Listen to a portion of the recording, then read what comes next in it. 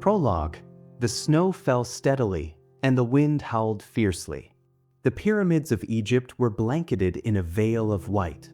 Guarding one of these pyramids were mummies, clad in green military uniforms. Their eyes glowed greenish-yellow with an unnatural vigilance. The guns gripped in their skeletal hands were ready to fire at any intruders. Scarlet, wrapped in a heavy coat, stood behind a crumbled wall. Her breath formed small clouds in the frigid air as she peered through binoculars. She then handed them to Luke. "Getting inside won't be easy," she said, her voice tinged with concern. Luke took the binoculars and scanned the guarded perimeter of the pyramid. The mummies moved with mechanical precision, each step perfectly synchronized as they patrolled the snow-covered grounds. "No doubt about it," he murmured, lowering the binoculars and turning to Scarlet. "No one's ever breached this security," she said, anxiety clear in her eyes. "Do we abort the mission?" "No," he said firmly. "Our love, our connection, it's not just ours to reclaim. It's been taken from everyone. We must restore love to the world." She nodded, a spark of determination reigniting in her eyes. "Let's do it. There might be a secret passage into the pyramid that avoids the mummy's sightlines. We need to find it." She pulled an ancient, weathered map from her coat pocket, its surface covered in cryptic symbols and faded hieroglyphs. She studied it intently, her eyes darting between the map and the pyramid. "There's a small entrance near the eastern wall," she said. "It opens into a passage that leads to the pyramid's basement." They moved carefully under the cover of the crumbled wall with the bag containing the relics they had collected as part of their mission. The snow crunched softly beneath their boots, and the cold bit at their exposed skin. They stayed close to each other as they moved, their movements deliberate and silent, striving to remain unseen. The ancient wall they used for cover was etched with hieroglyphs telling tales of gods and pharaohs. They paused periodically to assess the mummies' patrol patterns, timing their movements with accuracy. As they neared the small entrance, Luke and Scarlet exchanged a quick, understanding glance. They crouched behind a large, snow-covered boulder. Two mummies stood guard in front of the entrance, their eyes scanning the terrain. "We need a distraction," he whispered, his breath fogging in the cold air. Scarlet rummaged through her backpack and produced a small device. She pressed a button, and a faint beeping noise emanated from it. She tossed it to the opposite side of the entrance, where it landed with a soft thump. A small red flare flickered from the device, accompanied by a sharp whirring sound. The mummies immediately turned towards the source of the sound and noticed the flashing red light. They began moving in that direction, momentarily leaving the entrance less guarded. "Now's our chance," she whispered urgently. Luke and Scarlet dashed towards the entrance. The cold air stung their faces, but they pushed forward, driven by the urgency of their mission. She brushed away the snow on the door, revealing an ancient symbol etched into the stone. She pressed it, and with a soft rumble, the door began to slide open, revealing a dark passageway. They slipped inside just as the mummies realized they were being distracted. The door closed behind them, plunging them into darkness. They turned on their flashlights, casting light on the narrow corridor ahead. It was warm inside. They moved quickly and reached a dead end, with no sign of the door indicated on the map. He retrieved his staff from their bag and carefully tapped each stone on the walls. One stone emitted a blue glow when struck. Pressing it revealed a narrow door that creaked open. They stepped through into a chamber illuminated by lit torches and filled with multiple doors. She consulted the map and selected the door that led underground. Descending the stairs, they reached a large chamber where a heart-shaped crystal floated in the center, glowing reddish pink. "We found the Heartstone. Use your staff to destroy it," she whispered. He raised his staff, poised to destroy the Heartstone. Suddenly, a witch appeared and struck him with immense force. He was thrown across the chamber and crashed into the wall. As he struggled to his feet, he saw Scarlet locked in a fierce battle with the witch. She desperately defended herself with her enchanted bracelet. Despite her efforts, the The witch's magical powers soon overpowered her, leaving her immobilized. Scarlet, her voice strained, demanded, "Why did you steal love from this world? The world is full of hatred and enmity now." The witch laughed, a sound both bitter and sorrowful. "Years ago, I was deeply in love with a man who meant everything to me. But he left me for another woman. In my rage, I ended both of their lives. Yet my thirst for revenge remained unquenched. My anger towards those who live happily in love grew.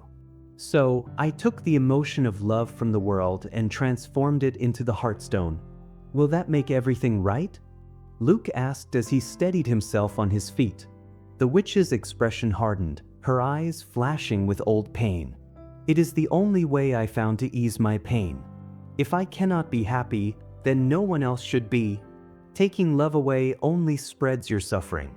"It doesn't heal you," Scarlet said. The witch hesitated, doubt flickering in her eyes as Scarlet's words cut through her bitterness. For a moment, the chamber was enveloped in a tense, fragile silence. Luke saw the opportunity and began to move silently towards the Heartstone. His eyes were fixed on the pulsating gem. As he approached, the witch's attention snapped back to him, and her eyes narrowed. "No," she screamed, her voice filled with a mixture of rage and desperation. She raised her hand to unleash another burst of magical energy, but Scarlet, using the last reserves of her strength, cast a barrier to deflect the attack. The witch's spell ricocheted off Scarlet's shield, buying him precious seconds. He dashed to the Heartstone, his staff gripped tightly in his hands. With a swift, decisive motion, he raised his staff. The chamber echoed with a resonant crack as he struck the Heartstone, shattering it into a million sparkling fragments. A blinding light erupted, saturating the chamber. As the light spread, the oppressive darkness that had gripped the world began to lift. The warmth of love flooded back into every heart. The witch let out a piercing scream as her form disintegrated into ashes. Scarlet was freed from her magical restraints.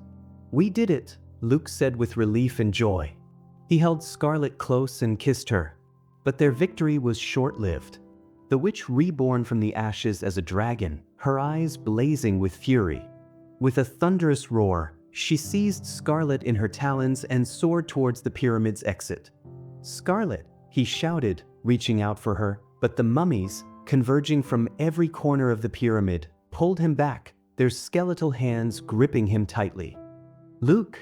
Scarlet's voice echoed through the chamber as the dragon carried her away, her cries mingling with the roar of the beast. He struggled against the mummies.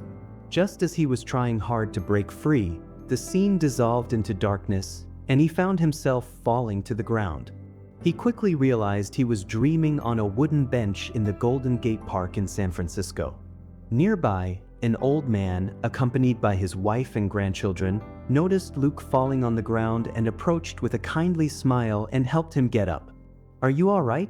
the old man inquired, his voice carrying a tone of genuine concern.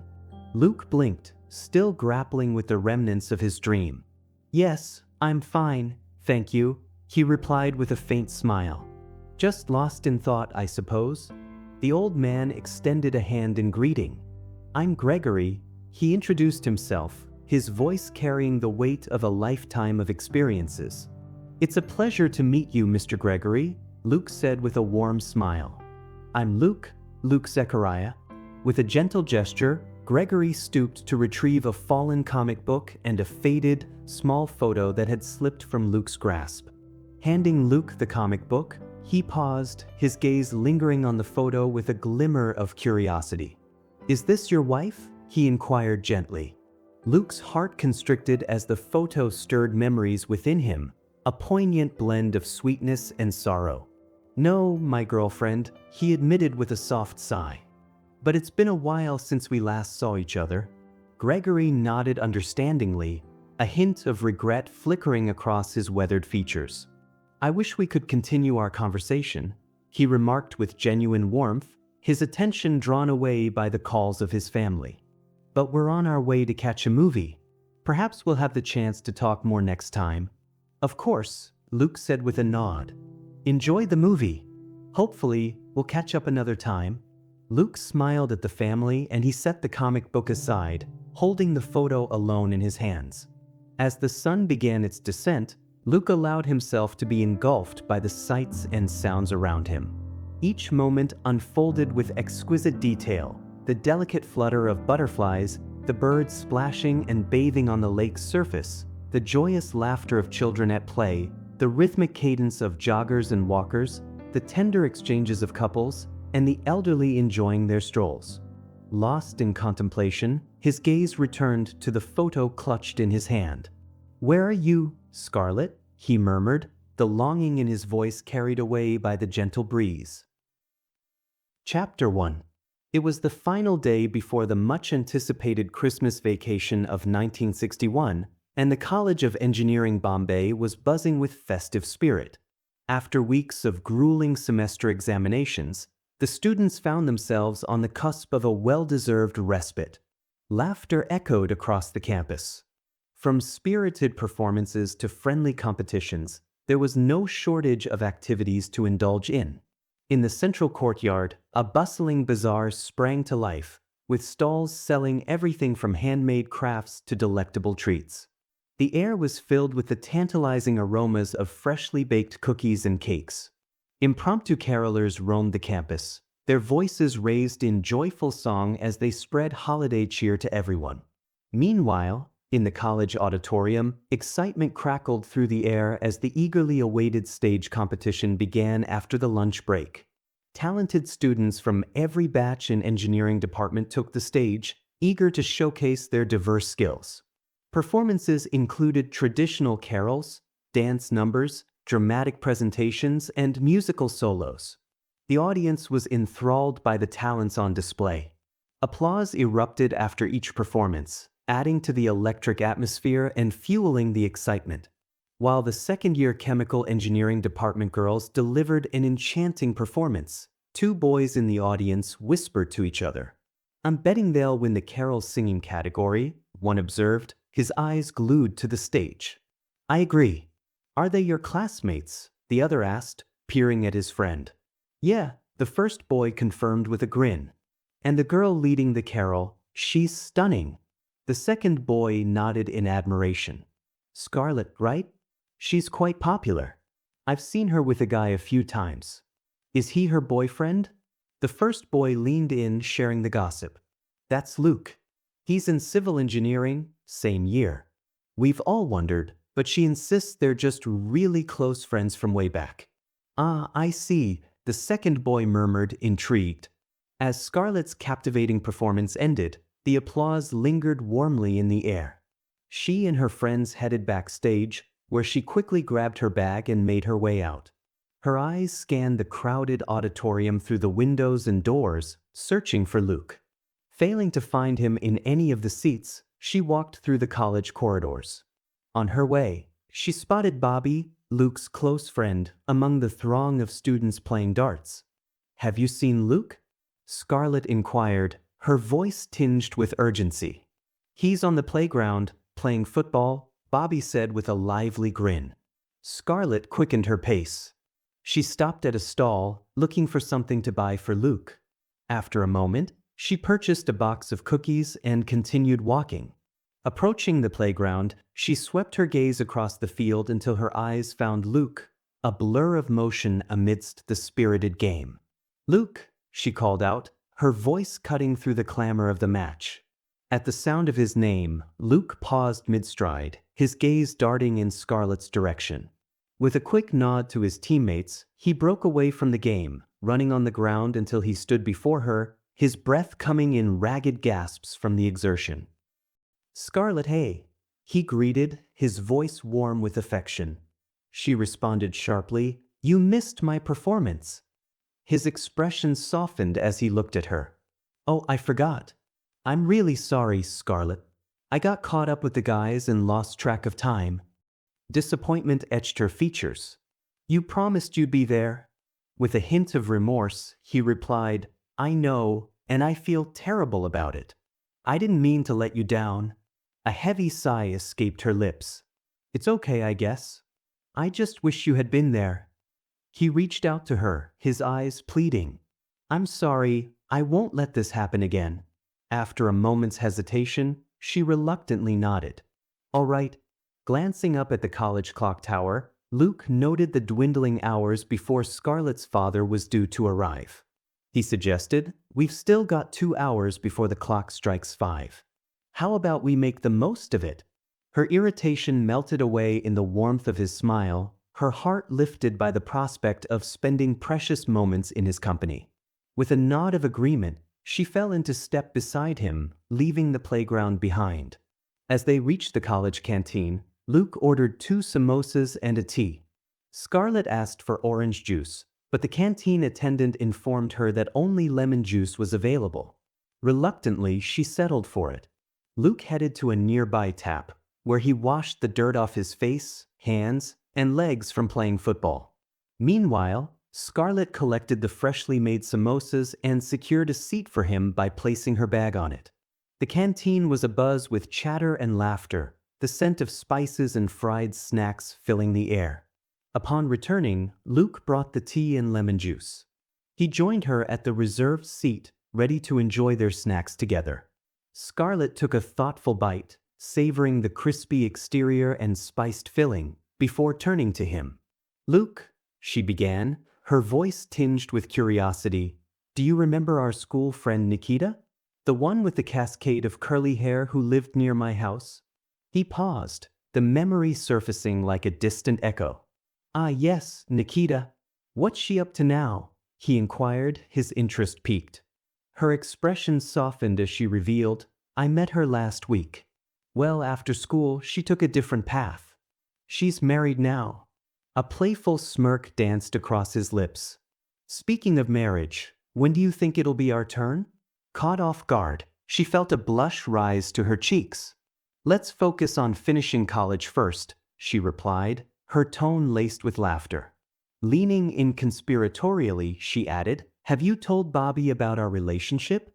I saw him today and something felt off." He shook his head adamantly. "Not a word to anyone. It's our secret," he assured her. "Bobby is probably just messing around like he always does." She nodded in agreement, a hint of worry flickering in her eyes. "Exactly. We can't risk it. My parents have warned me repeatedly against getting involved in a relationship during college, and you know what happened to my friends last year, right?" he affirmed, his voice filled with resolve. "We'll keep it under wraps." "So, any updates on those friends after leaving college?"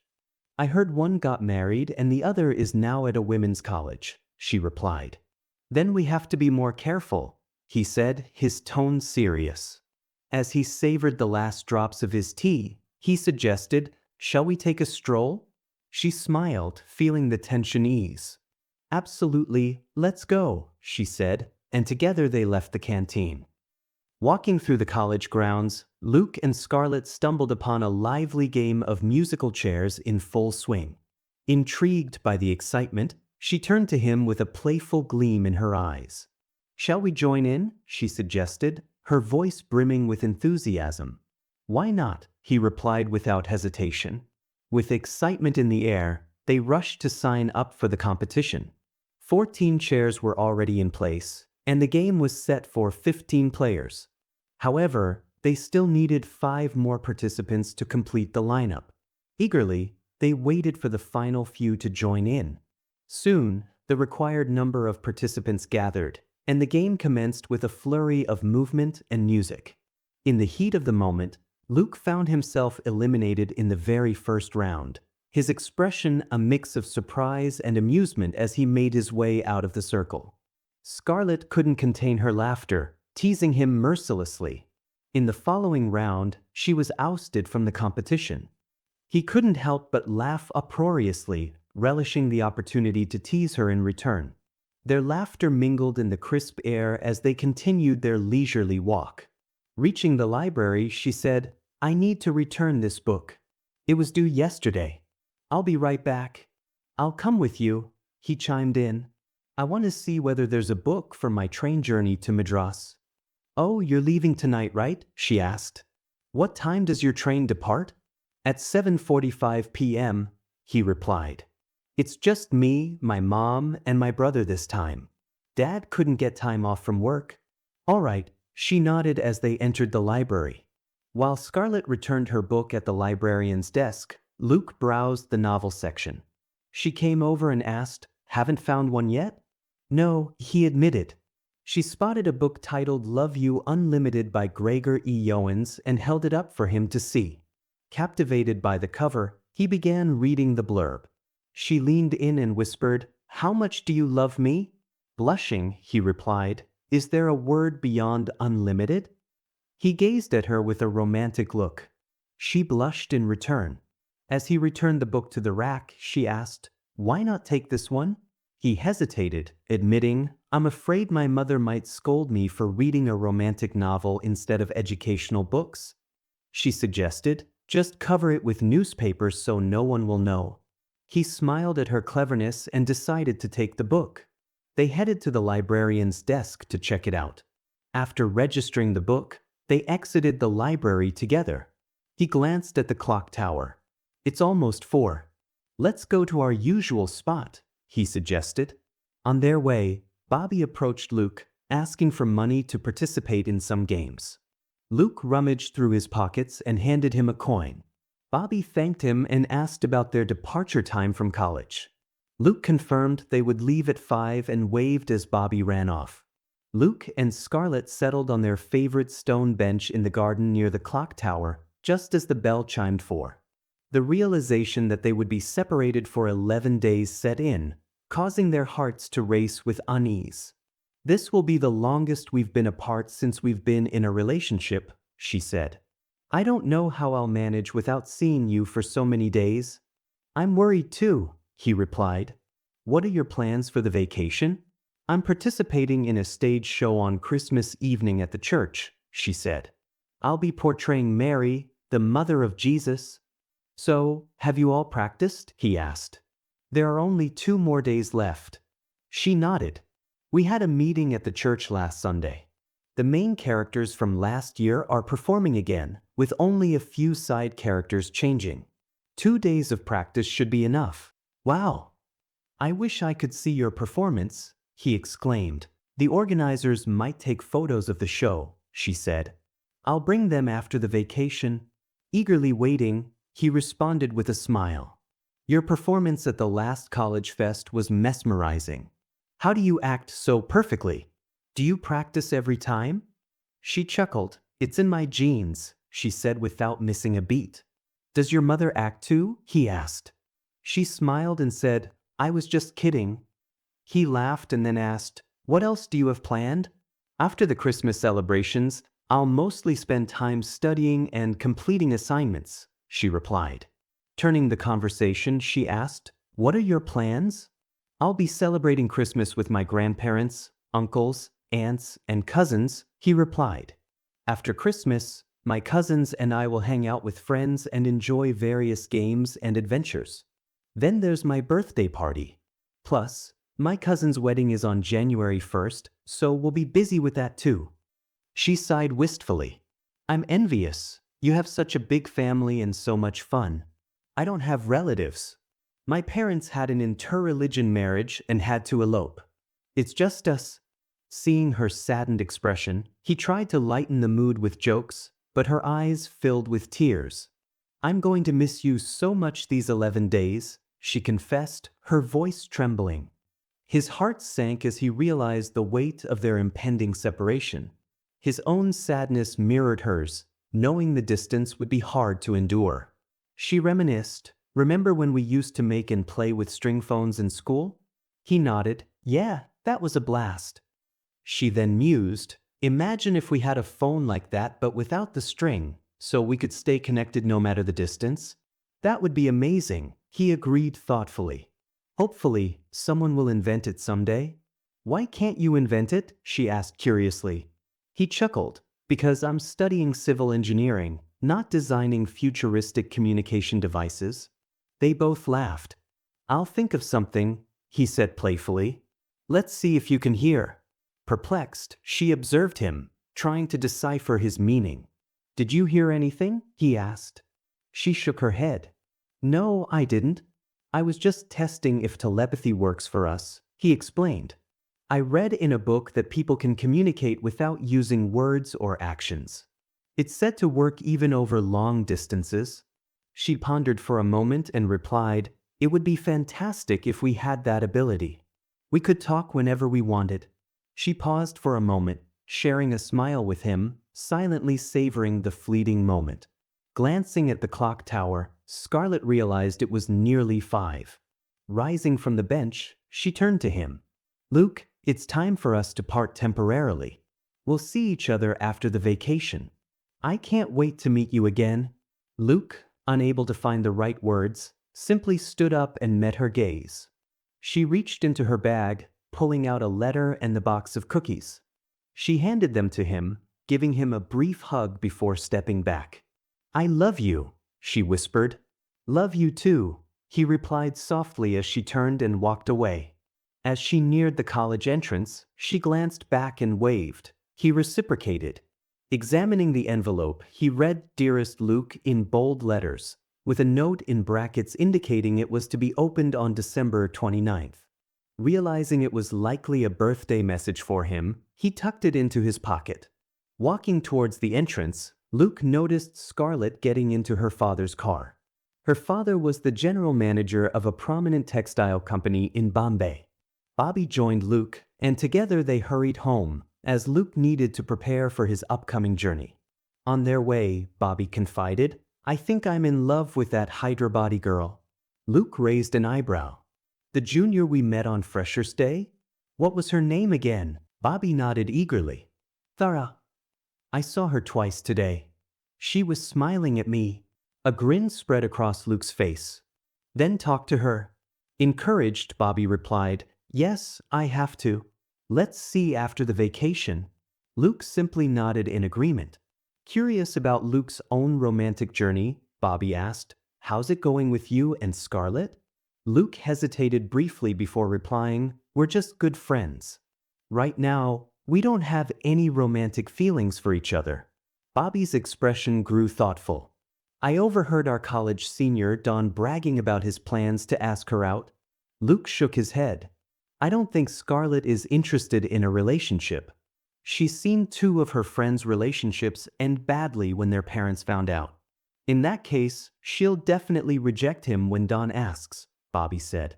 Reaching Bobby's house, they shared a warm embrace and wished each other Merry Christmas before Luke headed towards his own home on the next street.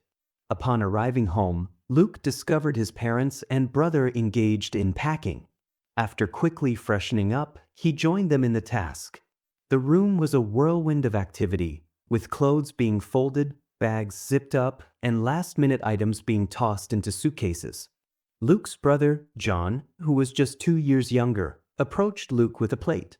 "Do you want some banana fritters?" he asked.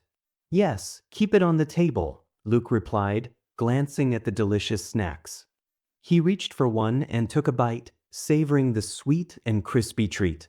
Noticing Luke wrapping something, John asked, "What are you covering with the newspaper?" "It's just a book to read on the trip," Luke said, looking up at John. "What are your plans to pass the time on the train?" John smiled and said, "I packed a chessboard and a deck of cards." "That'll be perfect," Luke replied, appreciating his brother's foresight. Taking another bite, he remarked, "These banana fritters taste yummy. Did Mom make them?" John shook his head. "No, our new neighbor from Kerala gave them to us." Their father called from the other room, "Luke, it's time. Get ready quickly." "Just a minute, Dad," Luke called back. He put another banana fritter in his mouth, increasing his pace to finish packing. He locked his suitcase and joined the rest of the family, all ready to head to the railway station.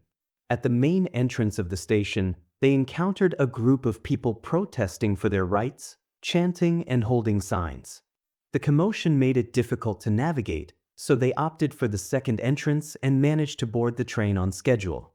Luke's father accompanied them to their seats, helping them settle in. "Take care and enjoy the journey," he said, his voice filled with warmth.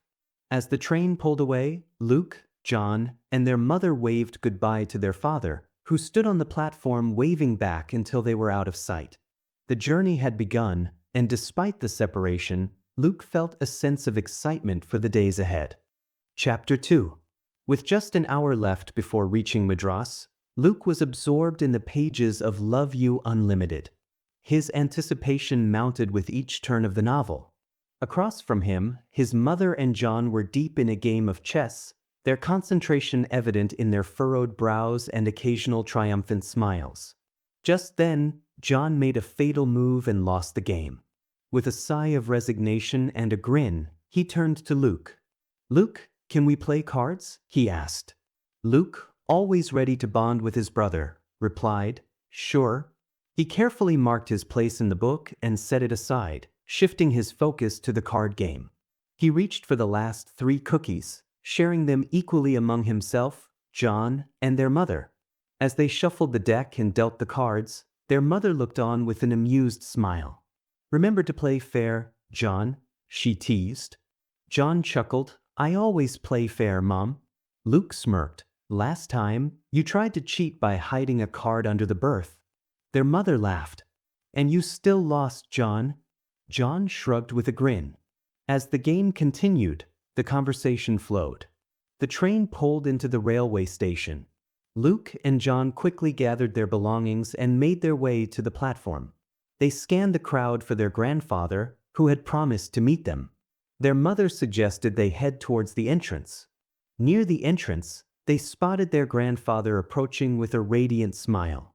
Holding the hand of his grandson Thomas, he beamed at the sight of his daughter and her children, clearly delighted to be reunited after the last Christmas vacation. Luke and John rushed forward, enveloping their grandfather in a tight embrace, their love evident in the warmth of their hug. "Hey, Luke." "Hey, John." Thomas, 6 years Luke's junior and the son of Luke's mother's youngest sister, greeted them with excitement. "Hey, Thomas. Did all our cousins come?" Luke asked eagerly. With a gleam of excitement in his eyes, Thomas replied, "Almost. They're all eagerly awaiting your arrival to join the festive celebrations." Curiosity piqued, Luke inquired further, "Who couldn't come?" "Raphael couldn't make it. He's off on a trip to Rajasthan for his archaeological research," Thomas informed him. "And Sheba unfortunately fractured her leg by slipping on the stairs a week ago, so she's still recovering." A pang of concern gripped Luke at the news of Sheba's injury. "I hope she gets better soon." "Yeah, me too," Thomas said. "Oh, and Cyril and Miriam, along with their parents, will be joining us on December 31st. "Great," Luke said with a smile. They began their journey from the station by bus. Their ancestral home, located 21 miles away, awaited them. Upon reaching the nearest bus stop, a mile from the house, they walked the rest of the way along a familiar path lined with memories of previous visits. Luke, John, and Thomas hurried ahead, eager to reunite with everyone gathered there. Arriving at the ancestral home, Luke and John were greeted by a festive sight. The house sparkled with Christmas lights and was adorned with trees and stars. They were immediately surrounded in a whirlwind of warmth and affection as their grandmother, aunts, uncles, and cousins welcomed them with open arms. Their faces beamed with happiness as they exchanged hugs and caught up on recent news. The air was filled with the enticing scent of home-cooked meals. Luke and John joined their cousins and moved away from the elders to have their own conversation. Among them was Sophia, who was set to tie the knot on January 1st. Luke discussed the preparations for Sophia's upcoming nuptials. "Is it a love marriage or an arranged one?" he asked, his eyes sparkling with interest. Sophia chuckled, her eyes alight with happiness. "I've seen Freddie many times at the church near my home," she explained, a dreamy smile spreading across her face. "I always found myself wishing he could be my life partner. It seems my prayers were heard because his family made a marriage proposal to mine. After a brief discussion, we're now engaged and eagerly awaiting our wedding day." Luke felt a surge of happiness for her. "That sounds like a fairy tale," he said, beaming. As the ancestral home brimmed with festive cheer and the joyful anticipation of an upcoming wedding, Luke found himself momentarily lost in a daydream about his own future nuptials with Scarlet. Before long, the entire family donned their finest attire, eager to attend the Christmas Eve programs at the church. The atmosphere was charged with excitement as everyone admired each other's outfits and prepared for the joyous evening ahead. At the church, they immersed themselves in the heartwarming festivities, which included carol singing, scripture readings, nativity plays, and the Christmas service. As Luke watched the woman playing Mary in the nativity play, he couldn't help but think of Scarlet, who was performing the same role at her church. Christmas Day dawned bright and crisp, with the echoes of hymns still lingering in their hearts from the night before. The family gathered around the dining table, laden with an array of cakes and traditional dishes. Laughter and conversation filled the air as they enjoyed breakfast, sharing stories and memories. Underneath the Christmas tree, a multitude of wrapped gifts awaited, each labeled with a grandchild's name. The grandparents had lovingly prepared these presents, continuing a cherished family tradition of unwrapping gifts after Christmas breakfast. Anticipation was palpable as the cousins eyed the colorful packages, excitement bubbling inside them. After breakfast, the moment everyone had been waiting for arrived. The grandchildren, unable to contain their enthusiasm any longer, rushed to the Christmas tree. They eagerly searched for the gifts with their names on them, their faces lighting up with joy as they found their presents. "Found mine," Luke exclaimed, tearing open the wrapping paper. Inside, he discovered a shiny new pocket watch. "Wow, this is amazing. Look at the craftsmanship. That's beautiful, Luke," John said as he opened his own gift. "I got a fountain pen. This is perfect for my writing." He turned it over in his hands, admiring the sleek design. Sophia's eyes sparkled as she unwrapped her present to reveal a pair of elegant earrings. "These are gorgeous. I've never seen anything so lovely," she said, immediately trying them on. Thomas, meanwhile, unwrapped a set of watercolor paints. "This is exactly what I needed," he exclaimed, his face lighting up with joy. "I can't wait to start painting." All the other cousins, Susan, Matthew, Peter, Eva, Grace, Rebecca, Philip, and Aaron, were equally thrilled as they opened their gifts, each finding something special that perfectly suited them. They thanked their grandparents and continued to chat excitedly, showing their gifts to one another and sharing their plans for how they'd use them. While the morning festivities persisted, the cousins extended the joy beyond their home's confines. They set out on a mission to deliver cakes and other treats to their neighbors. Laden with goodies, Luke hopped on his bicycle with his cousin Matthew riding pillion as they set off to visit their longtime friend Vikram. "Can we play football or cricket at the ground today?" Matthew inquired. "Not today. We're expecting more guests at our house in the afternoon, so we need to be there." "Let's plan for tomorrow," Luke responded. Arriving at Vikram's house, Luke and Matthew were welcomed with enthusiasm. However, their reunion was tinged with a hint of melancholy as Vikram shared news of his upcoming move to Vizag for college studies due to his father's recent transfer. Concern flickered in Luke's eyes as he contemplated the prospect of his friend's absence from Madras. Keeping the sad news aside, they exchanged pleasantries and caught up on the latest happenings. Before parting ways, Luke proposed a game of cricket for the next day, eager to make the most of their remaining time together. Vikram readily agreed, promising to inform their other friends. As the echoes of Christmas festivities faded into the night and the sounds of late-night games subsided, Luke lay in bed, consumed by memories of Scarlet.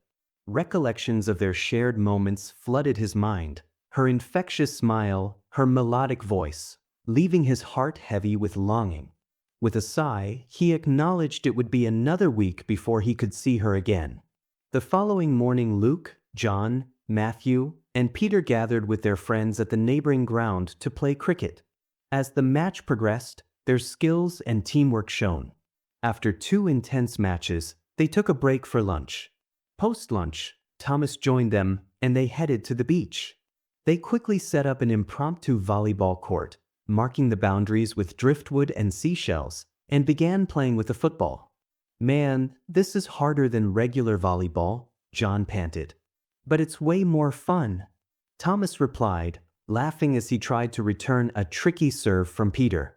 Luke, growing tired, took a moment to rest on the sand. He watched his friends and cousins continue the game with undiminished enthusiasm, their shouts and laughter blending with the sound of the waves. Vikram sat beside him, initiating a casual conversation. "Are you in love with someone?" he inquired. Luke hesitated for a moment, contemplating his response. "Keep it between us, but yes," he confessed quietly. Vikram chuckled, leaning in with intrigue. "Who's the lucky girl?" he prodded. "Her name is Scarlet," Luke revealed, a hint of fondness in his voice. "She's based in Bombay." "Scarlet?" Vikram repeated. "I haven't heard that name before." Luke nodded. "I hadn't heard it either until I met her," he admitted, acknowledging the rarity of the name. "Is she beautiful?" Vikram queried, his interest growing. Luke's cheeks flushed slightly with a tender smile. "More than words can describe," he replied, his heart swelling with affection. Vikram grinned, nudging Luke playfully. "So, when's the big day?" he teased. Luke chuckled, shaking his head. "That's all in the future, after we finish our studies and establish ourselves," he replied, a sense of determination in his tone. Their conversation continued, interspersed with jokes and camaraderie, until it was time to bid goodbye to the beach. In the days that followed, the cousins immersed themselves in a whirlwind of activities. Some spent their time playing indoor games, while others went outside with their parents for last-minute shopping excursions. Philip and Aaron, the youngest among the cousins, enjoyed playing with toys, surrounded by the older cousins who joined in their fun. Finally, December 29th arrived, Luke's birthday. At midnight, while everyone else was asleep, Luke quietly opened the envelope containing Scarlett's letter from his suitcase, where he had hidden it safely. His heart raced with anticipation as he unfolded the neatly written pages with trembling hands under the soft glow of the table lamp.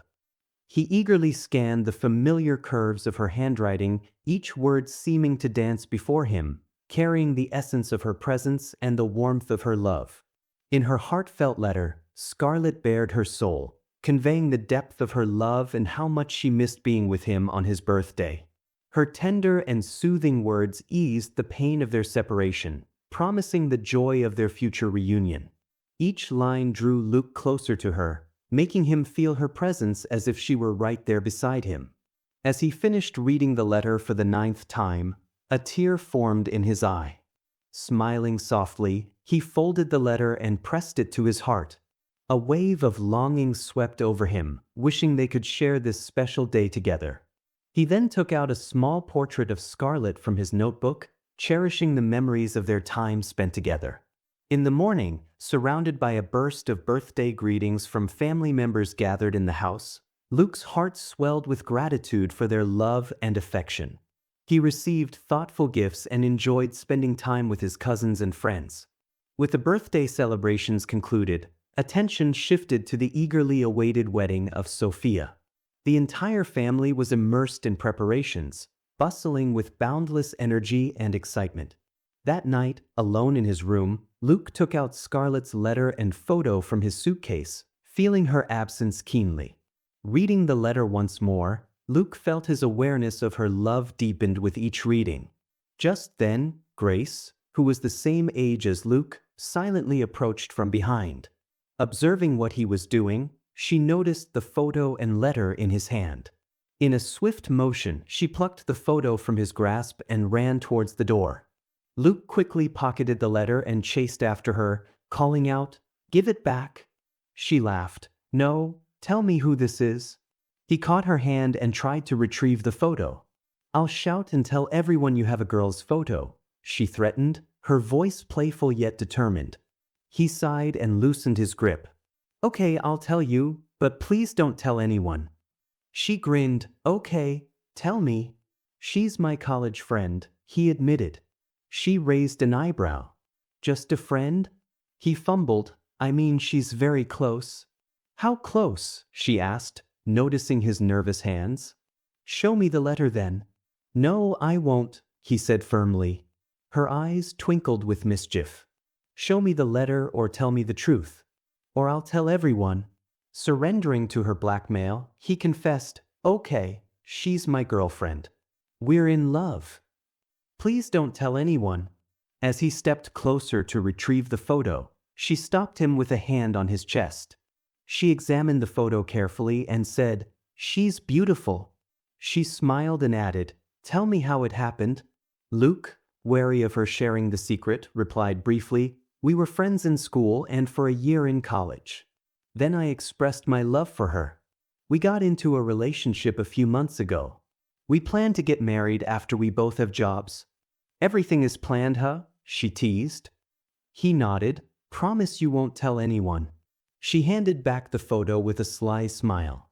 "Okay, promise. What will you give me in exchange?" After a moment of thought, he offered, "How about a chocolate bar?" She laughed. "For now, a chocolate bar will do." With a sigh of relief, he promised, "First thing tomorrow, I'll get you a chocolate bar." From that night on, he never dared to take out Scarlett's photo and letter until he was safely back in Bombay. The next day, Luke, John, and the rest of the cousins visited Peter and Eva's home, conveniently close to the ancestral home. In the backyard, a small pond provided the perfect spot for fishing, and they eagerly spent time there. Just a few more days of vacation left. "How quickly the days are flying by," Eva remarked, holding a fishing pole. "Yeah," the other cousins echoed in agreement. But Luke felt differently. He was counting the days, eager for the vacation to end. January 1st, the joy of the wedding day, combined with the festive spirit of New Year's, amplified the celebration. As Luke witnessed Freddie and Sophia's union, he couldn't help but imagine himself and Scarlet in their place. Each moment deepened his longing to marry Scarlet even more. Gathered together for lunch during the wedding reception, the cousins enjoyed the joyous ambience, their chatter and merriment filling the air. "So, next up, Cyril's turn for the wedding bells?" Susan said with a playful grin. Amidst the laughter and nods of agreement, Cyril chimed in, "I just started my job. It might be another 2 years. Miriam might get married soon after college, just like Sophia."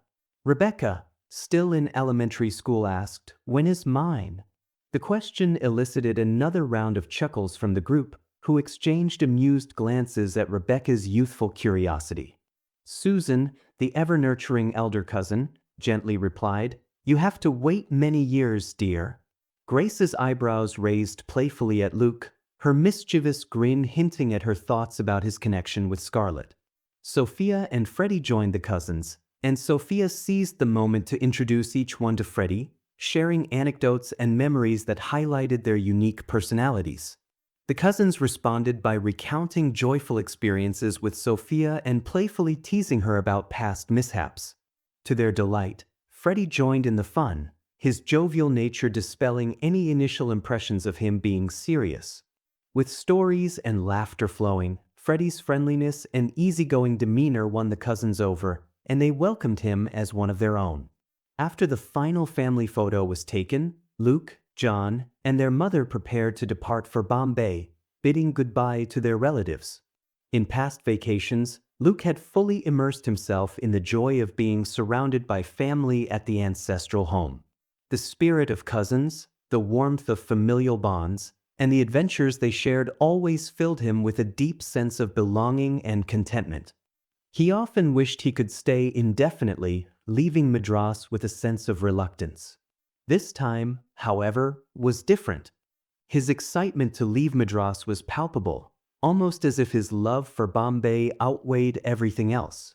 While the train bound for Bombay chugged along the tracks, his thoughts were consumed by the anticipation of soon reuniting with Scarlet.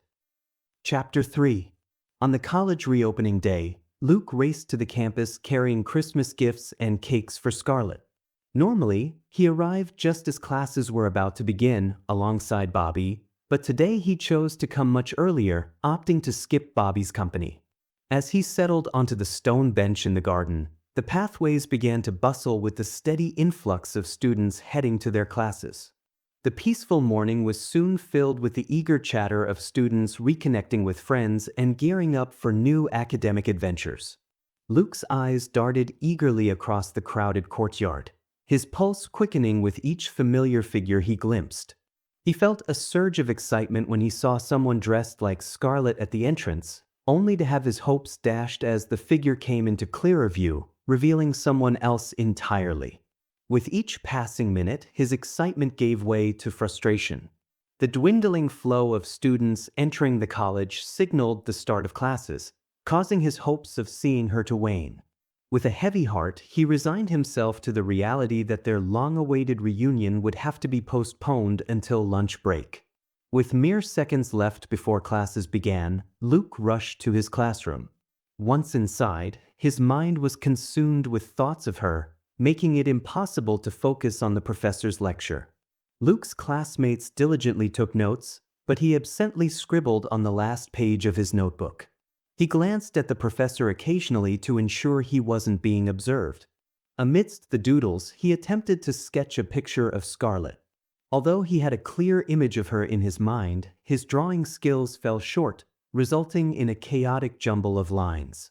Frustrated but determined, Luke decided to express his feelings in words. An idea sparked. He would write a poem for her, a heartfelt gift to present when he saw her later. Pretending to take notes, he half listened to the lecture while his mind searched for the right lines. The last page of his notebook filled with verses, each one a testament to his longing and affection for her. With the morning session drawing to a close, Luke's impatience peaked. He hurried to the garden, hoping to find Scarlet waiting for him, but she was nowhere to be found. Undeterred, he proceeded to the chemical engineering department. However, his search proved fruitless, and his heart sank when he realized she was not there either. Spotting Dia, one of Scarlet's classmates, Luke approached her. "Hey Dia, have you seen Scarlet today?" he asked urgently, his voice betraying his anxiety. Dia shook her head. "No, Luke, I haven't seen her," she replied. "I myself was wondering where she was. Maybe she's not feeling well or something." A wave of disappointment washed over him at her words. His hopes dashed once again. "Oh, I see," he muttered, his shoulders slumping in defeat. "Well, thanks anyway." As he turned to leave, Dia gave him a sympathetic smile. "I hope she's okay," she added softly, her words echoing the concern in his own heart. Luke nodded in agreement before retracing his steps to his department. The ache of longing for Scarlet lingered in his thoughts. Luke joined his friends late for lunch, their table buzzing with laughter and vacation stories. "Why do you look so down?" Bobby asked, noticing Luke's glum expression. "Scarlet is on leave today." "I don't know why," Luke replied, poking at his lunch. "Don't stress about it, Luke," Bobby reassured him. "It's common for people to take an extra day off after a long vacation. She'll probably be here tomorrow," Bobby added, "or she might come later this afternoon for the Girls' Scout meeting." Luke hoped this was the case, but as the day wore on, his anticipation turned into disappointment. Despite waiting until evening, she never appeared. Scarlet's absence stretched into a week, with no word about her situation. Amid his growing worry, Luke considered visiting her at her home several times. However, the fear of how her parents might perceive his inquiries kept him from acting on the impulse, leaving him to grapple with his anxieties in silence. Then, on one fateful day, as Luke contemplated his next steps, Dia and several of Scarlet's friends approached him with grave news.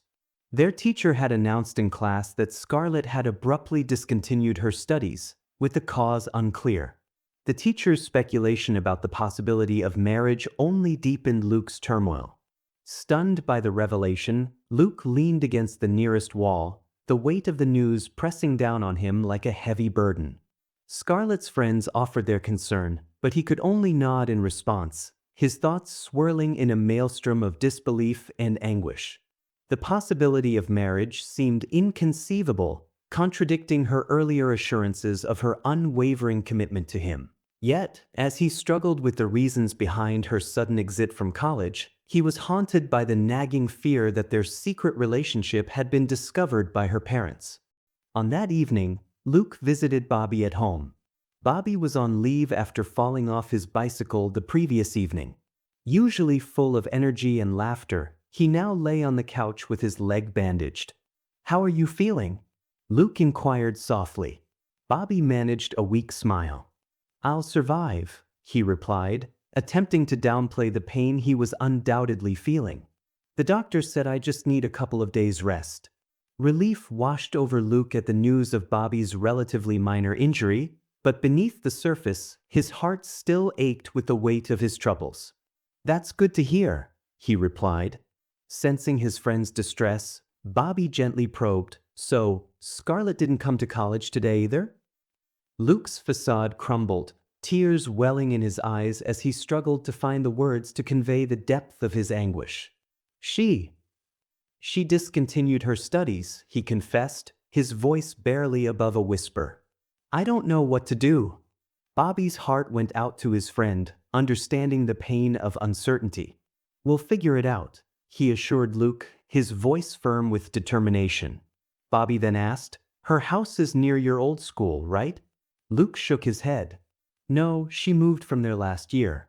Her parents bought a new house near Unity Theater. There's a Mahatma Gandhi statue a few shops away from the theater. From there, a long street leads inward. At the second junction, take a left turn, and her house is the third one on that street. It's a 2-story house. That's all I remember from what she told me.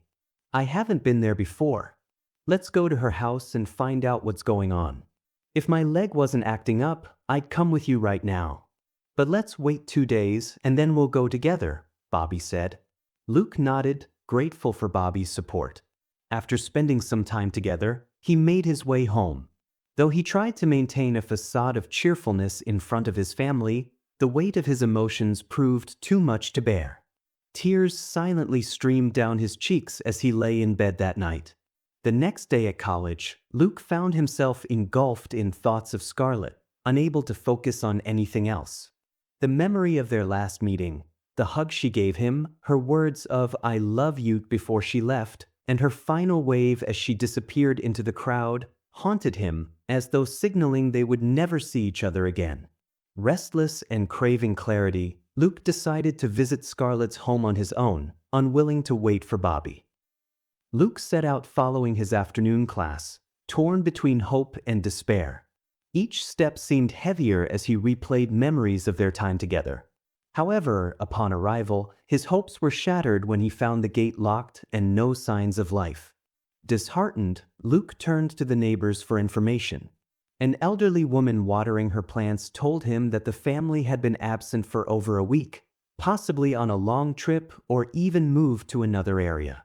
She had seen them leaving with a lot of luggage.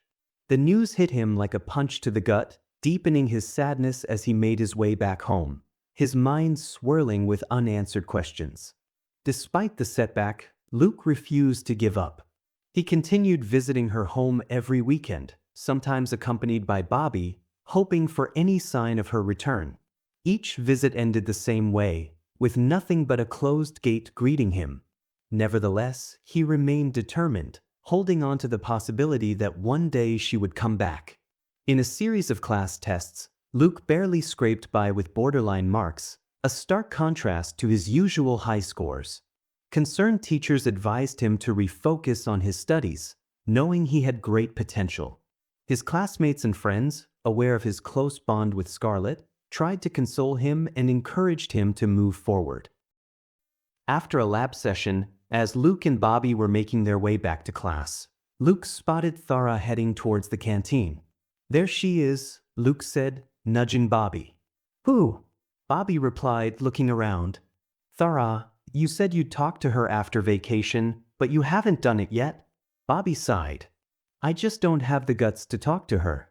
Every time I gather the courage and start walking towards her, I end up turning back halfway." Luke gave Bobby an encouraging pat on the back. "Come on, Bobby. You've got to face your fears. What's the worst that could happen? She might think I'm weird or something." "I don't want to make a fool of myself," Bobby said, shaking his head. Luke chuckled. "You won't make a fool of yourself. Just be yourself. Besides, what if she's been waiting for you to make a move? You'll never know unless you try." Bobby looked uncertain. Luke continued, Listen, how about this? We'll go over together and I'll break the ice. Once we're all talking, you can take over the conversation. Sound good? Bobby took a deep breath and nodded. Okay, let's do it. As usual, the canteen was crowded. They searched for Thara among the throng. As their eyes crossed each face, Bobby said, I found her. But she's sitting with a boy. Where? Luke asked, looking in the direction Bobby pointed. Could that be her brother? It doesn't seem like it, Bobby replied. Let's move to that corner so we can get a better view, Luke suggested. As they shifted to get a clearer look, they were shocked. It's Dawn, they whispered to each other. That's so heartbreaking, Bobby said. Luke tried to console him. Maybe they're just friends, or they might know each other from somewhere. Let's observe them for a bit. Okay, Bobby agreed, sadness evident on his face. It wouldn't be right to watch them without having any snacks, Luke said. I'll get something and come back. Take a table when one becomes available. Bobby nodded, and Luke went to buy snacks. After waiting in line, he ordered 2 chicken cutlets. As the lady handed them to him on a plate, she asked, Where is Scarlet? It's been a long time since I've seen both of you in the canteen. Luke, who hadn't been to this canteen attached to the chemical engineering department since his last visit with Scarlet, replied, She left the college. I'm not sure where she is gone. The lady looked worried. What happened? I don't know. She hasn't told me, and her teachers don't know the exact reason either, Luke said. She's a wonderful girl. Just 2 days before my son's operation was due, she stepped up to collect the remaining funds we needed. I hope she's doing well, the lady said. I know. I hope so too. I'll let you know if I get any updates, Luke replied, taking the snacks with a smile before walking away. Luke searched the canteen for Bobby but couldn't find him. Thara and Dawn were still seated at their table, deeply engaged in conversation. Growing concerned, Luke went outside and found Bobby sitting on the stairs with a sad expression. What happened? Why are you sitting here? Luke asked. They're definitely not just friends. I saw them holding hands, Bobby replied, disappointment in his voice. That's okay, Bobby, Luke said, trying to comfort him. Maybe she's not the right one for you. You'll find someone better. Seeing the worry on Bobby's face, Luke suggested, Let's go for a walk and enjoy these cutlets. Bobby nodded, took a cutlet from the plate, and Luke did the same. After placing the plate back in the canteen, they began walking together, savoring the crispy cutlets. I love cutlets with green peas in it.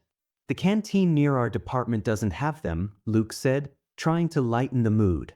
Bobby chuckled. For me, anything is fine. Luke checked his pocket watch and said, It's getting late for the evening class. Bobby sighed. I'm not in the mood to attend. You go ahead. Luke smiled and replied, Then me too. They found a spot in the open corridor near the library and enjoyed the peaceful garden in front of them. I felt a lot of pain when I saw Tara with someone else. I had spoken to her only once. Now, I understand how much it must have hurt when Scarlet left the college, Bobby said, his voice filled with empathy. Thanks for understanding, Luke replied, his tone softening. In simple terms, my pain feels like my heart is being plucked out of my chest. They sat in silence for a moment, each lost in their thoughts. Bobby broke the silence. Luke, you should get your focus back on your studies. Luke sighed. I know. I'm trying my best, but every time I open a book, my mind drifts to thoughts of Scarlet and our memories together. Understanding the issue, Bobby suggested, let's do one thing.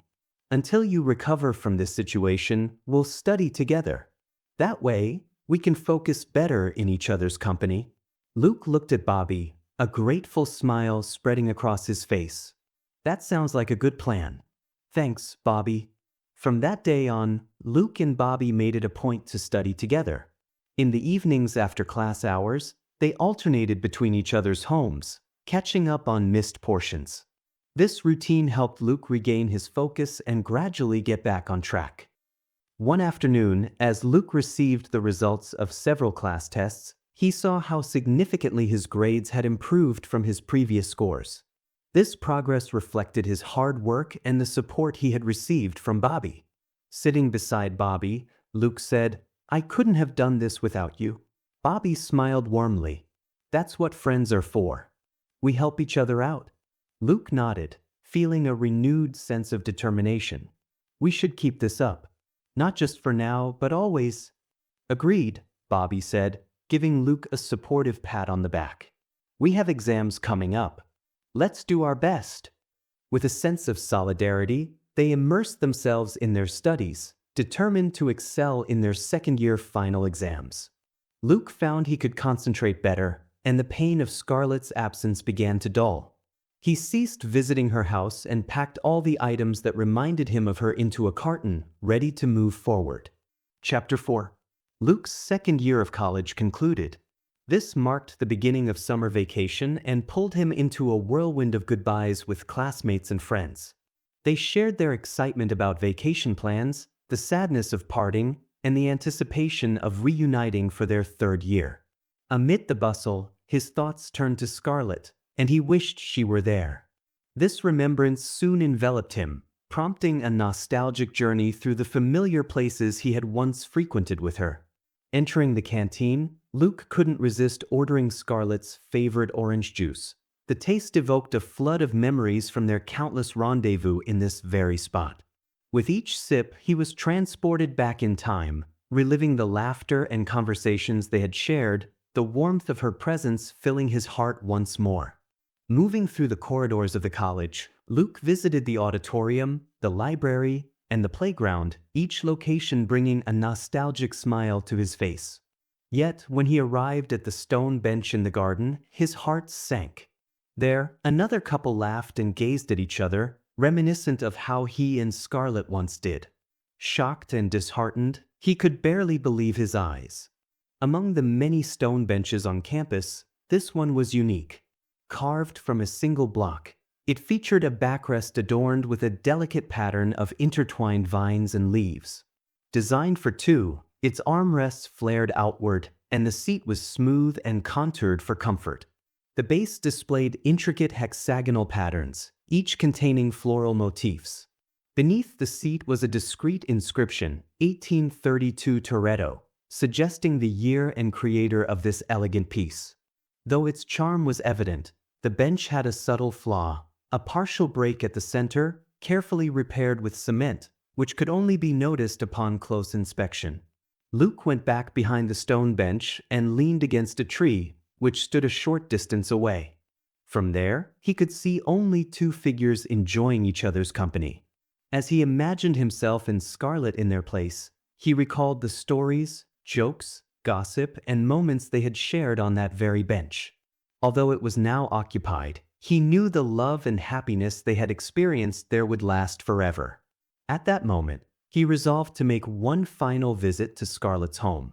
The next morning, Luke and Bobby disembarked from the bus at the Unity Theater and strolled down the long street, which was adorned with a statue of Mahatma Gandhi at its entrance. "Look at how quickly this place is developing," Bobby remarked. "So many new houses are going up. This seems like a great area for investment. Are you planning to build a house soon?" Luke asked. Bobby nodded eagerly. "How long can we keep renting? I really want a place of my own, maybe after I get a job." Luke grinned. "How about this? We both build houses nearby so we can be neighbors forever." Bobby's face lit up. "That's a fantastic idea." As they continued chatting about various topics, Luke's heart raced with anticipation. He silently prayed that this time he would get the chance to meet her without fail. Upon reaching the second junction, they were taken aback. Her house had been painted a different color, and the surroundings within the compound were tidy, a sharp contrast to the previously scattered, dried leaves. They quickened their pace to the house and noticed that the gate was unlocked.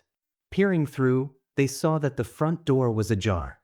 They eagerly pushed open the gate and walked in. Luke hesitated for a moment, then pressed the doorbell, his heart rate quickening at the thought of finally seeing Scarlet. To their surprise, a middle-aged man greeted them, casting a shadow of uncertainty over their mission. "What do you want?" the man inquired, his tone cautious yet curious. Struggling to match the unfamiliar face with the known appearance of Scarlet's father, Luke hesitated, his mind racing with questions. Meanwhile, Bobby stepped forward to clarify their purpose. "We're friends of Scarlet from the College of Engineering Bombay," he said, his voice steady despite the tension. "We've come to meet her." The man's expression shifted, a hint of confusion crossing his features as he processed their request. "Scarlet?" he echoed, his brow furrowing. "There's no one here by that name." Luke's spirits fell, his expectations shattered by the harsh truth. "But this is the address Scarlet gave me," he protested, disbelief in his voice. "We recently purchased this house," the man explained, "and we're unaware of any previous occupants named Scarlet." Faced with this unexpected turn of events, Luke's mind whirled with uncertainty. "Her parents' names are Michael and Maya," he said. "I remember them, but they never mentioned a daughter." "I know they had only one son," the man replied. Sensing their bewilderment, Bobby interjected with a practical suggestion. "Could you provide us with the previous occupant's current address?" he asked, hoping for a lead on Scarlet's whereabouts. "I know they're somewhere in Pune," the man responded. After a moment of contemplation, the man retrieved his diary and began flipping through its pages. Finally, he located the address and offered it to them, a gesture of kindness amid the confusion. They thanked him before leaving, their minds buzzing with thoughts of their next steps. The next day, Luke and Bobby arrived at the address provided, excitement coursing through their veins as they approached Scarlet's new home. Luke pressed the doorbell. When there was no response, Bobby rang it again, their impatience growing with each passing second. Finally, the door creaked open, revealing Scarlet's parents standing before them. Luke's heart skipped a beat. Before they could ask anything, Luke stepped forward, seizing the initiative. "Is Scarlet here?" he blurted out. Her parents' expressions shifted abruptly to concern. Luke quickly added, "We're her college friends. She discontinued her studies some months ago, and we're here to find out why she left and to ensure her well-being." "What's your name?" Michael inquired. "I'm Luke, and this is Bobby," Luke quickly replied. Observing her husband's perplexed expression, Maya suggested, "Please, come in. Let's talk inside." Echoing her invitation, Michael added, "Yes, please, come in." Luke and Bobby entered the house and settled onto a long wooden chair. Their eyes wandered around the modern interior, scanning for any sign of Scarlet. Meanwhile, Maya disappeared into the kitchen, while Michael took a seat opposite them. He inquired, "So, you've come a long way to see Scarlet?" Luke and Bobby nodded in unison, affirming their purpose. "Is Scarlet at home?" Luke asked. "No, she's in the United States." "She's studying there," Michael responded. Luke, taken aback, exclaimed, "But she never mentioned going abroad." "It was a sudden decision during the Christmas vacation," Michael explained. "She received an opportunity to study in the United States and had to leave abruptly. She is staying there with her uncle." Struggling to maintain composure, Luke processed the news. Meanwhile, Maya returned with tea, serving it to Luke and Bobby. Amidst sips, they contemplated their next question. "How did you get this address?" Michael asked. "Scarlet shared her home address with me during a casual conversation," Luke explained. "After she left college, we tried to visit but found the house closed. Yesterday, we discovered new occupants who provided us with your address." Michael acknowledged the explanation. Keeping the cup on the table in front, Luke asked, "When is Scarlet expected to return?" "She plans to obtain U.S. citizenship after her studies, so she won't be coming back," Michael revealed. Feeling disappointed, Luke asked, "Could you please provide her postal address?" Maya gently declined, saying, "I'm sorry, Luke. Scarlet is fully focused on her studies right now, and we don't want anything to disturb her." Luke and Bobby nodded, saying, "All right then, thank you." After stepping outside, Luke inquired about Scarlet's brother. "Is Alex at home?" "No, he's out playing," Michael responded. After sharing a final smile with Scarlet's parents, they left the house in silence. They proceeded to the railway station without exchanging a word, giving Luke time to process the weight of the newfound information. Boarding the train for the nearly 5-hour journey to Bombay, Luke finally turned to Bobby and said, "I have a headache. I think I'll rest for a while." During a stop midway, they bought tender coconuts on the platform to refresh themselves. The water inside provided some relief for his headache. Having noticed Luke's growing distress over Scarlet since she left college, Bobby decided to address the issue. "Luke, you need to stop this. Chasing after her is only causing you more pain. She hasn't even bothered to keep you informed about her plans to go to the US." Luke defended Scarlet, saying, "Her parents mentioned it was a sudden decision." Bobby countered firmly, "You don't just decide to move to another country without planning and preparation. She should have informed you beforehand or at least sent a letter once she arrived. It's been months and you've heard nothing from her. She knows your address, right?" Luke nodded slowly, trying to digest Bobby's words. Bobby continued, his tone sympathetic but firm, "If she can't respect your friendship the way you do, maybe it's time you consider moving on. You deserve better than this." Luke listened in silence. Finally, he spoke up, his voice tinged with hesitation. "Bobby, I need to tell you something. We're not just friends, we're in love." Bobby's eyes widened in surprise. "What?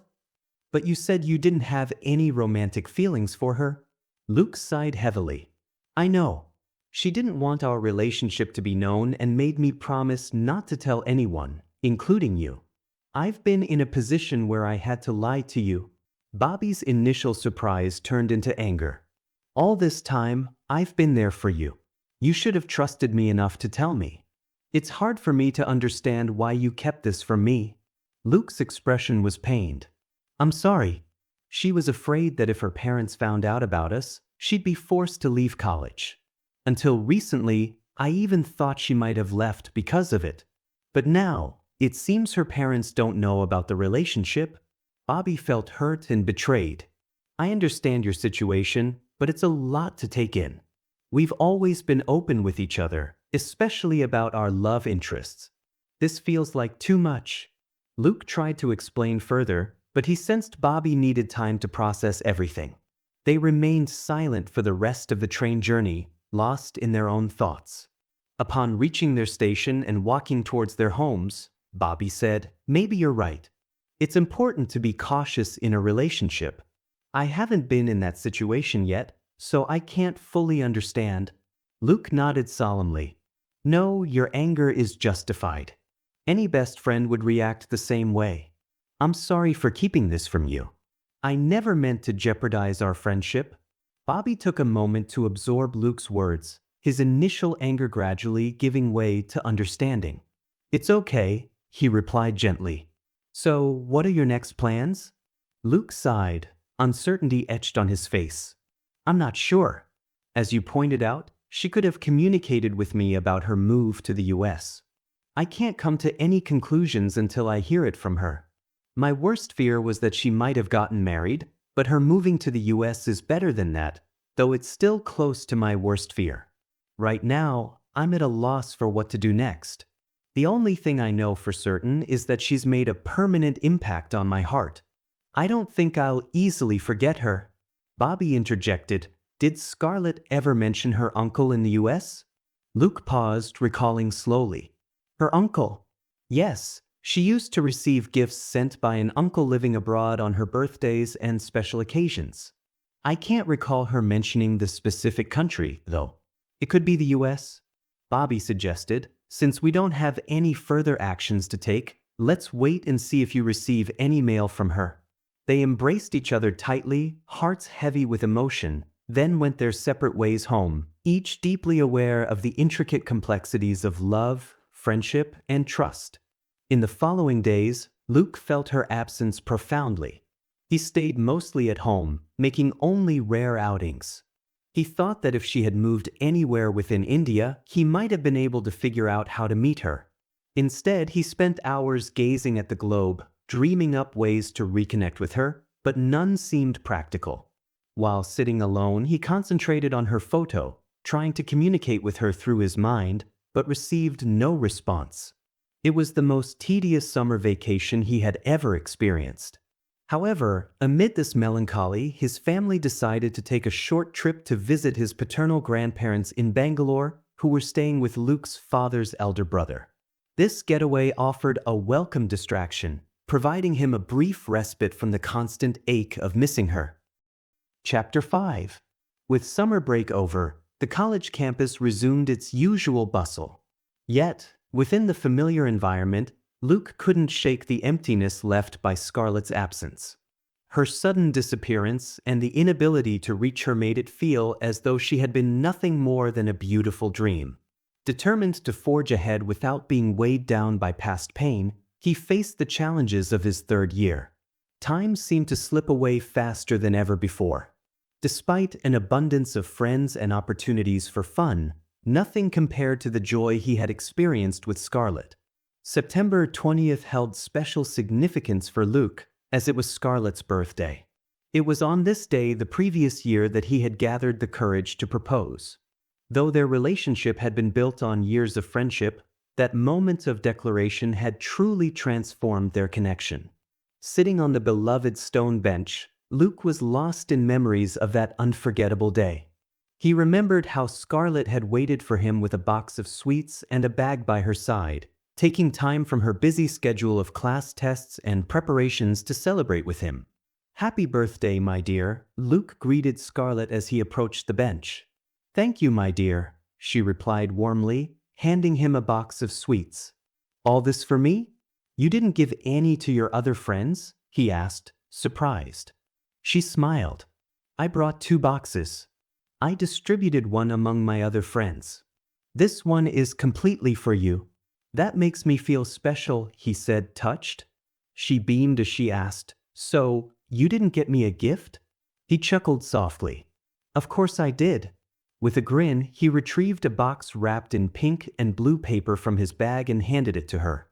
Excitedly, she unwrapped the gift, revealing a set of shimmering bangles inside. She eagerly slipped them onto her wrists, her eyes shining with joy. "Thank you for this amazing gift," she exclaimed. "You've made my birthday even more memorable." "I want to make every day of your life memorable," he replied sincerely. Intrigued, she turned to face him, noticing his blushing and nervous expression. "How do you plan on doing that?" she asked, her curiosity piqued. He reached into his bag, producing a rose and presenting it to her. "I love you," he confessed. "I want to become your life partner, creating unforgettable moments together." Surprised yet deeply moved, she accepted the flower from his hand, her heart racing as she met his gaze. After a moment of reflection, she spoke from the heart. I loved being with you," she began softly. "I cherished every conversation, every moment. I always hoped you'd be a part of my life forever. I thought we had time until the end of college to talk about this, but my heart tells me it's time to take our friendship to the next level. I love you too." With those words, their journey into serious love began, a moment forever etched into Luke's memory. Looking back on that time, tears welled up in his eyes. Luke realized that no matter how hard he tried to escape the memories of Scarlet, they continually pulled him back. He felt his heart was too weak to overcome his thoughts of her and wished his love would fade. Leaving behind the stone bench, he began to immerse himself in his studies, spending more time in the library and exploring books beyond the curriculum.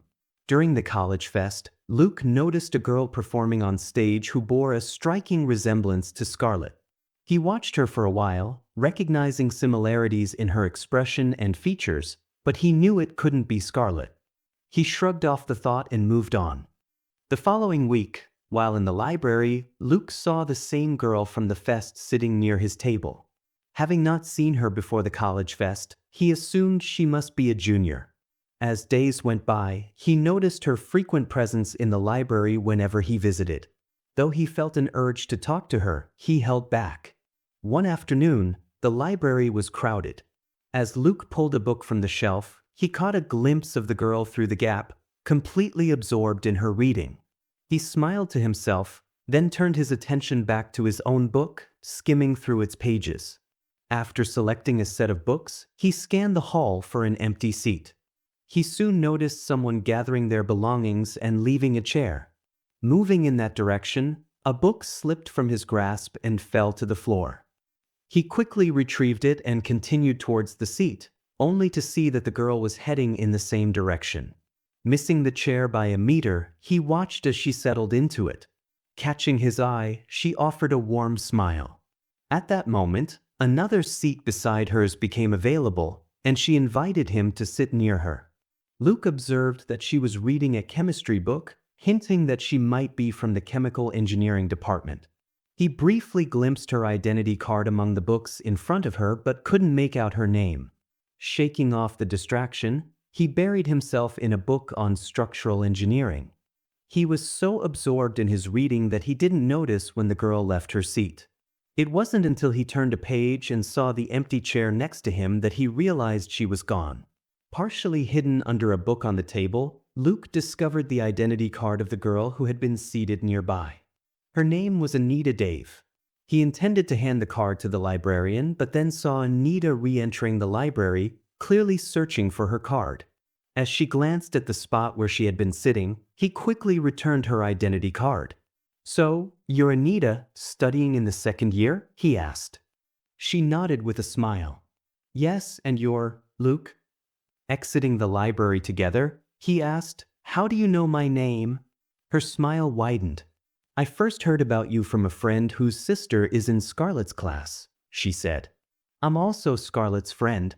"Is that so?" he asked, clearly surprised. She continued, "Yes. Remember the play at last year's college fest? We were both in it." Curiosity sparkled in her eyes as she added, "We heard Scarlet left college. Do you know why?" His expression turned serious. "She moved to the United States?" Her curiosity deepened. "Do you still keep in touch with her?" He shook his head. "No, not since she left." "Why not?" "Any particular reason?" she asked gently. He sighed. "She never mentioned anything about moving. I learned from her classmates that she left college. After much effort, I managed to reach her parents, who told me she had moved to the US to study and plans to settle there permanently. They wouldn't provide her address or any other details." She looked at him sympathetically. "That must be tough. You must miss her a lot." He nodded. "Yes, but I'm slowly moving on." "How long were you two together?" she asked softly. "We've been very close friends since class 6, he replied. She smiled gently. "Close friends? I thought you two were in love. My friends often talked about college couples, and you two were always the hot topic." He chuckled. "Actually, we were in love for the last 3 months before she left for the US. We never admitted it to anyone due to personal reasons. Even when we were just close friends, people thought we were a couple. It was funny hearing those rumors." Her expression turned thoughtful. "So, what are you going to do about her?" He sighed. "I don't know. I ask myself the same question every day. I'm unsure if she'll come back for me or if she's moved on, seeing it as just a college relationship. I'm so confused." "I understand. I hope everything turns out fine," she said. He smiled, appreciating her support. She glanced at the clock tower. "It's time to head back to my class. I'll see you around." "Sure," he replied, and they began to part ways. Just a few steps away, she turned and called back, "Luke, you looked more handsome when you shaved off your mustache and beard like you did last year." He grinned, walking backwards and looking at her. "Thank you." Their chance meeting in the library sparked a beautiful friendship between them. They started chatting whenever they bumped into each other and eventually began meeting intentionally, enjoying each other's company. During a casual chat in the canteen, Luke leaned towards Anita. "Have you seen the tall lady who used to work here in the canteen lately?" Anita paused, thinking. "Karishma?" He nodded. "Yeah, that's her name. I wanted to let her know about Scarlet studying in the US, so I asked the person who filled in for her after the summer vacation. He said she took a month off, but I haven't seen her since." "Karishma and her husband came to Bombay for their son's treatment," she said. "I believe they might have returned to their hometown in Punjab." He nodded thoughtfully. Just then, Anita excitedly pulled out a newspaper clipping from her notebook. "There's a craft fair at the public hall this Saturday. My friends and I are going. Would you like to join us?" He looked at the advertisement and grinned. "Just me with you girls?" She laughed. "Bring Bobby along too." He agreed enthusiastically. At the craft fair, while Anita and her friends were busy shopping, Bobby pulled Luke aside and asked, "So, back to your old self with that happiness on your face. How's it going with Anita?" "Just friendship," Luke responded casually. Bobby raised an eyebrow teasingly.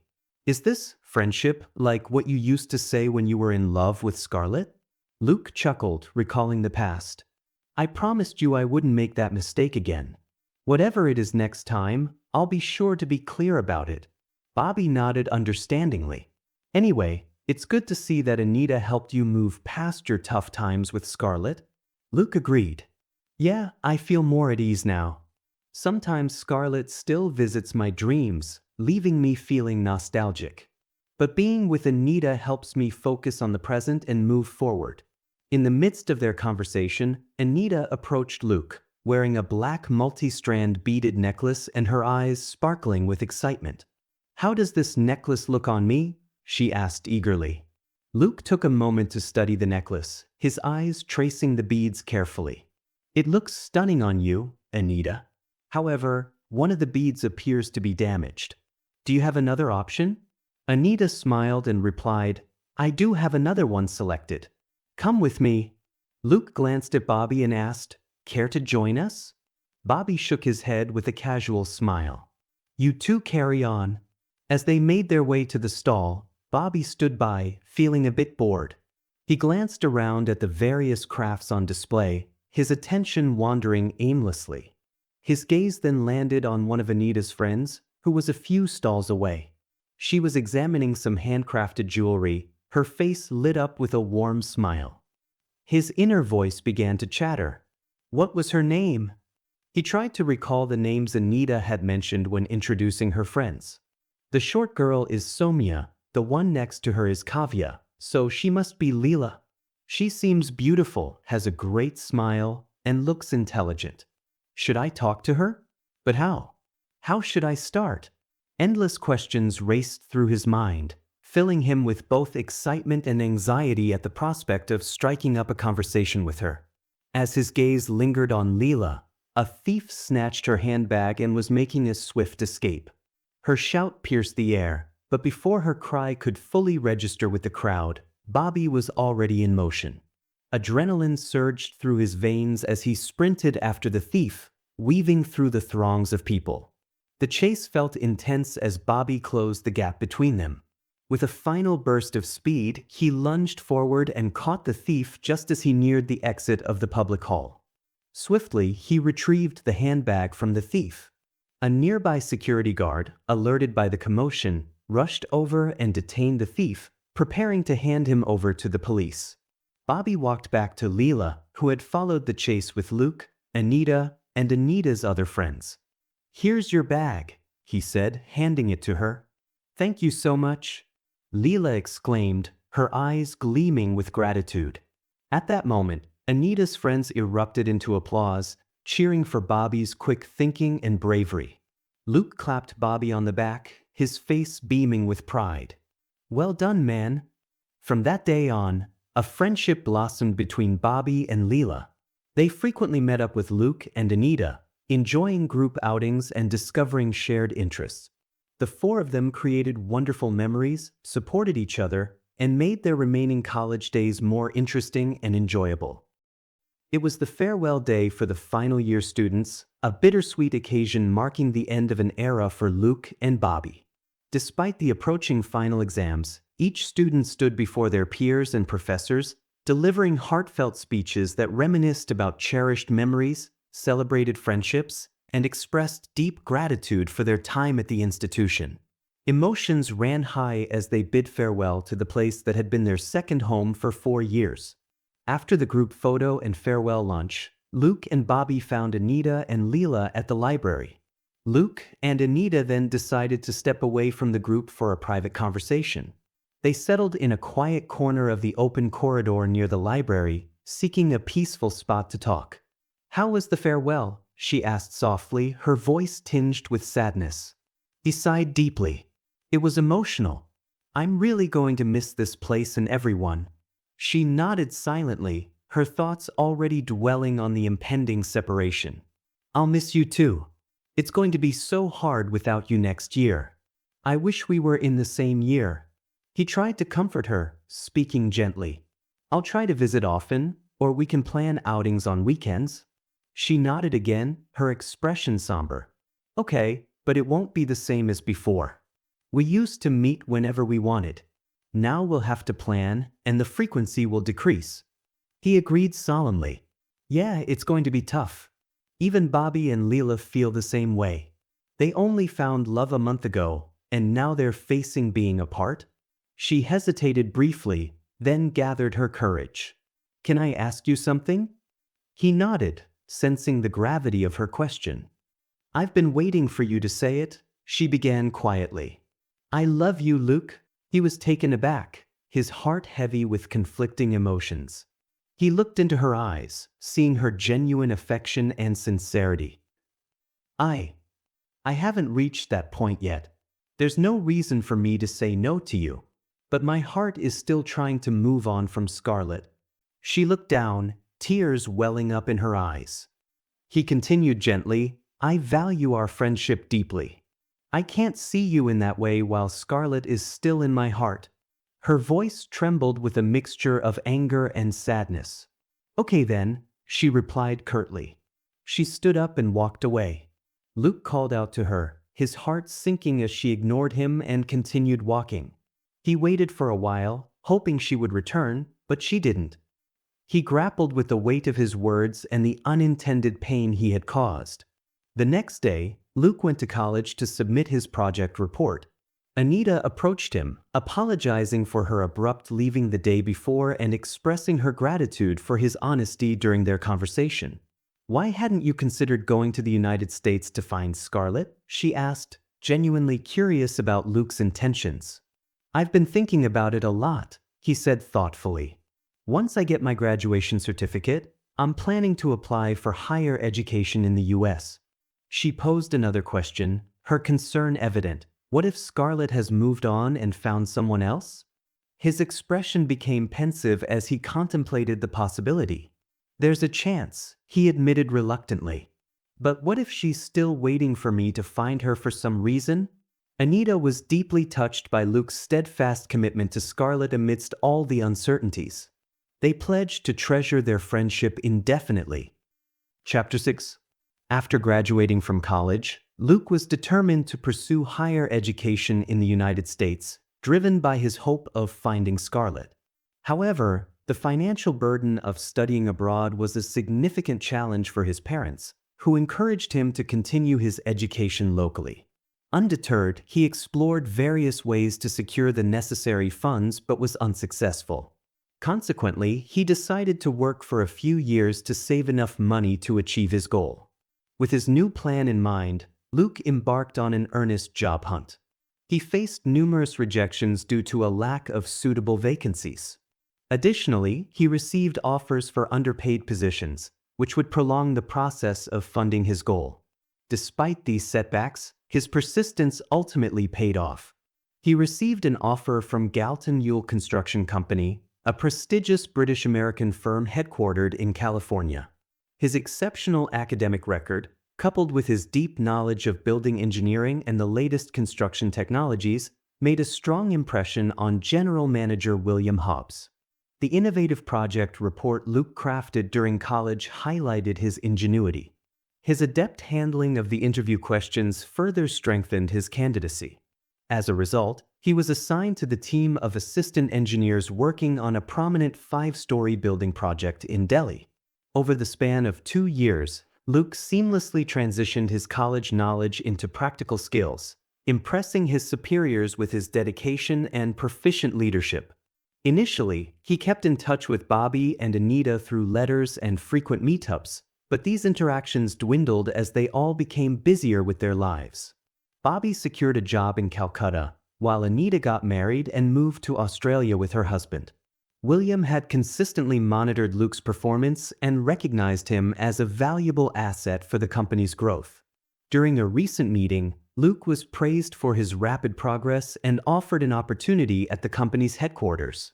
William assured him that the formalities would be initiated, allowing him to join the headquarters after completing his current project in Delhi. Thrilled by the prospect of going to the US, Luke was filled with uncontainable excitement. He began daydreaming about his reunion with Scarlet. However, as the initial thrill subsided, he turned to the practicalities of the situation. Without an address or concrete leads, finding her in the vastness of the United States seemed nearly impossible. The enormity of the task shifted his excitement to worry. While gathered for a family dinner at Luke's home, his father inquired with interest, "When are you leaving for the US?" Luke paused thoughtfully before responding, "I haven't received the exact date yet, but it's about 3 months from now." His mother, her voice tinged with concern, chimed in, "Why not consider getting married before you leave? You have a stable job, you're earning well, and you're well educated. It's the right time to think about settling down." Luke gently shook his head, setting down his fork. "No, Mom.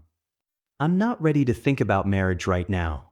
Let me go to the US first, and then we can discuss it when I return." His mother, persistent in her suggestion, countered, "You know, Ebenezer's son got married before he went to Italy. He even took his wife along the following year." John interjected with a laugh, "Mom, times have changed. Let Luke enjoy his journey and come back. There's plenty of time for marriage." Their father nodded in agreement, saying, "Luke, you've excelled in your studies and job so far. Take your time and decide what's best for you." Luke nodded gratefully. 1 week before his departure for the US, Luke made a final attempt to gather information about Scarlet. With Bobby now residing in Calcutta, he undertook this journey alone. When Luke rang the doorbell at Scarlet's parents' home, Maya answered, squinting as she tried to place his face. "Hi, this is Luke," he began. "I came here a few years ago to inquire about Scarlet." Recognition dawned on Maya's face. "Oh, yes, I remember now," she replied warmly. "How are you?" "I'm fine," he responded. "Has Scarlet made any recent visits?" "No, she's settled there," she replied. With a hopeful tone, he said, "I got a job in the US. Could you please share her address? I'd love to meet her while I'm there." She hesitated, unsure of how to respond. "Michael will be here in an hour," she finally said. "He will have more details. I'll bring you some tea in the meantime." As Luke sat on the porch, admiring the colorful pet birds nearby, Maya returned with tea. "You have a nice collection of birds," he commented. "They're taken care of by my son," she said. Curious, he asked, "Oh, what's Alex up to now?" "He is in class 10, she replied. He continued, "Did Scarlet mention anything about her friends in her letters?" She paused for a moment before answering, "No, she didn't." The sound of Michael's car pulling up interrupted their conversation, causing Maya and Luke to turn towards the entrance gate. After parking, Michael immediately recognized Luke and greeted him warmly. "Hi Luke, what's new?" he asked. "I got a job in the US and was hoping to obtain Scarlett's address to reconnect with her," Luke replied. "She's getting married soon in the US," Michael revealed. "So, it's probably best not to try to meet her. She's not interested in continuing old friendships." With a heavy heart, Luke was about to ask another question when Michael's curt warning to stop meddling in their personal affairs abruptly cut him off. He was stunned by his unexpectedly harsh reaction. Though Maya had initially greeted him warmly, she too aligned with Michael, urging him to abandon his quest. It was deeply painful to encounter such hostility from people he felt had done nothing to deserve it. The sting of their response was magnified by the fact that his sole intention had been a sincere effort to reconnect with someone significant to him. Frustrated, he almost confessed his love for Scarlet and his desire to marry her, but a sudden fear held him back, revealing this might further jeopardize his already slim chance of reuniting with her. Overcome with sadness, he silently walked away from their house. Luke walked down the road to the bus stop. his face a mask of desolation, with furrowed brows and downturned lips. As he made his way, he noticed a postman delivering letters and decided to approach him. "Excuse me, do you have a moment?" The postman looked up from his bundle of letters and nodded. "Sure, what can I do for you?" Luke hesitated briefly before explaining, "I was wondering if you might recall any letters, specifically from the United States, delivered to Michael and Maya's house on the next street. It's a light blue house with several pomegranate trees in front." The postman squinted in thought. "Yes, I remember that house. Why do you ask?" Luke debated whether to fabricate a story or tell the truth, but ultimately chose honesty. Scarlet, their daughter, is a close friend from college. She moved to the US abruptly a few years ago, and her parents won't share her address. "I'm heading to the US next week and would like to see her, but I don't know where she lives." The postman frowned, considering Luke's request. "It's against our policy to disclose private details, but let me think. I've been delivering here for years." Luke anxiously awaited the postman's response. After a moment, the postman shook his head. "I'm sorry, I don't recall any letters from the United States delivered to this area." Luke was taken aback. "Are you certain?" Her parents mentioned they receive letters from her. The postman nodded firmly. "I'm sure. I've been delivering letters here for the past 2 years. In this area, people receive mail from Dubai, South Africa, Malaysia, UK." Feeling bewildered, Luke thanked the postman, gave him a tip, and continued on his way. What could this mean? Were Scarlett's parents hiding something from him? Was she really in the United States? While waiting at the bus stop for his ride to the railway station, Luke saw Alex getting off a bus. "Hey Alex, how have you been?" Luke called out. "I'm good, and you?" Alex responded. "I'm doing fine." "You've really grown up since we last met," Luke replied. Alex nodded. "Yes, I have." Curious about Scarlet, Luke inquired, "So, how is your sister doing?" "I don't know much," Alex admitted. "My parents say she's doing well, but they never show me her letters." Perplexed, Luke asked, "But why not?" "I'm not sure," Alex replied. "They say it's not necessary for me to know." "Did they say anything about her marriage?" Luke asked. "No," Alex replied. Luke found the situation increasingly complex. While he could understand the reasons for withholding information from him, he couldn't grasp why they would keep it from Scarlett's own brother. "Did she say anything to you before she left for the US?" Luke asked. "No, I wasn't there," Alex replied. "I was at a friend's house during that Christmas vacation. When I returned, my parents told me Scarlett had gone to live with Uncle Santa to study. After that vacation, we moved here. They convinced me she would come back after 2 years, but when that time came, they said she wasn't interested in returning to India. It was tough at first, but I've come to terms with it." Luke probed further. "Do you know where Uncle Santa lives?" "Somewhere in the United States. I don't know where exactly," Alex said. "How are you related to your uncle?" Luke asked. "My dad's cousin. I haven't seen him till now. We used to get many gifts from him," Alex replied. "So, you might have seen a postal address of your uncle on the package," Luke suggested. "Nothing on it. It gets delivered to my dad's office address and he brings it from there," Alex explained. Feeling disheartened by the lack of leads on Scarlett's whereabouts, Luke remained composed, gazing at the passing vehicles on the road. "Are you working now?" Alex asked. "Yeah, I got a job opportunity in the US, so I'll be heading there next week," Luke replied. "Great. If you see Scarlett, tell her I miss her a lot," Alex requested. Luke nodded, offering a smile. He bought some candies for Alex from a nearby shop before bidding him goodbye. As Luke journeyed back home on the train, he found himself lost in deep thought, replaying his conversations with Michael, Maya, and Alex. Each word and expression they shared weighed heavily on him. His determination to find Scarlet now felt like a roller coaster ride, with moments of hope and despair intertwined. Luke deeply felt the absence of Bobby and Anita, whose companionship had been a source of solace whenever his pursuit of Scarlet hit a dead end. He longed for their encouraging words. Despite his desire to confide in his parents about his emotional turmoil, Luke chose to keep his feelings to himself. On the night before his journey to the US, Luke experienced a vivid dream that left him both elated and unsettled. In the dream, he strolled down a bustling American street, his heart leaping as he spotted Scarlet in the distance. Her presence was radiant, and her smile exuded a comforting warmth and familiarity. Filled with eager anticipation, Luke quickened his pace, reaching out to grasp her hand. Just as their fingers were about to touch, she surprised him by taking the hand of another man, whose features remained indistinct. As they walked away together, his excitement turned to bewilderment. Awakening with a racing heart, Luke found himself haunted by the dream's intensity.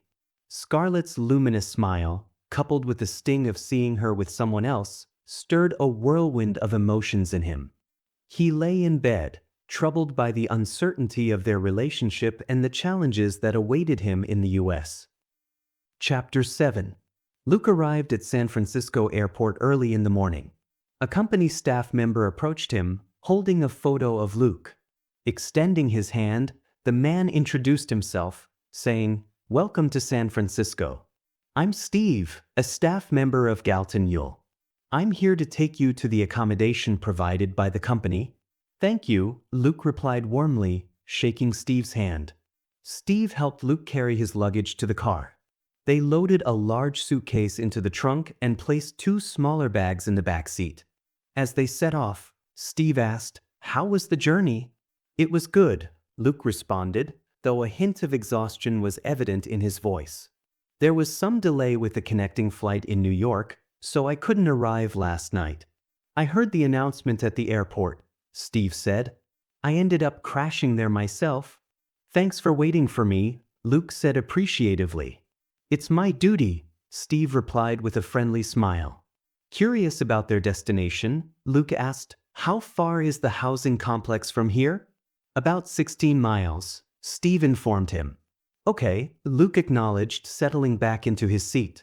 The car wove through the city streets, and Luke was captivated by the stunning sights around him. The cityscape was magnificent, with towering skyscrapers piercing the horizon against the clear blue expanse.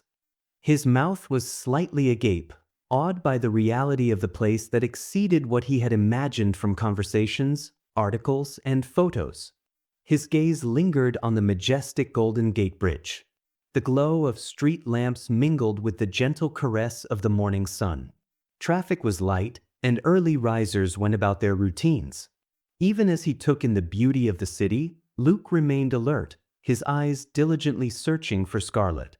Upon arriving at the housing complex, the car came to a halt in front of Luke's allocated house. Steve and Luke stepped out, and Steve retrieved the suitcase from the trunk. Luke offered to help, and they carried the luggage inside together. The house was finished with wood siding painted a light blue hue, and the gabled roof was covered in classic gray asphalt shingles. The neatly trimmed front yard featured a patch of lush grass and a few carefully chosen shrubs. A paved walkway led to the front door. A small, welcoming front porch was adorned with a couple of potted plants. This single house was one of over 40 similar residences in the housing complex. Once indoors, Steve gave Luke a brief tour of the house and handed him the key. "A company bus will pick up employees around 8:30 a.m. at the bus stop, which is a few houses away on this street," Steve said. "You can catch it to get to the main office?" "Thank you," Luke said. "And where do you live?" "I live a few miles from the main office with my family," Steve replied. "This housing complex is specifically for company engineers." "Got it," Luke said with a nod. "I'll see you at the office then." With a wave, Steve bid goodbye and drove off, leaving Luke to settle into his new surroundings. Inside the house, every essential facility was provided for a comfortable living experience. The single bedroom was spacious, with ample closet space and large windows. The living area was well furnished, featuring a record player and a radio for entertainment. A rotary dial telephone was mounted on the wall. The kitchen, attached to the living room, included a refrigerator, and there was a separate laundry area with a washing machine. Adjacent to the kitchen was a dining area with a glass-top table. After freshening up and organizing his belongings, Luke dressed in pants, a white shirt, and a suit jacket, completing the look with a tie. He slipped on polished black dress shoes and carefully styled his hair, ensuring every strand was perfectly in place. His freshly shaved face added to his clean and sharp appearance. As Steve had mentioned, Luke saw the company bus pull up and sound its horn melodically at the designated spot. Noting the other employees heading towards and boarding the bus, Luke made his way over to join them. Approaching the driver, who stood by the bus bearing the company name, Luke inquired, "Is this bus headed to the main office?" "I'm new here today." "Yes, it is," the driver confirmed. "Hop in. Our first stop is at the main office. After that, we'll head to other construction sites." "Thank you," Luke replied. Before he could step onto the bus, the driver asked, "Which country are you from?" "India," Luke answered, prompting curious inquiries from fellow passengers about his journey and the latest developments in India. Engaging in the lively conversation, he soon became acquainted with his co-workers. Upon arrival at the main office, Luke was directed to the office room of the company's CEO, Mark Felix. Extending a warm welcome, Mark inquired about his journey and accommodation. "William has spoken highly of you," Mark said. "This company values your contribution." "Thank you," Luke replied. "I'm grateful for the opportunity to work here." Mark's explanation about the company's current projects and global expansion filled the room, painting a picture of the company's ambitious trajectory. As they delved into discussion, a knock interrupted their conversation. Mark welcomed the visitor inside.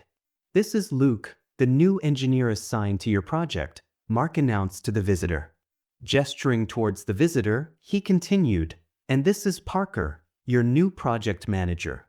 He's currently overseeing the design phase and initial stages of a new shopping mall in the city." Luke extended his hand, exchanging a firm handshake with Parker. Mark assured him Parker would be an excellent mentor and that he would be in good hands. Expressing their gratitude, Luke and Parker exited the CEO's office. Following Parker through the corridors, Luke observed various project discussions taking place in different rooms. Upon entering the room for his project, he was met with a display of models and design papers for the upcoming shopping mall. The team members industriously worked on their drawings and operated their computers, creating an atmosphere of focused productivity. "Attention, please," Parker announced, drawing all eyes towards him. "Meet Luke, our new team member from India." The room was filled with warm smiles and nods of welcome. Colleagues paused their work to greet him, a few standing up to shake his hand and introduce themselves. "Welcome, Luke. Glad to have you on board," one of the engineers said, while another added, "Looking forward to working with you." Luke felt a surge of excitement and optimism, ready to contribute to the project's success. Parker assigned Luke to review the building designs prepared thus far and instructed him to begin working on tasks the following day. Taking in his surroundings, Luke settled in at his desk. Evening descended, and Luke returned to his house and took a short stroll around the vicinity. He began by casually visiting a couple of restaurants, exploring a few shops, and pausing at a church. Engaging strangers in random conversations, he inquired about Scarlet, hoping for any clue that could lead him to her. Disappointingly, the night yielded no promising leads, leaving him to confront the daunting challenge of his search. Before sleeping, Luke opened the diary he had purchased from one of the shops he visited earlier and began jotting down his thoughts on the day's fruitless pursuit. Reflecting on the vastness of the United States, with its 50 states, he calculated the slim probability, 2%, that he would find Scarlet in California. The chances of locating her specifically in San Francisco were even more disheartening. Settling into bed, he offered a prayer, hoping for guidance to aid him in his quest to find Scarlet in this unfamiliar country. He was immersed in the routine of balancing his professional duties with his personal mission to find Scarlet. Each day, he explored the diverse neighborhoods of San Francisco, his determination unwavering despite the insurmountable odds. Meanwhile, as the construction of the shopping mall began, Luke took on the responsibility of overseeing the front exterior portion of the project. Under Parker's direction, he thrived in his role, quickly acclimating to the dynamic work culture of the United States. Most of the residents in the housing complex were married, and many had children. Luke observed the community of families each day, noting their daily rhythms and shared moments. He wished for a similar future of his own with Scarlet. One evening, Luke visited his neighbor Kingston's house for dinner with a bottle of wine. Kingston was a senior engineer in the company and was working on a different project from Luke's. He lived there with his wife, Stella, and their one-year-old son. While they were seated for dinner, Kingston said grace and invited everyone to start. Impressed by the variety of dishes, Luke exclaimed, "Smells delicious." He thanked them sincerely. "My wife is a wonderful cook," Kingston remarked with pride. "She has extensive knowledge of all types of food, and her main hobby is experimenting with them." "He's my official taster," Stella said with a smile, or as I like to call him, the lucky one who gets to try my creations first. Everyone laughed, appreciating the cheerful exchange. The meal was a delightful mix of flavors, and Luke savored every bite, feeling a deep sense of contentment he hadn't experienced in a while. As they ate, the conversation flowed through various topics, from the intricacies of their work to light-hearted stories of daily life. Eventually, the discussion turned to more personal matters, delving into the love story of Kingston and Stella, starting from the moment they first met. Stella, with an air of curiosity, asked Luke about matters of the heart. "Have you found the woman of your life?" she inquired. Luke's gaze softened as he recounted his journey with Scarlet, from their childhood days to falling in love, and the heartache of her sudden departure to the United States. He shared his determination to find her, revealing that his main reason to be in the US was Scarlet. Stella's curiosity deepened. "Do you have a photo of her?" she inquired. Luke nodded and retrieved Scarlet's photo from his wallet, showing it to her. Stella scrutinized the photo with a quizzical expression. "It's quite faded," she remarked, noting its worn-out quality. Luke sighed ruefully. "She gave me this photo 7 years ago. I once accidentally washed my pants with her photo in the pocket. It's been through a lot," he explained softly. Kingston took a closer look at the photo before voicing his concern. "How do you plan to find her in such a vast population? There are thousands of women named Scarlet in California alone." "I don't know," Luke admitted, fully aware of the enormity of the task. "I'm not sure I'll find her, but I want to keep searching as long as I can." Stella injected a dose of realism into the conversation. "Even if you do find her, she might be married by now. Do you think she's waited for you all these years?" Luke's voice wavered slightly. "Our love is so deep that neither of us could marry anyone else. I still believe she might be waiting for me. If she is married, I need to know why she left me, something only she can explain. And she should know that my love for her has never faded." Stella, touched by his reply, said, "Your love for her is extraordinary, like something out of a novel or a movie, where a man finds his lost lover after many years. I truly hope you both find a way to come together again and resume the love you once shared. I'd love to hear about the journey that leads to your reunion." "Thank you," Luke said with a warm smile. "Let's check the telephone directory," Kingston suggested. As they began their search, Stella said, "There are 4 Scarlets listed here. What's her full name?" "Scarlet Francis," Luke responded. Kingston checked and replied, "We have Scarlett Johansson, Scarlett O'Hara, Scarlett Werner, and Scarlett Adams. Unfortunately, there's no Scarlett Francis in San Francisco." He added, "Since you believe she might not be married, let's set these possibilities aside." Stella contemplated the situation and proposed, "Since you mentioned she stays with her uncle, maybe the telephone number could be registered under his name. Do you happen to know his name?" Luke shook his head. "No, I don't know his actual name." Her brother referred to him as Uncle Santa. Kingston and Stella continued brainstorming ideas to find Scarlet. Meanwhile, their baby began to cry, prompting Stella to attend to him. As she left the room, Kingston took a moment to rest and encouraged Luke, saying, "Keep searching and you'll find her." During weekends, Luke expanded his search to nearby cities and states. While traveling, he found solace in comic books, which provided a comforting distraction whenever he felt disheartened by his unsuccessful attempts to find Scarlet. He came across two women named Scarlet Francis, one a schoolgirl and the other an elderly lady, but neither was the Scarlet he sought. He even placed ads in several newspapers, but they yielded no results. However, as months slipped by, Luke's initial fervor to find Scarlet gradually waned. Recognizing the futility of his relentless pursuit, he came to understand that he might be spending time on something that may not lead anywhere. Feeling he had done his best, he began to consider the possibility of returning to India, getting married, and settling down. With a heavy heart, he temporarily shelved his quest to find Scarlet. One evening, as the sun dipped below the horizon, the office building grew quiet. Only a few engineers remained at their desks. Among them was Luke, who was engaged in a discussion with an architect about adding a new emergency exit to the shopping mall, a sudden change requested by the client. As a result, he had to work late. Luke saw Parker hurry into the room, his face etched with anxiety as he glanced at his watch. Clutching a thick report and a brass key, Parker approached Luke with a sense of urgency. "Luke, can you verify the calculations on pages 27 to 32 of this report and place it in the SDSR?" he asked, thrusting the documents towards Luke. "I'm late for my wedding anniversary dinner with my wife." Luke nodded with understanding. "Yes, I'll take care of it," he replied, noting the strain in Parker's eyes. Parker quickly grabbed his briefcase and headed for the door. As he paused to look back at Luke, he said, "Make sure to keep the key in the drawer of my desk."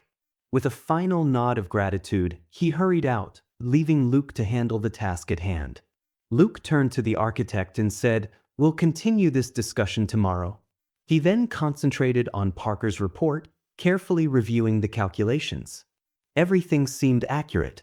With the report validated, he made his way through the dimly lit corridors of the office to the secure document storage room, SDSR. A vigilant guard was stationed near the room, overseeing access.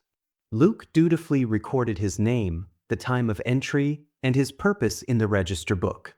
The guard nodded in acknowledgement and granted him access, illuminating the room with a flick of a switch. This was Luke's first time entering the SDSR. Inside, the room was lined with rows of compartments, each assigned to a specific project. With the key in hand, he began his search for the compartment housing the shopping mall project's documents, identifiable by its serial number, 42. After locating it, he placed the report inside and securely locked it. Luke's gaze wandered across the room. He was drawn to a collection of building models, each one a completed project of the company. Intrigued, he studied each model and the accompanying details. Some models, particularly a creatively designed hotel, stood out, sparking his curiosity to visit in person. He took note of the location details attached near the model. As he moved from one model to the next, a signature above the text, "Approved by Scarlett Samuel, Deputy CEO of Aconcagua Industries," caught his attention. It was affixed to the model of a warehouse located in San Diego. Luke leaned in closer, his eyes narrowing as he scrutinized the signature. It was unmistakably the one he had taught Scarlet during their first year of engineering. Back then, her signature was simple, just her name written in cursive. He had helped her create a more distinctive version, and she had practiced it until it was flawless. The realization hit him like a bolt of lightning. This had to be the same Scarlet. But the name mentioned was Scarlet Samuel, whereas the Scarlet he was searching for went by the name Scarlet Francis. His mind spun with uncertainty. He approached the security guard at the door of the SDSR and inquired, "Are there any photos or videos of previous client visits stored here?" "I'm not sure," the guard replied. Disappointed, Luke turned and walked back to his desk. Upon entering his project room, Luke instinctively went to Parker's desk to return the key. As he opened the drawer, his eyes widened in surprise at the sight of the 1965 and 1966 annual report books from the company. A smile crept onto his face as he flipped through the pages, skimming the details of various projects. When he reached the section detailing the Aconcagua warehouse project in the 1966 report book, he tightened his focus. He read a note of gratitude addressed to Scarlet Samuel for entrusting Galton Yule with the project. However, that page offered no further information about her. Turning the page, Luke came across a group photograph from the warehouse's inauguration. Amidst the crowd, a woman in the front resembled his girlfriend, Scarlet. The black and white photo made it hard to clearly see her face. He borrowed a lens from a colleague's desk and scrutinized the photograph closely. Even with the lens, he couldn't be certain. Disheartened, he set the lens aside and sank back into his seat, grappling with conflicting emotions. Turning his attention to the next page, Luke's breath caught in his throat when he came face to face with a portrait of his girlfriend. His mind reeled in confusion as he read the caption beneath, Scarlet Samuel. Next to her image was a transcript of her speech from the inauguration ceremony. Luke's mind was a whirlwind of questions, uncertainty, and disbelief. The woman in the photo bore an uncanny resemblance to Scarlet Francis, except that Scarlet Samuel had short hair styled differently and wore spectacles. Considering these changes over time, how could Scarlet Francis possibly be Scarlet Samuel? Samuel, could it be her husband's surname? The possibility struck Luke like a heavy blow, leaving him breathless and heartbroken. It shattered the fragile hope he had clung to. He felt blindsided by a truth he was not ready to accept, struggling with the painful realization that Scarlet had moved on without him. Luke wanted to ask his colleagues about Aconcagua Industries, but the room was empty. He spent nearly an hour meticulously reviewing the details of the warehouse project but found no personal information about Scarlet. However, noticing Kingston's name on the engineer's list prompted him to hurry to his house. Luke's mind raced with speculations as he processed the new discoveries. He knocked on Kingston's door, eager to confirm which of his theories was correct, his body trembling with the anxiety of potentially disappointing news. When Kingston answered the door, Luke asked, "Are you free now? I was just heading out for dinner. Care to join me?" Kingston replied warmly, "Sure." "What about your wife and son?" Luke inquired. "They've gone to her mother's place and won't be back for 2 weeks," Kingston explained. As they strolled down the quiet streets, Luke asked, "You worked on the Aconcagua warehouse project, right?" "Yes, that was my last project," Kingston confirmed. "Do you know Scarlet Samuel?" Luke pressed. Kingston nodded thoughtfully. "Yes, Scarlet Samuel. She's the deputy CEO of Aconcagua Industries. I've seen her a few times." "Why do you ask?" Luke hesitated briefly before sharing his thoughts. "Do you remember Scarlet Francis, the girl I loved in college back in India? She and Scarlet Samuel look identical. I think she might have married and taken her husband's surname." Kingston chuckled and shook his head. "That's impossible. Scarlet Samuel is Andrew Samuel's daughter, the founder and CEO of Aconcagua Industries. The company is based in Argentina and has been gradually expanding into the United States." Relief washed over him, knowing that Samuel was Scarlet's father's name, not her husband's. Yet, confusion lingered. They look so much alike and share the same first name. Could it really be just a coincidence? Still puzzled, Kingston asked with a reassuring smile. Luke nodded. "Yeah, perhaps the resemblance is just a coincidence in that particular photo. Why not check out some business magazines at the public library? They sometimes feature articles about Aconcagua Industries and Scarlet Samuel's involvement, along with different photos. Seeing her from various angles might help you clarify things," Kingston suggested. "It could give you a clearer perspective." Luke expressed his gratitude.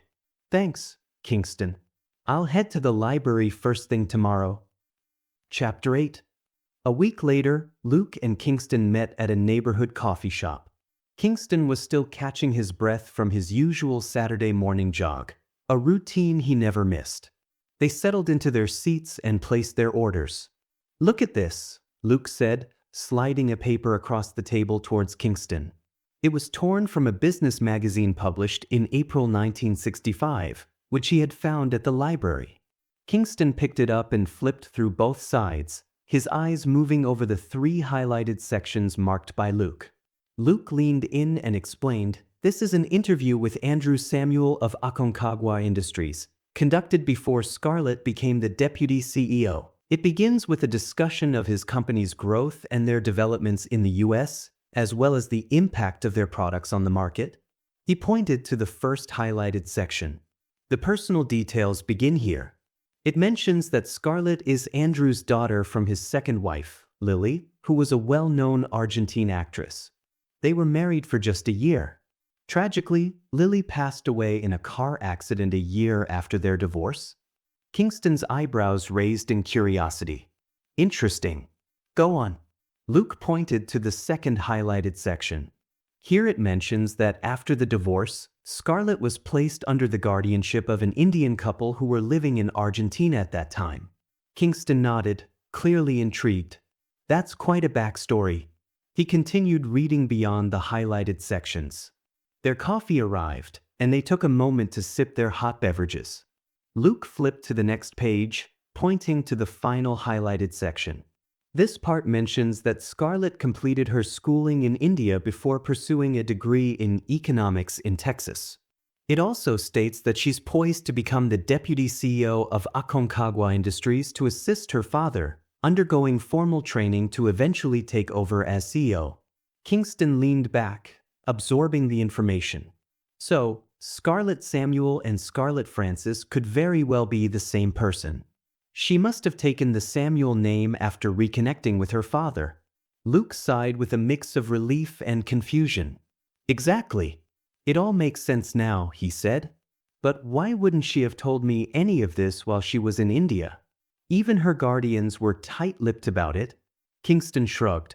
"People have their own reasons. Maybe it was complicated for her, or perhaps she wanted to keep her past separate from her new life. Who knows?" Luke looked thoughtful. Kingston continued, "You should reach out to her. Maybe she has a perfectly good explanation for everything." "You're right," Luke said. "I need to find a way to contact her." Luke added, "I'm excited that after all these years, there's finally significant progress in my search. At the same time, I'm anxious about how she'll react when she sees me. It could either be a breakthrough in our story or the end." "You'll need to embrace whatever the outcome," Kingston replied. "You have great investigative skills. You've done a fantastic job finding her." Luke smiled. Kingston went on, "She might be in Argentina.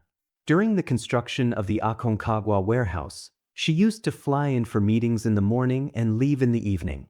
I don't think she has a permanent residence in the US." Luke nodded, determined. "Then I have to go to Argentina. I guess I can meet her at the Aconcagua Industries headquarters in Buenos Aires." Kingston considered this for a moment and then suggested, "Or you could visit the Aconcagua warehouse in San Diego. You might find Nathaniel there. He could have information on Scarlet's upcoming visits to the US." Luke responded, "I'll probably start tomorrow and aim to meet him on Monday." "Great," Kingston replied.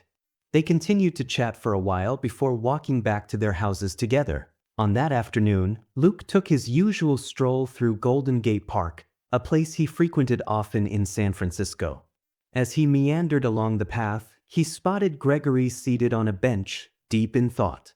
Approaching him gently, Luke greeted him with a warm smile. "Hi, Mr. Gregory. Do you remember me?" Gregory furrowed his brow, searching for recognition.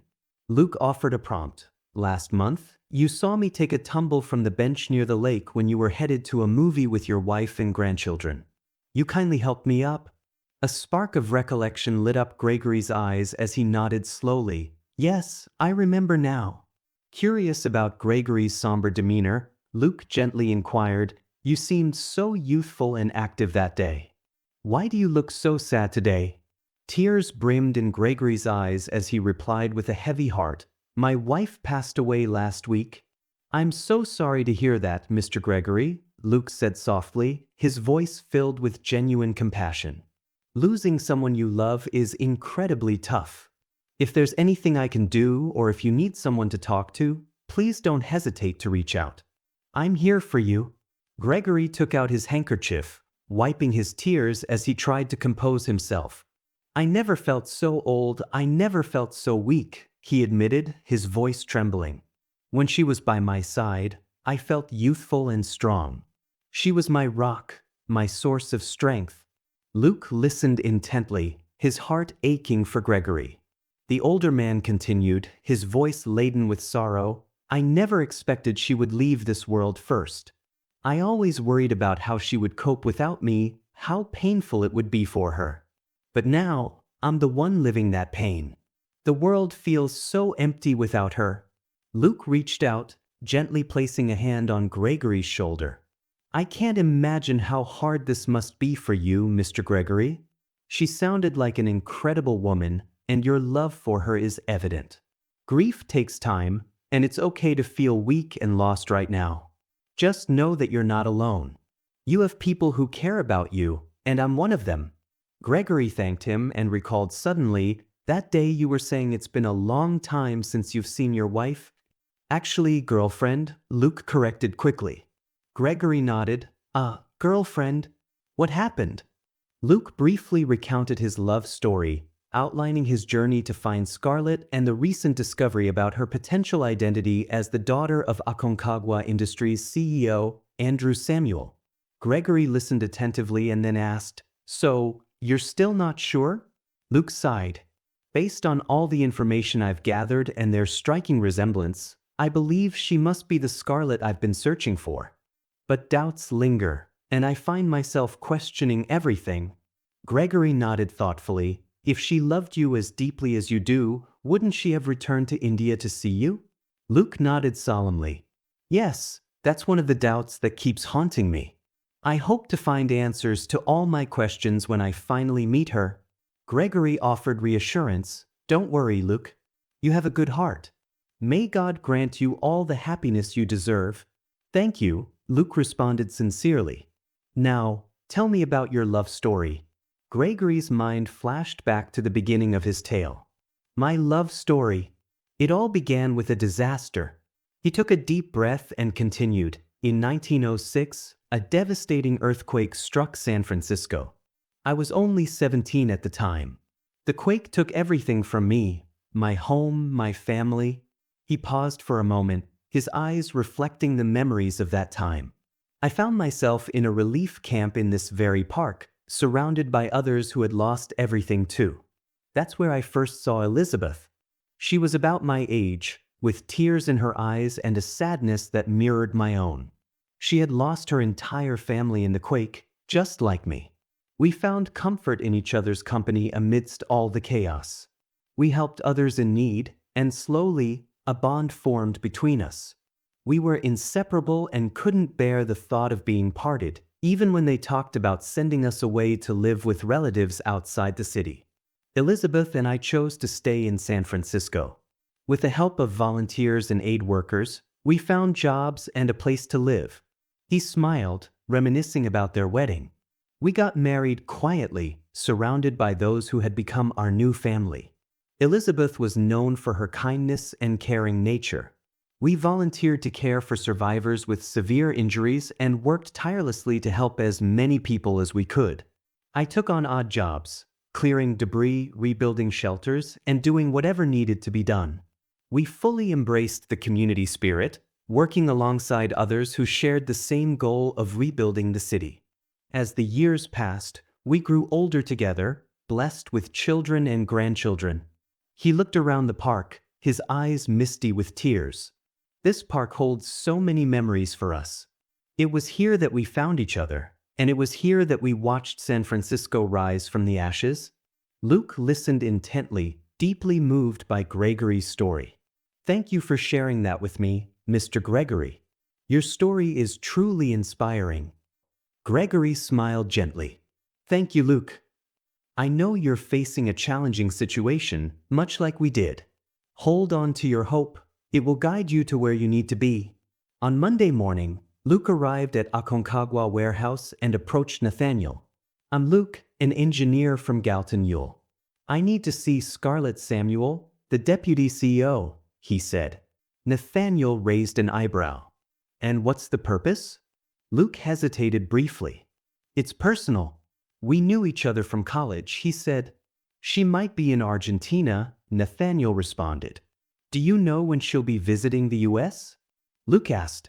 Nathaniel shook his head, excused himself, and disappeared into his office.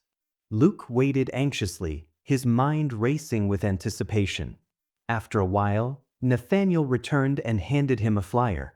"There's a national trade fair at the Hawkins Convention Center in Las Vegas for 10 days, starting this Friday," he informed him. "Scarlet will be speaking at one of the sessions next Saturday." Luke thanked him excitedly and headed back to San Francisco. Chapter 9.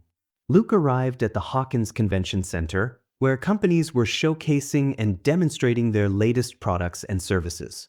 The trade fair was packed with investors, manufacturers, distributors, consultants, workers, researchers, students, and journalists.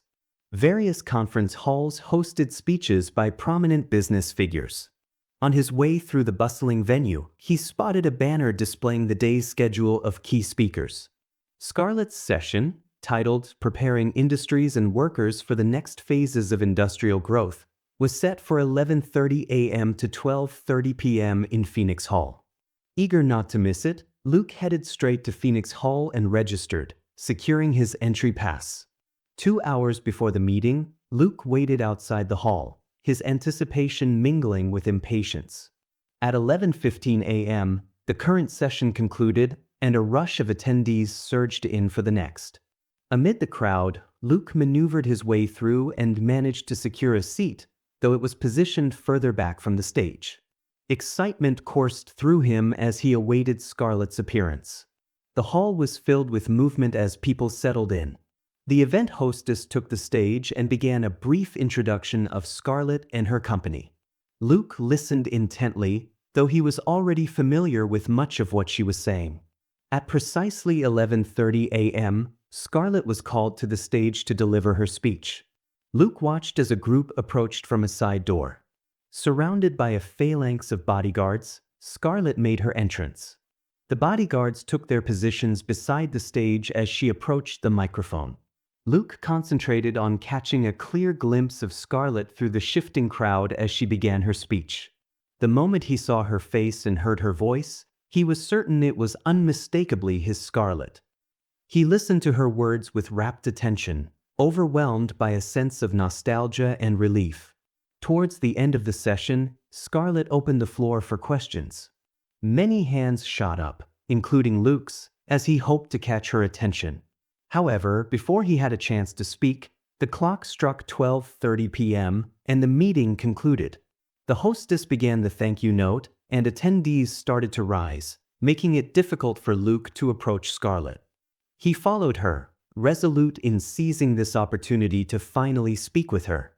Luke managed to get close to Scarlet, but a vigilant bodyguard forcefully pushed him back.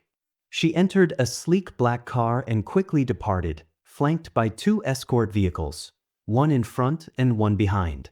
Determined, Luke dashed towards the cab stand, taking a shortcut to reach it faster. Spotting her car queued at the exit of the convention center, he swiftly hopped into a cab and urgently instructed the driver, "Follow that car." Sensing the urgency, the driver started the engine and joined the line of cars waiting at the exit, 7 vehicles behind Scarlet's. Luke anxiously leaned out of the window, his gaze fixed on her car. As it turned left at the exit, he urged the driver repeatedly, "Faster, faster, faster." The cab turned left, but to Luke's dismay, Scarlet's car was nowhere to be seen.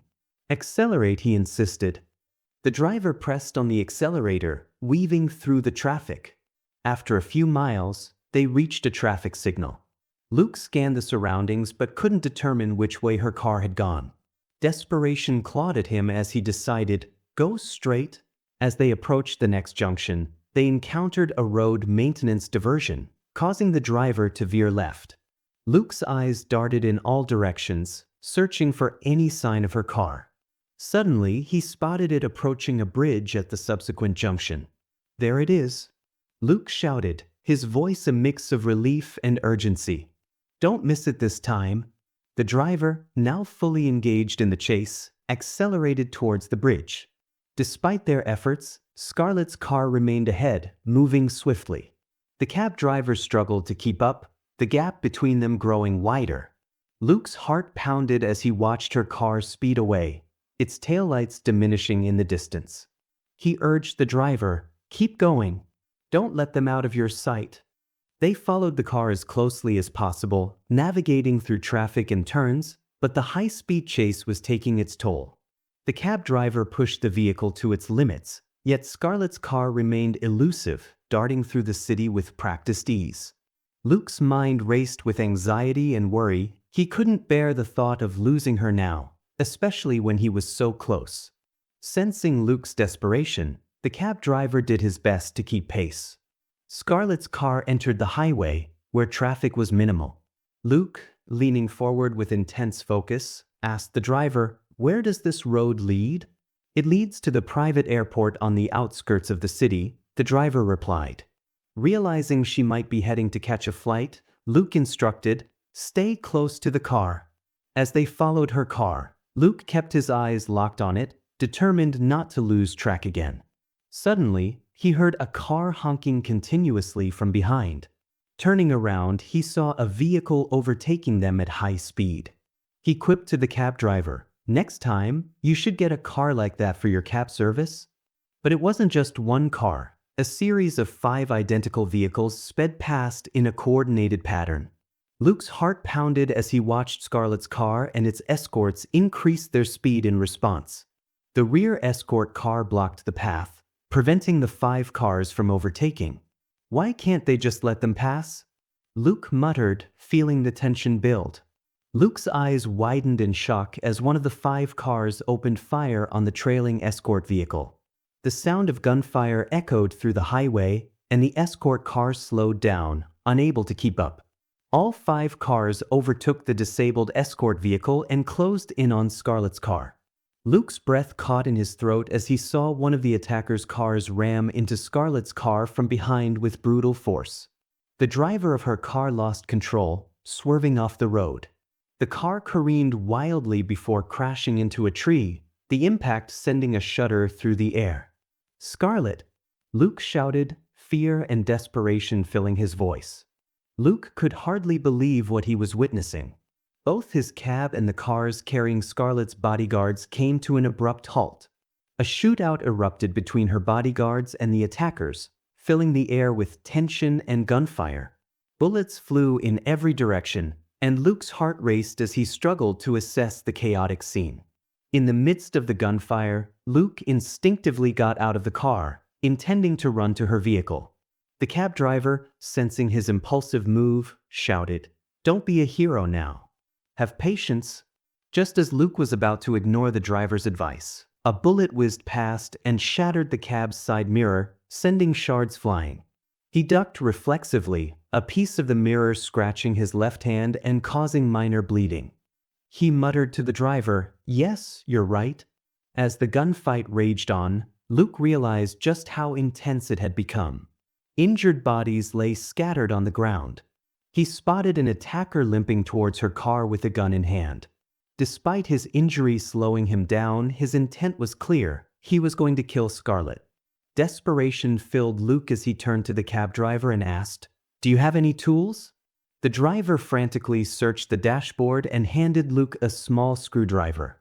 With no other option and no time to find an alternative, he grabbed the screwdriver and cautiously moved towards the attacker, hoping to save her. The attacker noticed Luke approaching and, after a moment's hesitation, aimed his gun at him. Luke's heart nearly stopped as he stared down the barrel of the gun. He closed his eyes, bracing for the worst, and then heard the deafening sound of a gunshot. Trembling, he opened his eyes to the sound of a second shot. The first shot had struck the attacker's hand, causing him to drop the gun, while the second shot hit him in the head, killing him instantly. Luke turned to see who had saved him. One of Scarlet's bodyguards, lying injured on the road, had managed to fire the crucial shots. With the last of his strength, the bodyguard shouted, "Save the woman in that car. Fast!" Luke didn't waste a second. He ran to her car and found her unconscious, with blood trickling from her forehead. Panic surged through him, but he knew he had to stay focused. He carefully lifted her into his arms and made his way quickly to the cab. As soon as Luke closed the back door of the cab with Scarlet on his lap, he urgently told the driver, "Go, go, go." He then placed his fingers near her nose to check if she was breathing.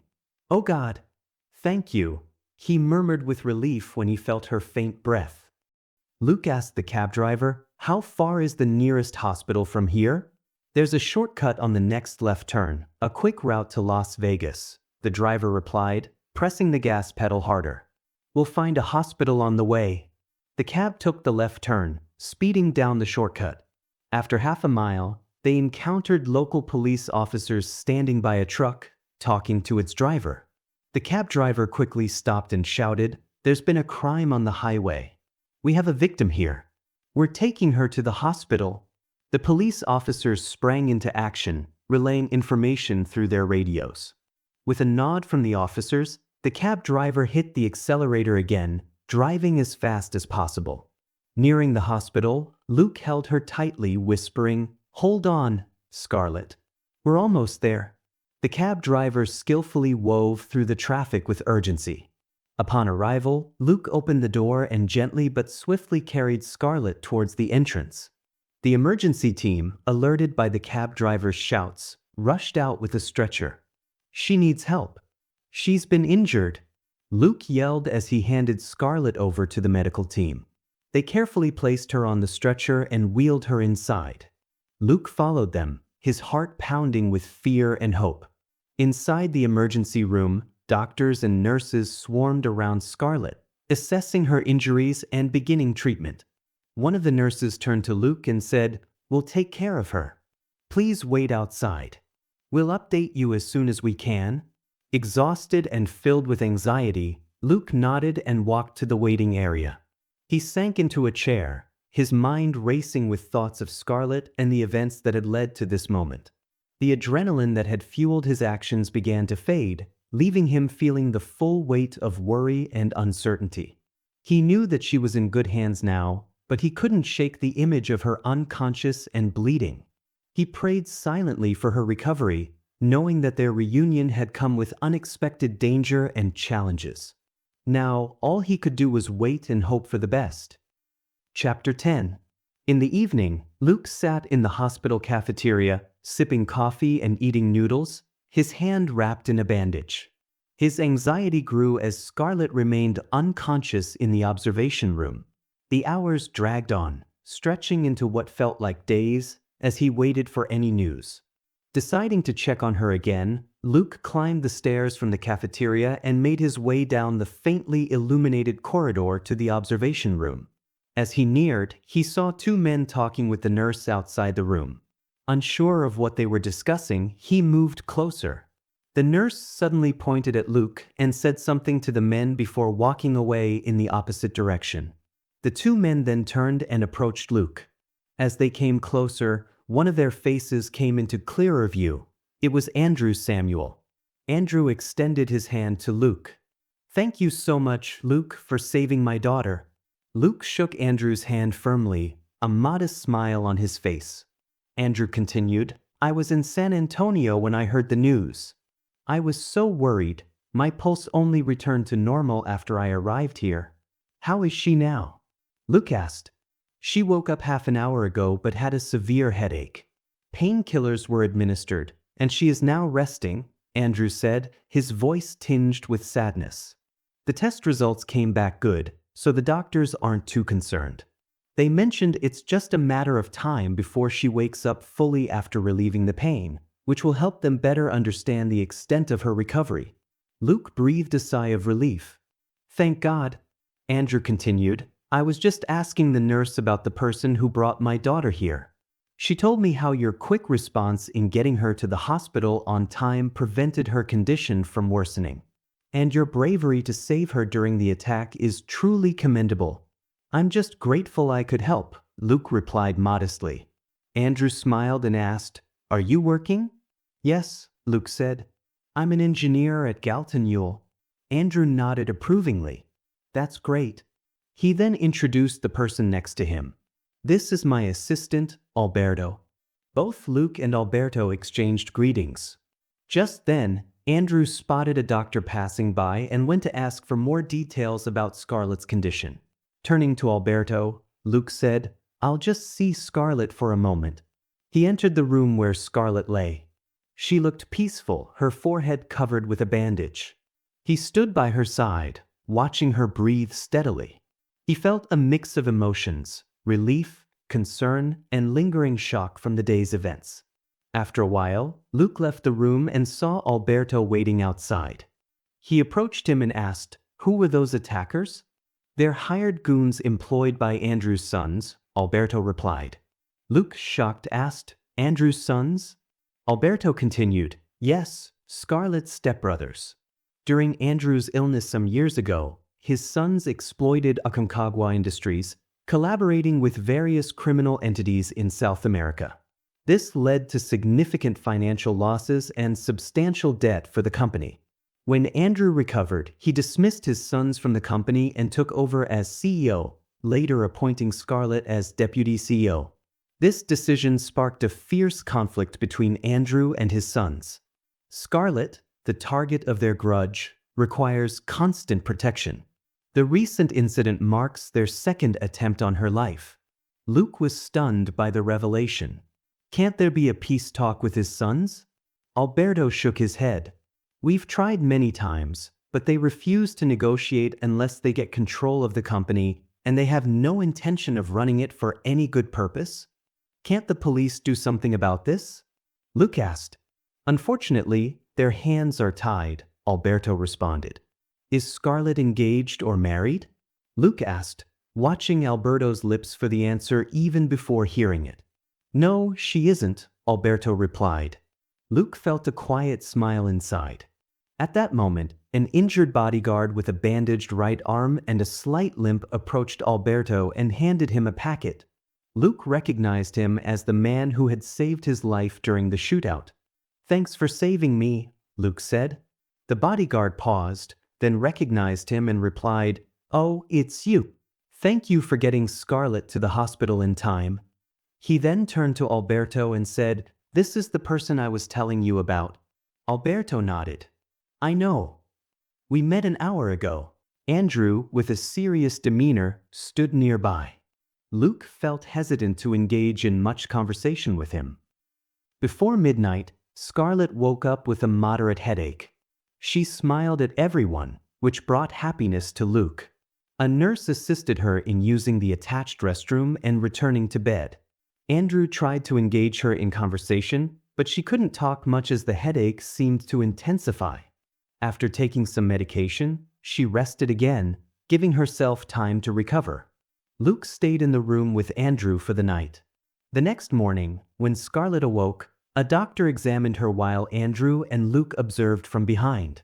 Luke felt a pang of sadness that she didn't show any facial expression upon seeing him, not even the smile she had given him the night before. After a series of questions, the doctor determined that she was experiencing temporary memory loss as a result of her injury. Concerned, Andrew asked Scarlet several questions, which revealed that she could only recall memories from the past few months and some specific incidents from the past 2 or 3 years. The doctor also noted that she was having difficulty remembering what they had discussed just minutes earlier. When she strained to remember, a sudden headache would emerge. The doctor reassured everyone that, since there were no significant issues with her head, her memory was likely to recover within a few days to weeks. Overwhelmed with emotion, Luke excused himself and made his way to the restroom down the corridor. Inside, he leaned against the sink, staring blankly at his reflection in the mirror. Scarlet's unrecognizing gaze weighed heavily on his heart. Tears welled up in his eyes, and he splashed cold water on his face, hoping to wash away the visible sadness.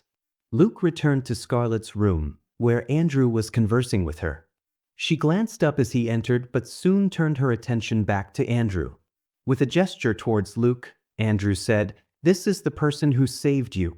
Scarlet offered a grateful smile and said simply, "Thank you." Andrew informed Luke, "We're leaving for my sister's home this evening. She's a highly experienced doctor and will provide Scarlet with the best possible care. My sister has extensive experience with cases like this.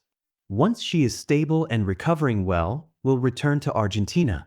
I believe this is the best plan to ensure she receives the attention she needs to fully recuperate." Shocked at the thought of Scarlet leaving again, Luke's heart sank. He had hoped to spend more time with her and see if she would remember their shared past. Struggling to mask his disappointment, he asked, "Where is your sister's home?" "Los Angeles," Andrew replied gently. Luke nodded, contemplating his next move. An idea struck him. He could leave a photo of himself and a letter with his contact details, hoping Scarlet might reach out if she remembered him. Before he could fully consider his plan, Andrew reached into his pocket and handed Luke a contact card. "You must visit us in Argentina this Christmas," Andrew said warmly. "We would be honored to have you as our special guest. Alberto will assist with all the travel arrangements to ensure everything goes smoothly." Luke took the card, his emotions a whirlwind. Despite the sadness of Scarlet not recognizing him and the reality of her imminent departure, the invitation sparked a glimmer of hope.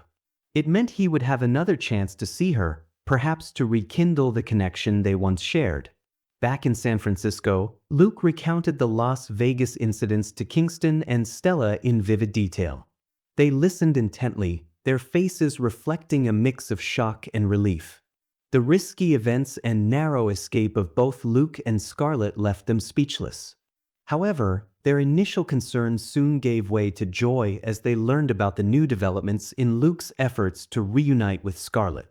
Luke received a heartfelt invitation from Bobby, inviting him to celebrate his wedding with Leela on December 27th. However, in his reply, he explained the recent updates in his life and the significance of an upcoming meeting with Scarlet during Christmas. He expressed his sincere apologies for not being able to attend the wedding. He conveyed his warm wishes for Bobby and Leela's special day, hoping they would understand the unavoidable conflict in his schedule. A week before Christmas, Luke received a phone call from Alberto. "Luke, your flight tickets to and from Argentina are confirmed," Alberto informed him. "They'll be delivered to your address soon. We've arranged for you to stay at Andrew's mansion for a week." "That's fantastic news," Luke replied, his excitement evident.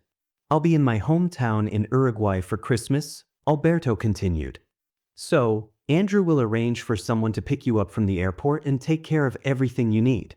Despite his excitement, Luke couldn't suppress his concern. "How is Scarlet now?" he asked. "She's doing well," Alberto said. "She started going back to the company last month and has resumed her role smoothly."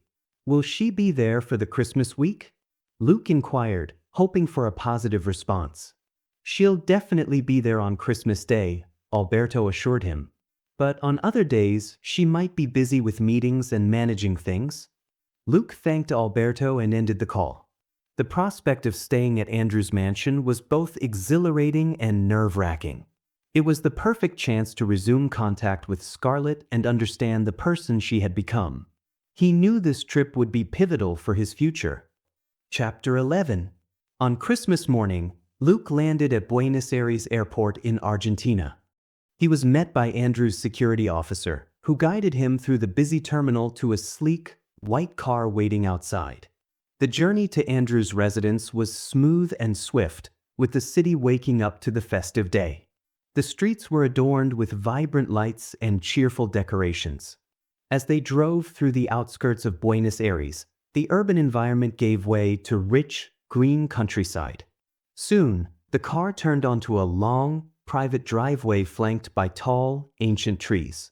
The mansion, nestled at the end of the driveway, slowly came into view, and Luke's eyes widened in awe. The mansion was a grandiose structure, embodying old-world opulence and modern luxury. Its facade showcased an intricate blend of classical European architecture, with towering columns, ornate carvings, and large, arched windows. The expansive grounds were meticulously designed, featuring perfectly manicured lawns that stretched as far as the eye could see. Vibrant, exotic flowers adorned the gardens, their colors creating a striking contrast against the lush greenery. At the center of the circular driveway stood a grand fountain, its water dancing gracefully in the soft morning light. The car approached the entrance of the mansion, where Luke observed children laughing and playing in the garden. A bodyguard stepped forward to conduct a thorough security check. After completing it, he nodded and gestured for Luke to follow him. Stepping into the mansion, Luke was immediately struck by its grandeur. The foyer opened into a vast hall with high ceilings and crystal chandeliers that sparkled like 1,000 tiny stars.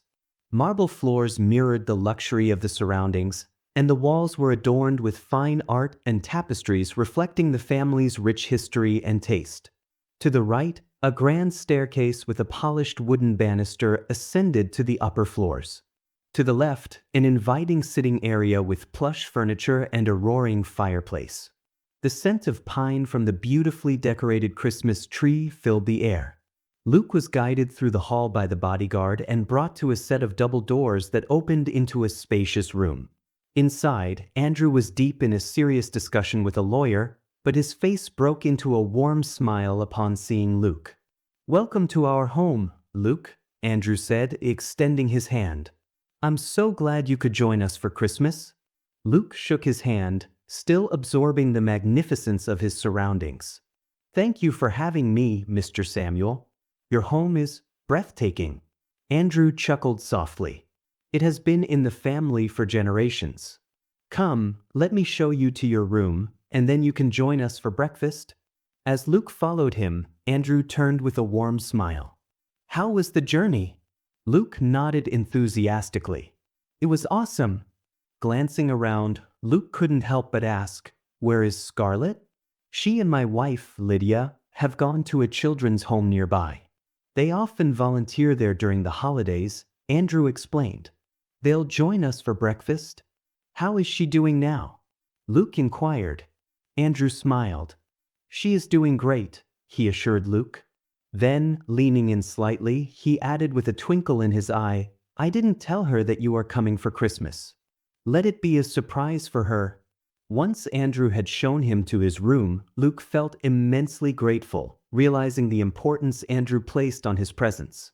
The room was exquisitely adorned, featuring a cozy bed, a spacious window offering views of the verdant gardens, and thoughtful details that enveloped him in a warm sense of hospitality. Freshening up, Luke made his way to the dining room.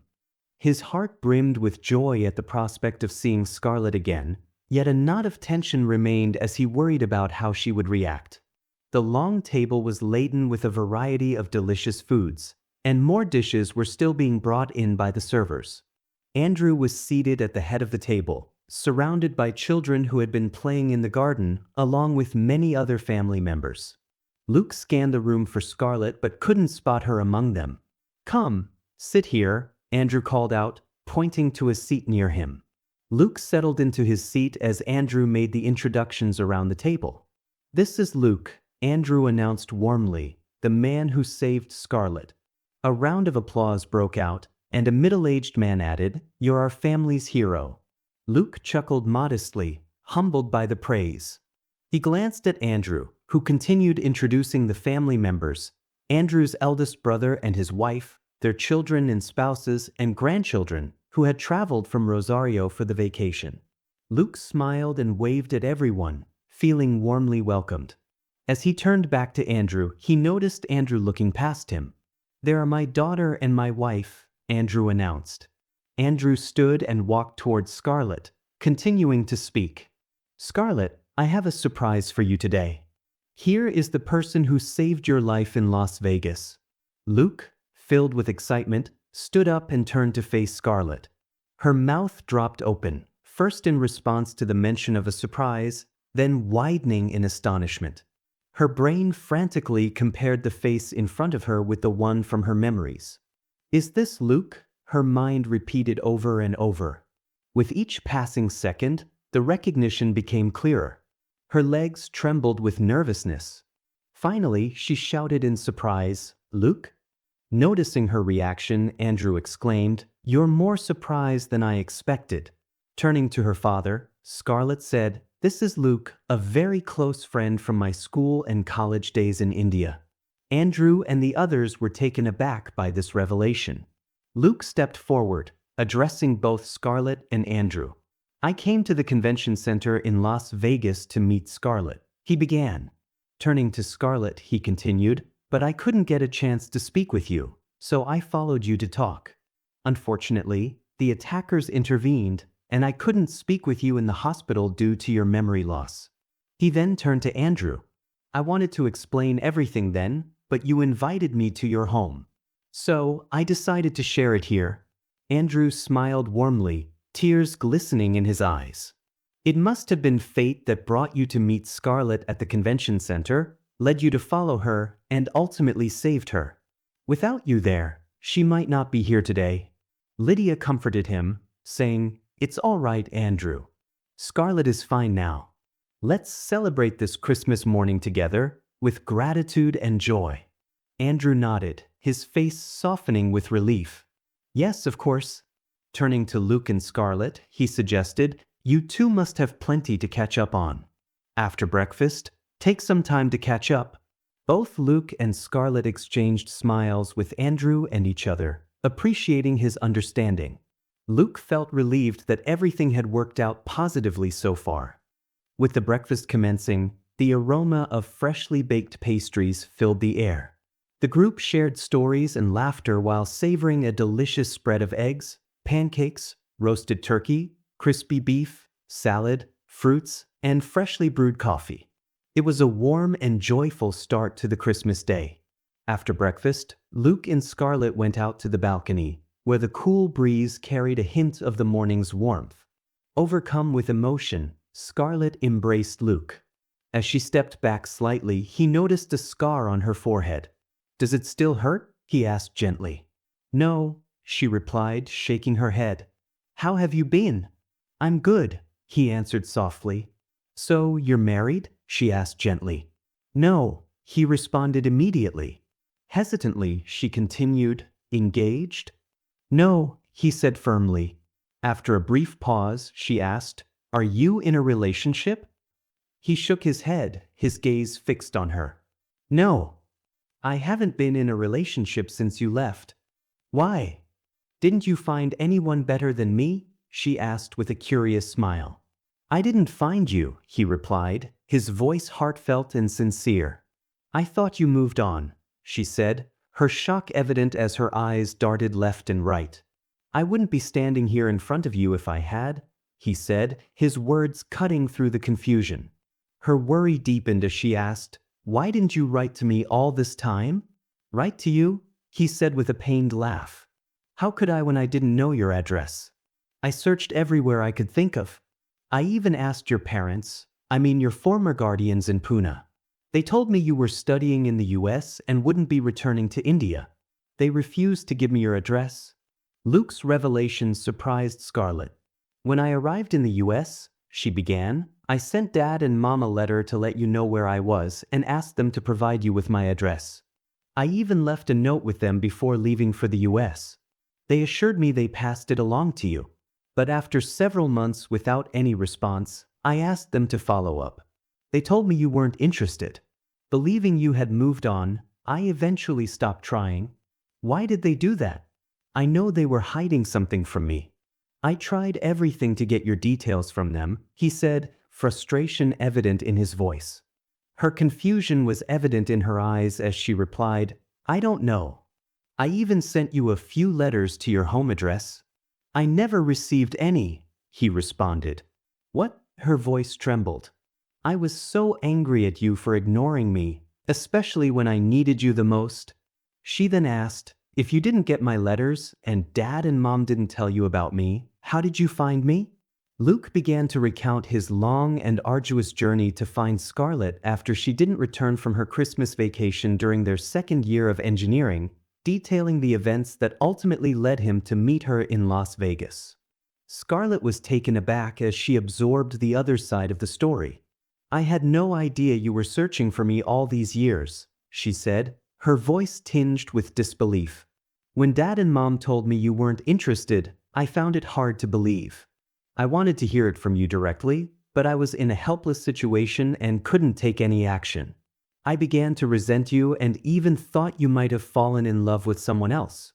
My life got so busy that I stopped thinking about you. Yet, our childhood memories always brought a smile to my face, and I came to realize that our fate to be together was confined to those moments. Why didn't you tell me the truth about them not being your real parents? He asked. Because I didn't know they weren't my biological parents until that Christmas vacation, she replied emotionally. Their deep conversation was interrupted by one of Andrew's eldest brother's grandchildren, who dashed up to them with a bright smile. Grandpa said it's time for the picnic, the child announced eagerly. Scarlet returned the smile, her eyes softening. We'll be there shortly. Picnic? Luke asked, a touch of surprise in his voice. We've planned a picnic at the park for today, Scarlet explained. Can we continue our conversation there? He nodded. Sure. After a brief pause, he added, by the way, I met Alex before coming to the US. He wanted me to tell you how much he misses you. Her eyes brightened with emotion. I miss him a lot too. Dad and Mom mentioned in a letter that they hadn't told Alex I'm not his real sister. They wanted to keep that from him until he's in college. He nodded in understanding. That makes sense why Alex was unaware. Yes, she confirmed, a trace of sadness in her voice. It's been years since I've heard from Dad and Mom. It feels like they've forgotten about me. With that, Luke and Scarlet headed to join the family members for the picnic. The park exuded a lively atmosphere with families and friends scattered across the green lawns, each group engrossed in their own picnic activities. Andrew's family had secured a prime spot beneath a majestic, towering tree, where they had laid out vibrant picnic blankets and set down baskets filled with treats and refreshments. The children wasted no time in unleashing their energy, darting around the blanket and gleefully engaging in games. Luke noticed a few of Andrew's bodyguards keeping a watchful eye from a respectful distance, ensuring everyone's safety without intruding on their enjoyment. Luke and Scarlet joined in the youthful exuberance, playing games with the children, tossing frisbees back and forth, and watching kites soar gracefully against the backdrop of the clear blue sky. The infectious laughter and animated conversations of the children brought a sense of joy and rejuvenation to Luke and Scarlet, reminding them of carefree days and the simple pleasures of life. Chapter 12. Scarlet guided Luke to a spot beneath a shady tree, not far from their picnic area. She began recounting her experiences during the Christmas vacation in 1961. The morning after Christmas Day, Lydia arrived at Scarlet's home, where she was greeted warmly by Michael and Maya. Scarlet, who had never met Lydia before, watched the scene with curiosity. Alex was away at a friend's house for the holiday, leaving Scarlet alone to face this unexpected visit. Lydia approached Scarlet with a warm smile. You've grown so much, and you're even more beautiful than in the photos I've seen. Scarlet smiled politely but felt a sense of confusion, glancing at Michael and Maya for some clue about Lydia's identity. Lydia turned to Michael and Maya.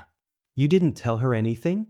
Maya, her voice tinged with guilt and hesitation, replied, We were waiting for you to tell her directly. We didn't have the courage to do it ourselves. Lydia nodded, acknowledging the gravity of the moment. All right, I'll handle it. Taking Scarlet's hand gently, Lydia led her to her room. They sat together on the bed, while Michael and Maya anxiously watched from the hall, peeking through the ajar door. Lydia pulled out a photo album from her bag and placed it between them. She opened the album slowly, revealing a photo of a newborn baby. She pointed to the picture and said, This is you, taken in the hospital in Argentina. Scarlet stared at the photo, her shock and confusion evident. She glanced back at Michael and Maya, searching for some form of denial or clarification. Lydia turned to the next page, revealing another photo, a baby with a man and a woman. Pointing to the man in the photo, Lydia said, This is your father, Andrew Samuel, and then, pointing to the woman, This is your mother, Lily? Scarlet's mind raced as she struggled to process the information. How is this possible? She exclaimed, her gaze shifting back to Michael and Maya with a desperate plea. They're my parents, she insisted, tears welling up. Why are you lying to me? She ran to Michael and Maya, hugging them tightly. Maya gently stroked her hair and said, "Listen to Lydia. What she's telling you is the truth.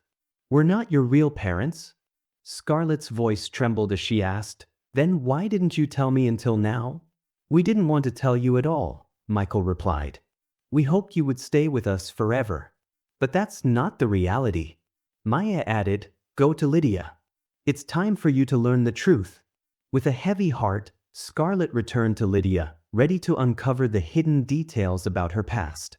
Lydia continued flipping through the photo album, guiding Scarlet through a visual journey. Page by page, they traveled back in time until they reached the last photo, capturing moments from Scarlet's life up to her first birthday. Lydia closed the album and began to reveal the stories beyond its pages. When you were a year old, your parents made the difficult decision to divorce. Their demanding schedules and diverging priorities left little room for you, so they entrusted your care to their trusted family friends, Michael and Maya. Michael was the manager of one of Andrew's businesses, and Maya was a close friend of Lily. Scarlet, struggling to absorb the weight of this revelation, asked with a tremor in her voice, "Where are my real parents now?" Lydia reached into her bag and pulled out an old newspaper, showing Scarlet an article. "Your mother passed away in an accident a year after your parents' divorce," she explained softly, giving Scarlet time to read the article in silence. As Scarlet took in the details of her mother's tragic fate, Lydia added with a note of admiration, "Your mother was a remarkable actress." Scarlet turned to Lydia with a blend of confusion and disbelief. "Who are you then?" she asked. Lydia's eyes softened as she responded, "Ah, I forgot to introduce myself. I'm your stepmother." Lydia noticed a collection of dolls and toys displayed on a shelf in the room. "You still have these dolls?" she asked with curiosity. Scarlet looked at them, and Lydia's gaze fell on a doll dressed in the colors of the Argentine national flag. With a hint of nostalgia, Lydia continued, "I remember Andrew and I bought this for your 12th birthday, along with a matching dress for you." Scarlet was taken aback. "But they're from Uncle Santa. Andrew didn't want you to know that he was your real father," she began, her voice tender. "But he couldn't resist sending you gifts. So he sent them under his childhood nickname, Santa?" Overwhelmed by the swirl of newfound knowledge and emotions, Scarlet retreated to the bed, seeking solace in sleep.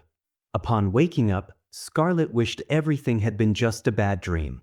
She wandered through her home, searching for Lydia but found no sign of her. Heading to the kitchen, where Maya was busy cooking, Scarlet began, "Mom, I had a terrible dream while I was sleeping." But as she approached, she noticed tears in Maya's eyes. "What's wrong?" Scarlet asked, her concern deepening. Maya took a deep breath and replied, "Lydia just left. She will come back tomorrow morning to take you to the US." Scarlet felt a jolt of shock as the weight of reality crashed down on her. "Why should I go?" she demanded, her voice trembling. "They didn't need me all these years. Why do they want me now? You and Dad are my parents?" Maya's expression was pained as she spoke.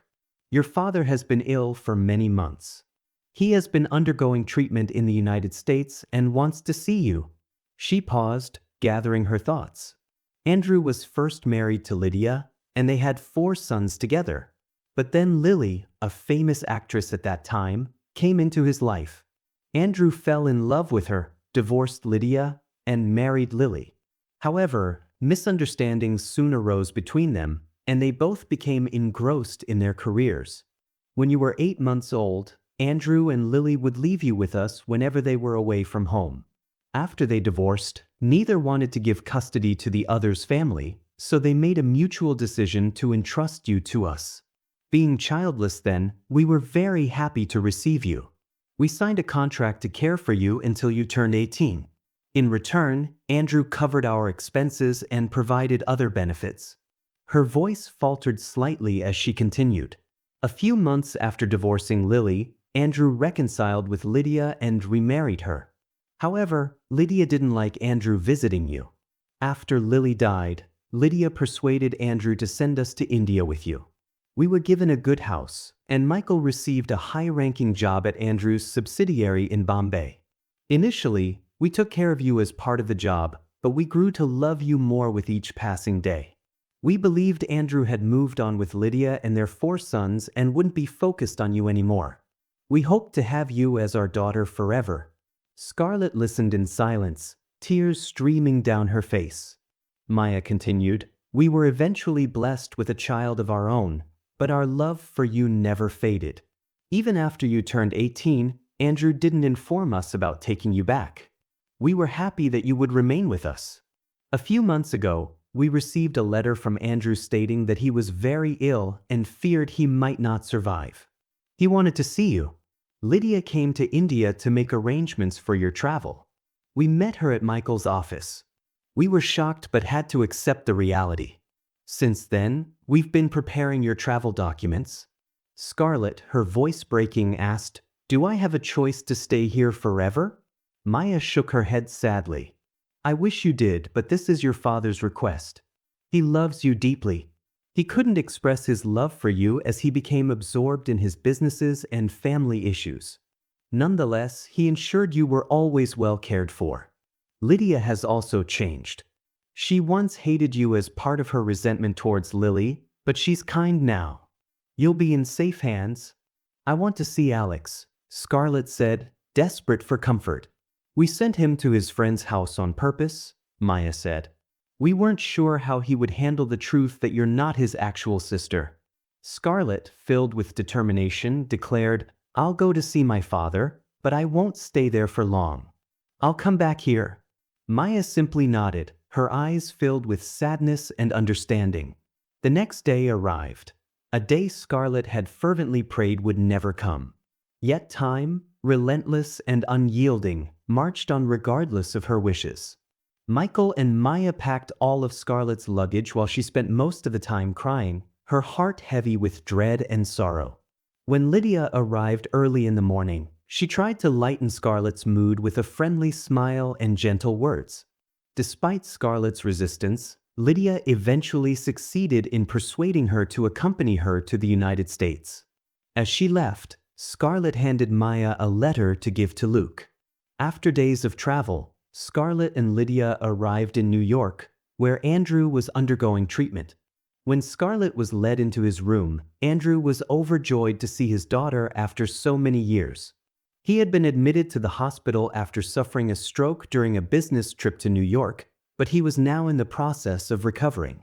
Andrew bombarded Scarlet with questions, his eagerness evident, but she didn't feel like answering any of them. Sensing her discomfort, Andrew shifted gears and began sharing stories about her early years, her mother, and some cherished memories. Yet, nothing seemed to cheer Scarlet up. She simply listened quietly, her mind elsewhere. Sensing the tension, Lydia interjected, "She might be hungry." Andrew nodded in agreement. "Ask Alberto to take her to the cafeteria." Scarlet followed Alberto through the corridors of the hospital to the cafeteria. Meanwhile, Lydia stayed behind, recounting the events of the journey and Scarlet's emotional state to Andrew. In the cafeteria, Alberto tried to make small talk, but Scarlet's mind was far away, thinking of the life she had left behind. She picked at her food, barely tasting it, her thoughts clouded with uncertainty and longing. The next day, Andrew informed Scarlet that he was making arrangements for her to study in the US.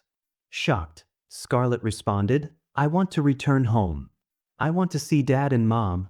She promptly sent letters to Michael and Maya, expressing her desire to return. In response, they sent a persuasive letter urging her to heed her biological father's wishes, assuring her it was for her own benefit. Michael resigned from his job, and they relocated to Pune. They forwarded all her belongings from Bombay to her US address. Despite sending numerous letters, they refrained from responding in order to discourage her from returning. In some of her letters, she also inquired about Luke. Scarlet explored several ways to escape to India, but none proved feasible. Eventually, she decided to attend college and live on campus to maintain a distance from Andrew and Lydia. She chose to pursue a degree in economics in Texas. During this time, Scarlet began to see Andrew as a caring and loving individual, and Lydia's kindness became apparent to her as well. Over time, her resentment towards them diminished, replaced by empathy and gratitude. Meanwhile, Andrew made a full recovery from his illness. In conversations with her best friend Amanda at college, Scarlet started to confront the reality that Luke might be in love with someone else. She understood that it was better not to disturb him. Yet, deep down, she felt an undeniable urge to see him one more time. Upon graduating, Andrew entrusted Scarlet with a significant responsibility by appointing her as the deputy CEO of his company. This role was incredibly challenging, not only due to the demanding nature of the job but also because of the hostility from her stepbrothers. They resented her position and made her job even more difficult by undermining her authority and creating obstacles at every turn. A month into her tenure as deputy CEO, Scarlet planned a trip to India to see her former guardians and Luke. However, her stepbrothers orchestrated an accident on her way to the airport. Miraculously, she emerged unscathed, but the experience left her deeply shaken. Despite the constant adversity, Scarlet discovered a deep reservoir of resilience within herself. Although she often felt like abandoning everything and running away from her responsibilities, something inside her kept pushing her to persevere. She faced each challenge head-on, determined to rise above the negativity. As the years passed, Scarlet not only overcame difficulties but also grew increasingly confident in her abilities and her role. Reflecting on her journey, she felt a profound sense of accomplishment, having thrived and emerged stronger, more determined than ever.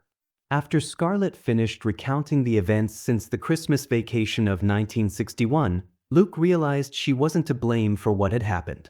Contemplating the possibility of reigniting their love, he found himself engulfed in a whirlwind of doubts and uncertainties. He sensed that she had changed since their college days. Something was missing, the loving connection they once shared. He couldn't shake the nagging fear that her new status and position might hinder their reconnection. What if the passion they once shared had faded into mere memories, lost amidst the complexities of her life? What if she had moved on, now drawn to a wealthy man more suited to her elevated social standing? Despite the overwhelming apprehensions swirling inside him, he resolved not to let fear dictate his actions. He was determined to face her and express the emotions that had been building within him. However, the fear of rejection loomed large in his mind. As time passed, the weight of his unspoken feelings became unbearable, pushing him to the brink of breaking the silence. Summoning every ounce of courage he possessed, he resolved to broach the subject with her and finally confront the lingering questions that plagued his mind. But before he could voice his concerns, she preempted him with her own words. "I heard you'll be here for the entire week," she remarked. "Let's put the past behind us and focus on enjoying our time together. I do have some meetings lined up, but I'll do my best to reschedule the less important ones for next week." With a silent nod of acceptance, Luke yielded to Scarlet's decision. Determined to make the most of their week together, he resolved to reignite the spark of love between them, whether by coaxing her into discussing their feelings or by bringing it up himself before leaving Argentina. During Luke's week-long stay, Scarlet delighted in showing him the enchanting sights of Buenos Aires and its surroundings. Together, they created cherished memories as they explored beaches, wandered through lively streets and parks, visited iconic landmarks, and enjoyed meals at cozy cafes. She even included him in some of her business meetings. Throughout their outings, she maintained a low profile, deliberately avoiding bodyguards to keep their time together intimate and unobtrusive. As the days passed, the bond between Luke and Scarlet grew stronger, rekindling the familiarity and affection they once shared. However, she showed no signs of romantic interest in him, choosing instead to focus on their present experiences. Whenever he reminisced about their past love, she deftly changed the subject. He felt the burden of their impending farewell grew heavier with each passing day. Scarlett's longtime driver noticed a shift in her demeanor. "I've never seen her so happy," he confided to Luke one afternoon. "You're bringing out a side of her that's been dormant for a while." On the final evening of his stay, Luke found the courage to discuss the matter that had been occupying his thoughts. They sat side by side on a bench overlooking a serene lake, the setting sun casting a warm glow over the water. "Scarlet," he began, his voice tinged with apprehension, "I need to ask you something important." She turned towards him. "What is it, Luke?" Taking a deep breath, he asked, "Do you think we could give us another chance? Can we revive what we had?" Her smile faded, replaced by a look of contemplation. She sighed deeply, her gaze dropping to the ground. "Luke, I've been expecting this question from you all week," she began slowly. "But after hearing about all the chaos in my life, I thought you might not want to." She paused, her voice trembling slightly. "My life is so complicated right now. The responsibilities, the expectations, the conflicts, it's all too much." His heart sank. "But Scarlet, we can face it together. We were always better together." Tears welled up in her eyes. "I know, Luke. But I don't want to pull you into my mess. You deserve someone who can give you everything without holding back, and right now, I can't do that."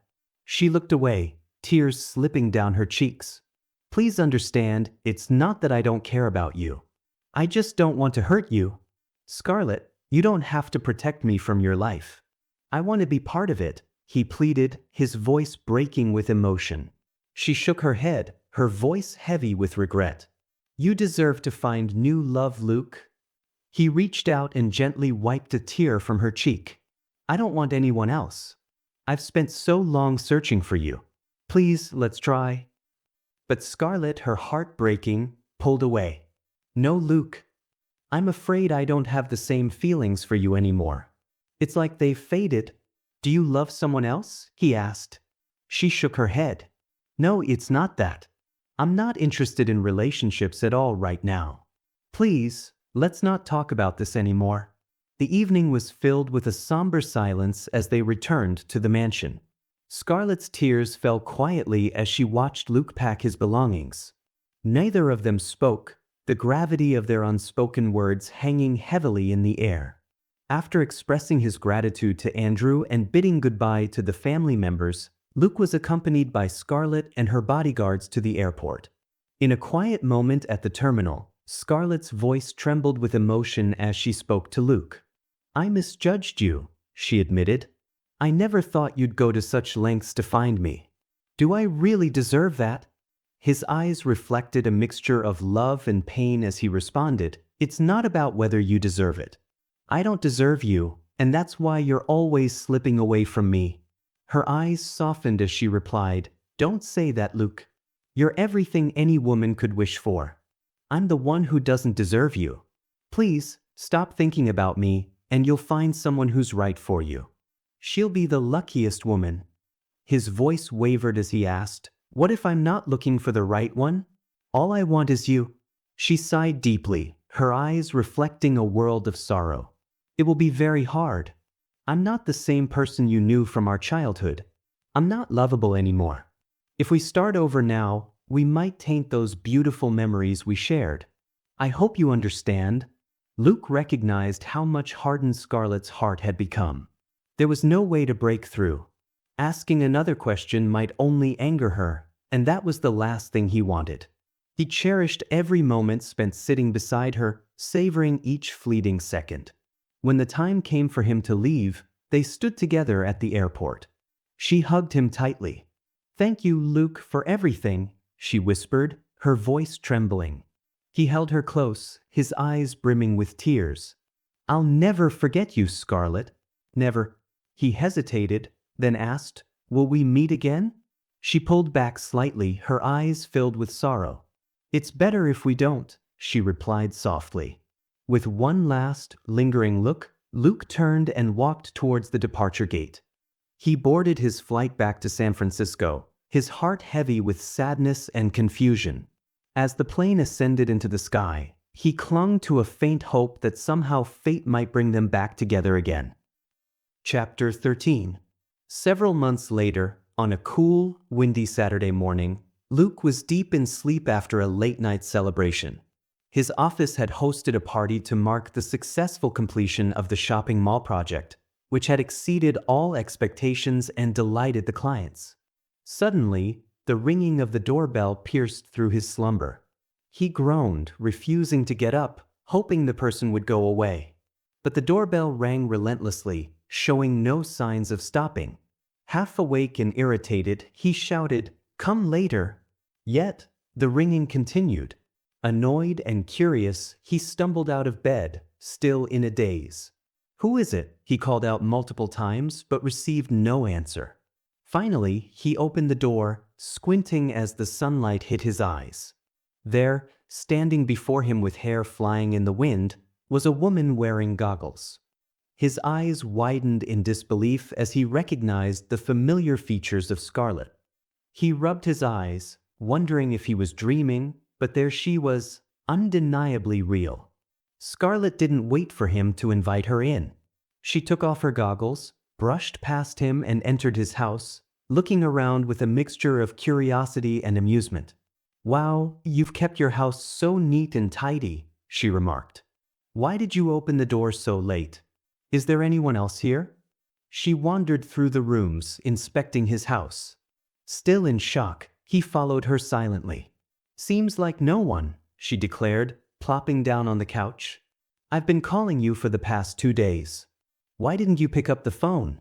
Finally finding his voice, he grabbed a glass of water from the table and took a long drink. "I had a hectic schedule at work and only got free last night," he explained, still bewildered. "How come you're here?" She looked at him with a smile that conveyed 1,000 unspoken words. "I've realized something important, Luke," she began softly.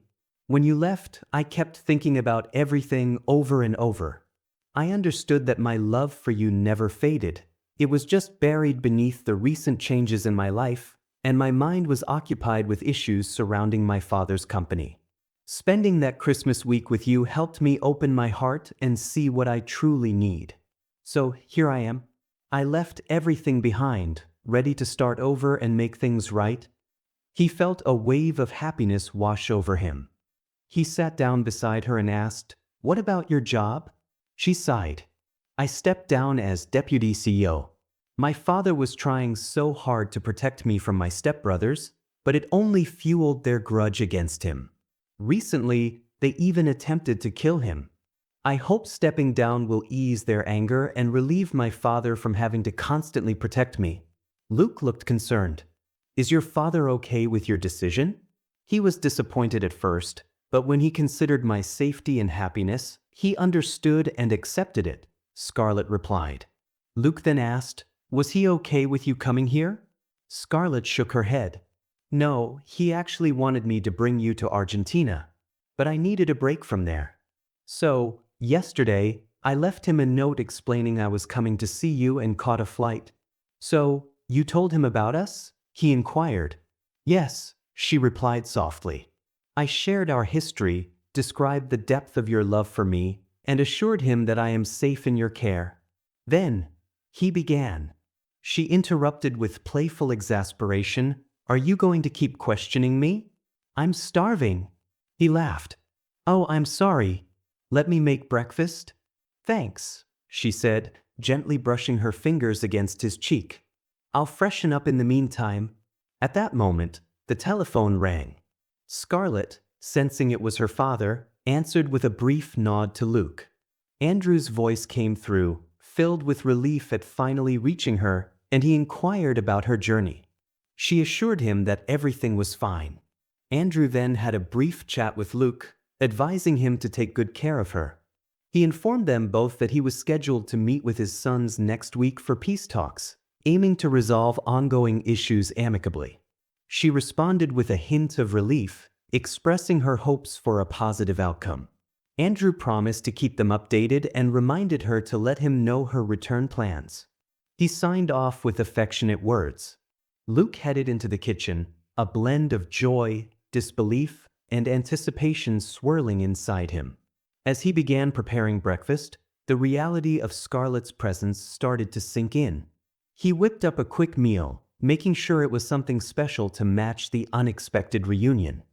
After freshening up, Scarlet joined Luke in the kitchen and watched him cook with a soft smile on her lips. He set the table and they sat down to eat. The meal was simple but delicious. They chatted about lighter topics, reminiscing about their teenage years and sharing stories. As they rested comfortably on the couch, Luke and Scarlet soaked in the ambient music filling the room. She turned to him with a playful glint in her eyes, breaking the tranquility with a gentle question. "Can we dance?" He looked slightly hesitant. "Dance? I'm not really sure how." With a warm smile, she reassured him, "I'll teach you tango. I've picked up a few steps from social gatherings in Argentina." Curious and willing, he agreed. "All right, let's give it a try." She carefully selected a record from the nearby shelf, one that whispered of romance. As the music filled the room with its passionate rhythms, she guided him through the basic steps of tango. "It's quite romantic," he admitted softly as they moved in tandem, their bodies swaying to the sultry beat.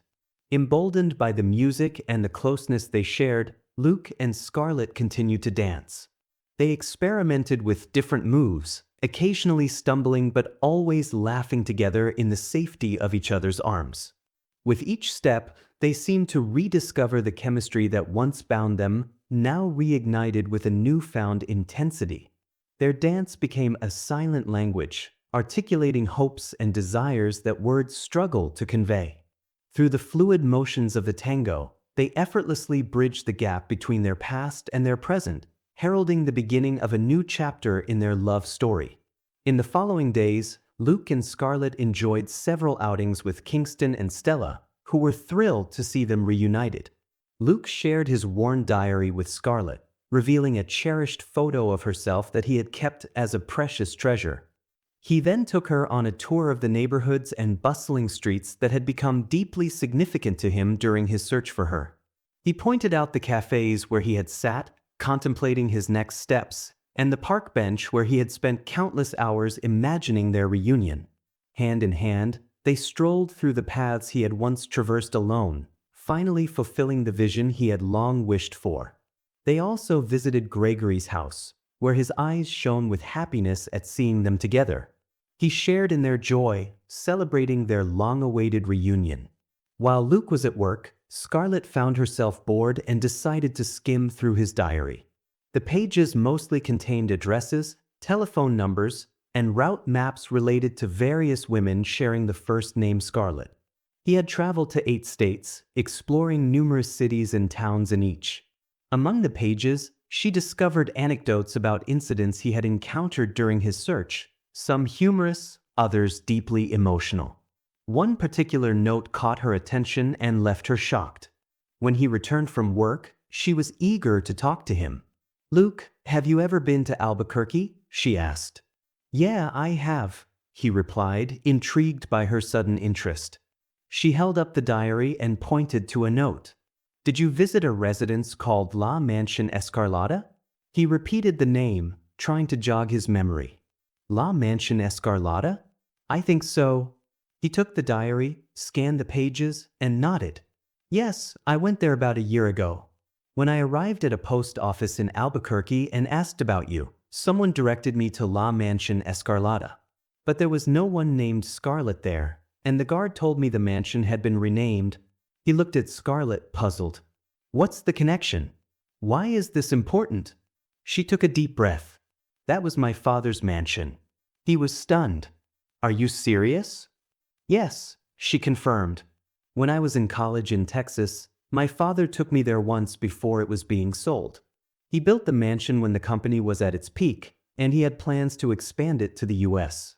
He meticulously customized every part of the mansion and intended to give it to me as his gift. However, after my stepbrothers misused the company, he had to pay a significant compensation.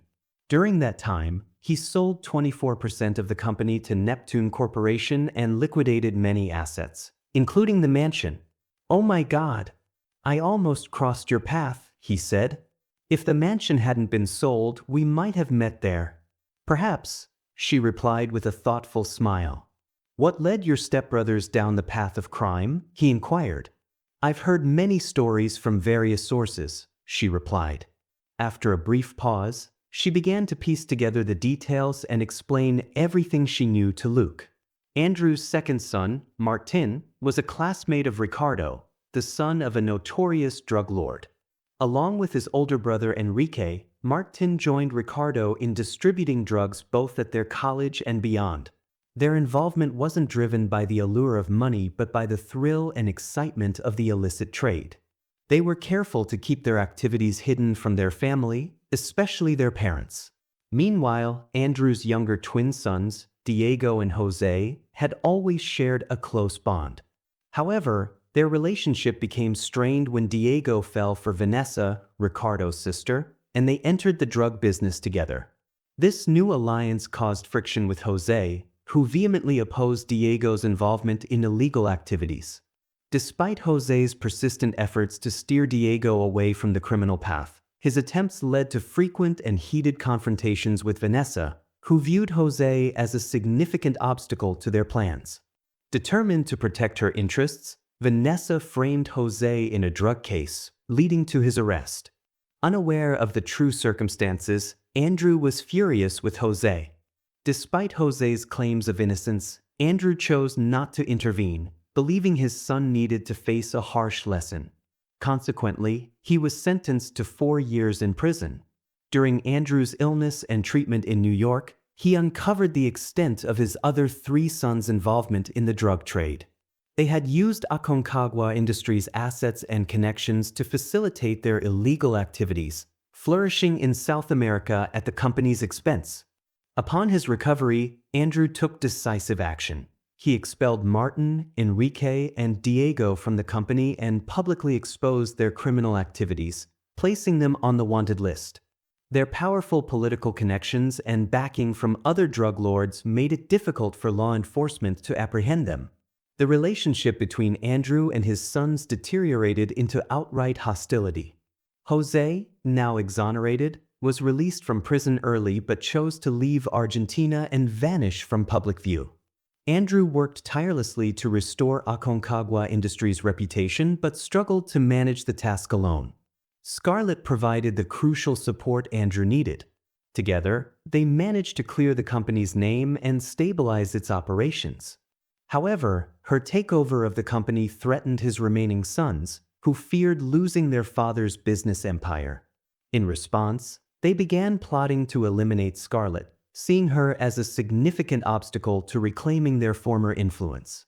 Luke's expression shifted from shock to deep, contemplative concern as she finished recounting the turbulent history of Andrew's sons. After a moment of silence, he finally spoke. "Wow, Scarlet, I had no idea your family was entangled in so much. It's incredible what you and your father have managed to achieve, turning things around for Aconcagua Industries. But knowing your stepbrothers are out there, plotting against you, is terrifying. You're incredibly brave to have faced all of this and still come out fighting." "During my last conversation with my father," she replied, "he mentioned that my stepbrothers assured him they wouldn't cause any more trouble for me since I'm no longer in a position of authority at the company. They offered to leave the drug business if they were given control of the company. However, my father couldn't trust them. He declined their offer and told them to come back clean and prove themselves before he would even consider discussing it." "Do you think they will?" he asked. She sighed. "I don't know," she admitted. "In 2 weeks, my father is coming to New York and wants us to meet him there. Can we go? We could stay for a week and explore the city together." He smiled. "Absolutely. I always love exploring places with you. Plus, work is light right now, so taking time off won't be a problem." In New York, Luke and Scarlett had a fantastic time exploring the city. They visited iconic landmarks like Central Park, the Statue of Liberty, and Times Square. They strolled through art galleries, enjoyed Broadway shows, and dined at renowned restaurants.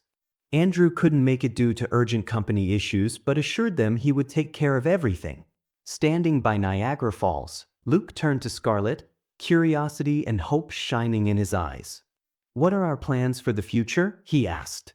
She pretended to think deeply, tapping her chin playfully. "Let's get married," she said with a mischievous grin. His eyes widened with surprise and joy. "Are you sure?" he asked, needing her affirmation once more. "More than anything," she replied, laughing. He joined in her laughter, the sound blending with the natural symphony around them. "Okay then, let's start planning the wedding," he said, excitement bubbling in his voice. Her eyes sparkled with delight. "Where should we have the wedding?" she asked. He scratched his head and laughed at the complexity of the situation. "That's a tricky question. We're in the US now, your father is in Argentina, my parents and your former guardians are in Bombay and Pune, and my hometown is Madras. We'll need to think carefully about this." She nodded, understanding the challenge. "Let's put that question aside for now," she suggested. "When are you going to tell your parents?" "I was planning to go to Bombay next month and spend a month there on vacation," he replied. "I haven't visited my parents since moving to the US. In the meantime, you should talk to your father." "I'll discuss it as soon as I see my father next time," she promised. Luke and Scarlet made significant progress with their wedding plans. They talked about their future together and envisioned a home filled with love, laughter, and happiness. On a rainy day, Luke and Scarlet returned to San Francisco. Exhausted, they promised themselves no more trips for the rest of the month. Luke was swamped with work over the next few days, but on the weekend, they decided to take it easy. They walked to a nearby cafe for breakfast. As they enjoyed their coffee, Luke suddenly noticed a familiar face entering the cafe. He looked at Scarlet, who was sitting opposite him, and said, "Isn't that Alberto?"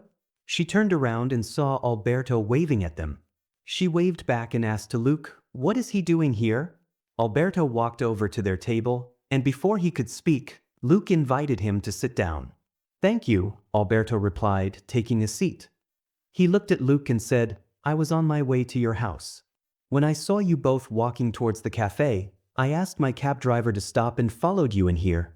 Luke and Scarlet smiled, but their expressions quickly shifted as they noticed Alberto's face turn somber.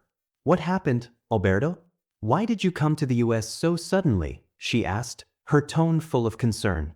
"It's about your father," Alberto began, but their conversation was interrupted by a waitress. "Sir, would you like anything?" the waitress asked. Alberto paused, then ordered a black coffee. As she left, Scarlet, now tense, pressed him. "What happened to my father?" "He's in prison," Alberto replied. "What?" Scarlet exclaimed, her voice a mix of disbelief and worry. Luke, equally shocked, asked, "Why?" "There was a severe accident at the manufacturing unit in Frias," Alberto said. "Poisonous gases leaked, affecting the surrounding area and causing a mass evacuation. Many workers lost their lives. It was found that more chemicals than permitted were stored at the site, though the company was unaware of this. Rumors suggest that your stepbrothers might have been involved. To address the crisis and manage the public outcry, the government arrested Andrew. With him out of the picture, Neptune Corporation took control of Aconcagua Industries." Scarlet's heart sank. "What can we do now?" she asked, her voice trembling. "Your father wants to see you," Alberto replied. "I came to pick you up." Scarlet, feeling she had no other choice, agreed to go with Alberto. Luke, concerned and unwilling to be left out, asked, "Should I come with you?" She gave him a reassuring look. "I'll manage. I'll call you if anything comes up." Luke watched as Scarlet packed her bag, preparing for yet another sudden departure. Outside, the wind howled and rain pounded against the windows, echoing the turmoil in his heart. He felt a growing emptiness as she left, already missing her presence. His mind was filled with worry, and he was anxiously awaiting her call. Chapter 14. For a week, San Francisco endured relentless rain, which flooded the city and disrupted many services, particularly telephone and postal operations. Luke, anxiously awaiting news from Scarlet, grew increasingly worried as each day passed without an update. Despite his mounting concern, he knew that traveling to a nearby city or state to make a phone call would be futile. The floods had affected the entire state of California, making transportation nearly impossible. The few vacant houses in the housing complex were repurposed as temporary offices for the employees. Luke balanced his tasks diligently, compartmentalizing his personal anxieties from his work commitments. The following week began with the rain still at its peak, but gradually it started to subside. By the end of the week, there was hope that the city would begin to recover from the flooding. As the waters receded, city departments worked to resume their services. Luke eagerly awaited the restoration of communication lines. When he checked with the post office, they informed him that letters were still stuck in various locations and it would take a few more days for everything to return to normal. 3 long weeks had passed since Scarlet left, and Luke's patience was wearing thin. Each day felt like an eternity, with the uncertainty and lack of communication gnawing at him.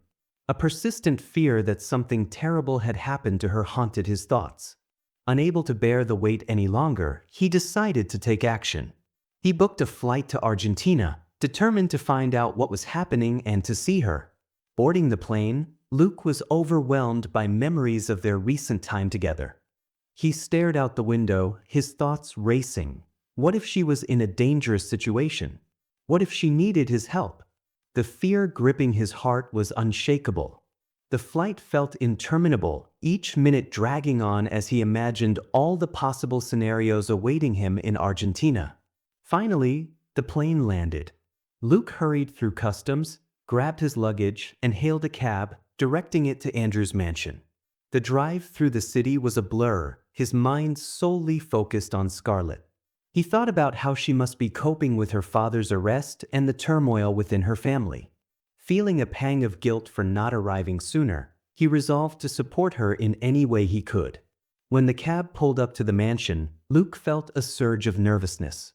He paid the driver and hurried to the gate, only to be stopped by a bodyguard. As Luke tried to explain his reason for being there, Scarlet's driver spotted him and intervened, instructing the bodyguard to let Luke in. The driver then walked with Luke to the front door of the mansion. Luke's anticipation mounted as he glanced up at the balcony and windows, searching for any sign of Scarlet.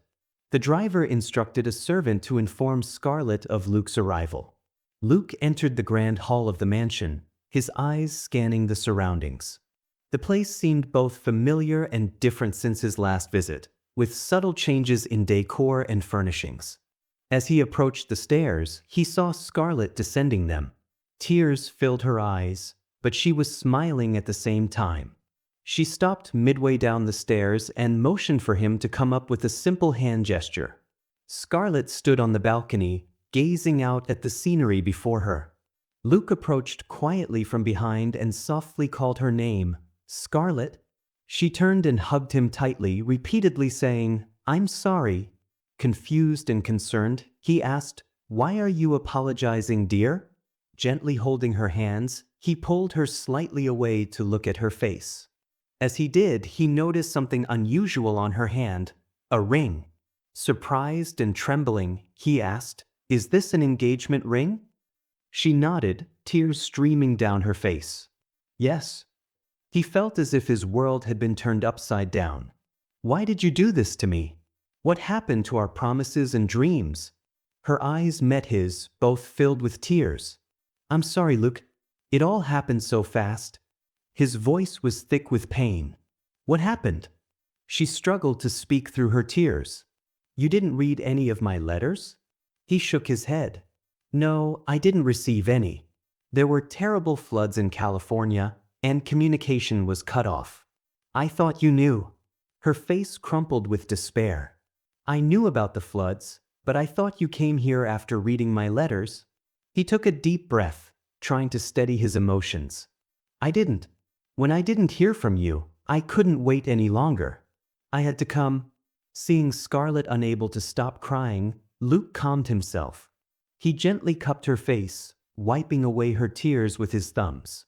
"It's okay," he said softly. "Do you have a fever?" "Yes," she replied. "I've had a high fever for the past week and have been taking medicine. I've also been getting frequent headaches. It's probably due to the stress I've been under." He helped her sit on the swing chair on the balcony and asked, "Tell me what happened over the past few weeks." Scarlet took a shuddering breath and began to recount the events. When she arrived in Argentina with Alberto, he had taken her straight to the prison where her father was being held. She couldn't believe she would be seeing him behind bars. During visiting hours, she met him, feeling a desperate need to help. "Father!" Scarlet cried when she saw Andrew, tears pouring down her face. "I'll sell all my assets and shares.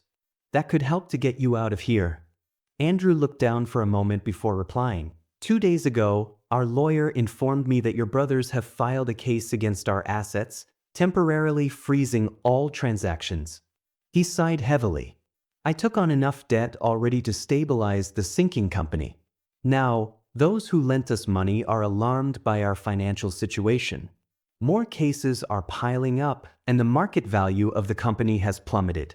Even if we sell everything we have, we can't escape this." Alberto, who had been quietly observing, noticed a bandage on Andrew's right hand. "What happened to your hand?" he asked. Andrew hesitated before answering. "I was attacked yesterday afternoon. I think it was some drug dealers who used to work with my sons." Scarlet's shock deepened. "How can we get you out of here?" she asked, her voice trembling. Andrew shook his head. "I don't see any way out. We just have to face it." Desperate and feeling the weight of her father's predicament, Scarlet sought advice from lawyers, relatives, and friends. She quickly realized that securing Andrew's release was far more complicated than she had anticipated. The legal and financial entanglements were overwhelming. Her stepbrothers had orchestrated a meticulous operation to seek revenge on their father for not giving them control of the company. They used their political and other connections to frame him with false evidence. Lydia did her best to intervene, but her sons, influenced by drugs, were driven solely by their desire for revenge. Although Andrew was now willing to surrender the company to them, they no longer had any interest in it. Returning to the prison, defeated, she told Andrew, "Father, I've tried everything. I don't know what to do." His face was weary. "Yesterday morning, Carlos Gonzalez, the founder of Neptune Corporation, came to see me. He offered to buy the remaining shares of Aconcagua Industries at a very good price. He said he could use his political connections to get me released, as he is aware of my innocence. But there's a condition. He wants his son, Nicholas Gonzalez, to marry you. He claims you're the most beautiful woman in his eyes." Her eyes widened in shock. "No, no, Father. I'm in love with Luke. I want to marry him. We were just about to tell you." His expression fell. "I always wanted you to be happy, Scarlet. I never wanted my problems to ruin your life. I wish I had another option. I'm so sorry for dragging you into this mess." She left the prison, her mind in turmoil. Back at the mansion, she spent hours alone, torn between her duty to her father and her love for Luke. Should she sacrifice her future with Luke to save her father, or stay true to her heart, potentially leaving her father in peril? She tried to call Luke several times that day. Unable to reach him, she wrote a letter explaining everything and sent it to him. As Scarlet recounted these events to Luke, her voice broke several times, and tears continued to stream down her face. He listened intently, his own heart aching with every detail she revealed. He felt a surge of anger towards the circumstances and a profound sadness for her suffering. Scarlet continued, her voice trembling, "Last week, I got engaged to Nicholas. My father was released from prison only after the engagement. Did you know him before?" he asked. "A year ago, he proposed to me, but I rejected him," she replied. With tears in his eyes, he asked, "Where is Andrew now?" She sighed. "He's gone to meet Carlos to complete the handover of Aconcagua Industries. We're left with just this mansion and a few small family businesses, with shares divided among a long list of relatives. Aconcagua Industries was founded separately by my father when he was young. He was a brilliant businessman, but he was betrayed by his own sons." His tears flowed freely as he asked, "So, I'm losing you again?" She remained silent, unable to find the words to respond. Finally, she broke the silence, her voice barely a whisper. Luke, you need to move forward. Life doesn't always go as we plan or expect. I'm so unlucky to lose someone like you after all these struggles. Maybe it would have been better if we had never met than to lose you now. When I first met my father, I hated him intensely and tried everything to escape from him. But once I understood him, I couldn't stand feeling powerless, knowing that I was the only one who could set him free. His voice broke as he said, "What about me? I always thought only of you." Her eyes brimming with tears, replied, "I'm sorry, Luke. You'll find someone better than me. Please try to understand." His voice, filled with frustration, responded, "How can I understand?" She was taken aback by the anger in his voice, a side of him she had never seen before. He took a deep breath and softened his tone. "I'm sorry. Can't you find another way to resolve this?" She shook her head, her hand resting on her forehead as she avoided his gaze. Seeing her steadfastness and recognizing the burden she was already carrying, Luke realized he couldn't push her further. He decided to leave Argentina that very day. Without saying another word, he walked out of the mansion. As he reached the gate, he turned back and looked up at the balcony. Scarlet stood there, watching him with a blend of sorrow and resignation. He captured her in his memory one last time before turning away and heading towards the airport. At the airport, Luke endured hours of waiting for the next flight to San Francisco. His eyes, heavy with unshed tears, tried to avoid blinking to keep them from spilling in public. He stared blankly at the throngs of passengers moving through the terminal, his thoughts drifting to the happy moments he had shared with Scarlet. The realization that he had no clear plan to win her back gnawed at him relentlessly. As Luke reflected on how close he had come to marrying Scarlet, he felt a mixture of accomplishment and loss. His brief success in reuniting with her ultimately failed. The thought of Scarlet marrying Nicholas pierced his heart like a dagger. He wished desperately that he could alleviate Andrew's debts, sparing Scarlet from having to sacrifice their love.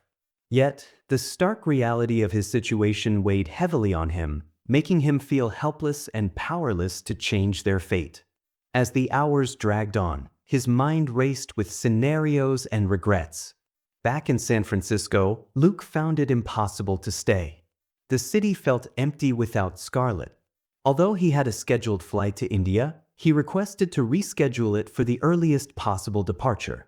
He applied for a long vacation from his company and left for India, hoping to find solace and clarity about his future. Chapter 15. Back in Bombay, Luke was warmly embraced by his parents and brother. Their love and joy at seeing him after so long filled his heart. He brought with him electrical devices, clothing, jewelry, perfumes, candies, snacks, and other items, which they eagerly accepted. The familiar sights, sounds, and smells of home provided a comforting distraction from his recent heartbreak. He began to feel a growing desire to stay in India permanently rather than returning to the US. On a quiet morning, Luke sat in his room, tears trickling down his face as he looked through recent photos of himself and Scarlet taken in the US. Each cherished moment now felt like a sharp sting in his heart. He tried to hold back his tears, but the emotional pain was overwhelming, and they flowed freely. His father, noticing Luke's distress as he passed by, gently entered the room.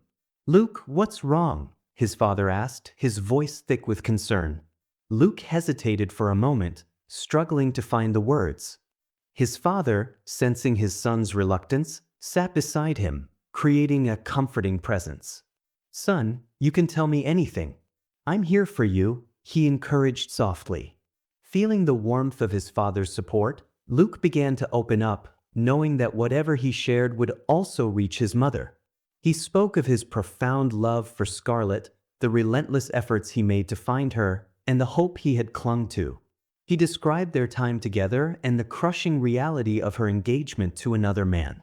His father listened with unwavering attention, allowing Luke to pour out his deepest emotions without interruption. When Luke finally finished, his father gently placed a reassuring hand on his shoulder. "You did your part well, Luke. his father said, his voice steady and comforting. You loved deeply and genuinely, and you went to great lengths to find her. That shows the strength of your character and the intense way you can love someone. Luke looked at his father, tears still glistening in his eyes. But it wasn't enough, Dad. I don't understand what I'm missing. She's with someone else now, and I feel like I've been let down. His father nodded, understanding the pain in Luke's words. She did her best too. Sometimes, despite our best efforts, life takes us in different directions. It's not a failure on your part or hers, it's just how things turn out. Luke sighed, feeling a small sense of relief from his father's words. I just can't stop thinking about her. That's natural, his father replied gently, his voice full of understanding. Healing takes time, especially when the separation has left such a deep wound in your heart. Don't isolate yourself. Step outside and connect with your friends, share your laughter. Cherish the happy memories, but don't let the painful ones weigh you down. With each passing day, your heart will find the strength to move forward. Luke nodded, feeling a bit lighter. His father's empathy and encouragement gave him a glimmer of hope that, eventually, he would find peace and perhaps a new path to happiness. Luke immersed himself in the vibrant life of Bombay, revisiting old haunts and reconnecting with school and college friends. Each reunion was filled with stories and laughter, bringing waves of nostalgia and joy. He distributed the gifts he had brought from the US, and these gatherings, brimming with camaraderie and affection, helped ease the pain in his heart. One friend he regretted not seeing was Bobby. Determined to catch up, Luke wrote a letter to Bobby, letting him know he would be visiting next month. Many of his friends were now married, and their conversations often turned to the topic of Luke's marriage. "When are you getting married, Luke?" they would ask with playful smiles, unaware of the recent turmoil he had faced. He would respond with a light-hearted laugh and a joke to deflect their curiosity, but each question cut deeply, a painful reminder of what he had lost. One day, Luke decided to visit William, his former general manager. As he approached the familiar office building, memories of his time there flooded back.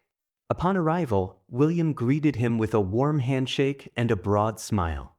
"Luke, it's been too long," William said, his voice filled with genuine pleasure.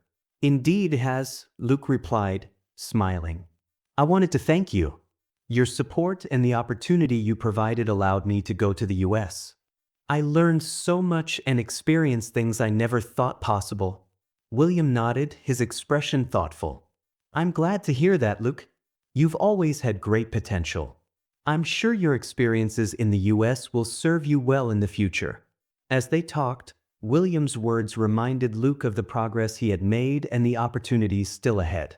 This conversation shifted his thoughts from his initial reluctance to return to the US to a renewed sense of purpose and optimism about going back. As John settled into a new job in Bombay, their parents decided to fulfill a long-awaited dream of buying a car for the family. They visited the showroom and selected a model that everyone liked, but they learned that delivery would take 75 days. With Luke on vacation for 3 months, he hoped to drive the new car before returning to the US. He frequently discussed his excitement with John, eagerly planning road trips and family outings. Luke reconnected with friends and family in Bangalore and Madras, attending weddings, family gatherings, and casual meetups. Each event was filled with warmth and affection, providing a soothing respite. Understanding his pain from his father's account, his mother gently brought up the topic of marriage. He asked for more time to fully heal, but his parents, eager to see him settled, began searching for a suitable bride without his knowledge. Luke traveled to Calcutta, eager to reunite with Bobby. Upon arrival, he learned that Leela was a few months pregnant and that Bobby's parents were also there. Bobby's mother and Leela prepared a delicious meal, and after dinner, Luke and Bobby settled down to catch up. Luke shared his struggles in finding Scarlet, their brief reunion, and how she had ultimately slipped away from him. Bobby listened intently, his expression full of sympathy. When Luke finished, Bobby said, "I understand how tough it's been, Luke. You did everything you could. No one else would have tried as hard as you did. What you need now is a break from the past and a fresh start. Luke smiled weakly, grateful for Bobby's efforts to lift his spirits. Bobby glanced at the calendar and added, "Tomorrow is Thursday, so I'll take a couple of days off from work. Let's head to Darjeeling and come back by Sunday night. A change of scenery might do you good." Luke agreed to the plan, welcoming the distraction. The next morning, they set off for Darjeeling, nestled in the lower Himalayas. The crisp mountain air and serene surroundings began to work their magic, easing the tension in Luke's mind. Their days were filled with exploration and adventure. They trekked through scenic trails, marveling at the vibrant flora and panoramic vistas of the valleys.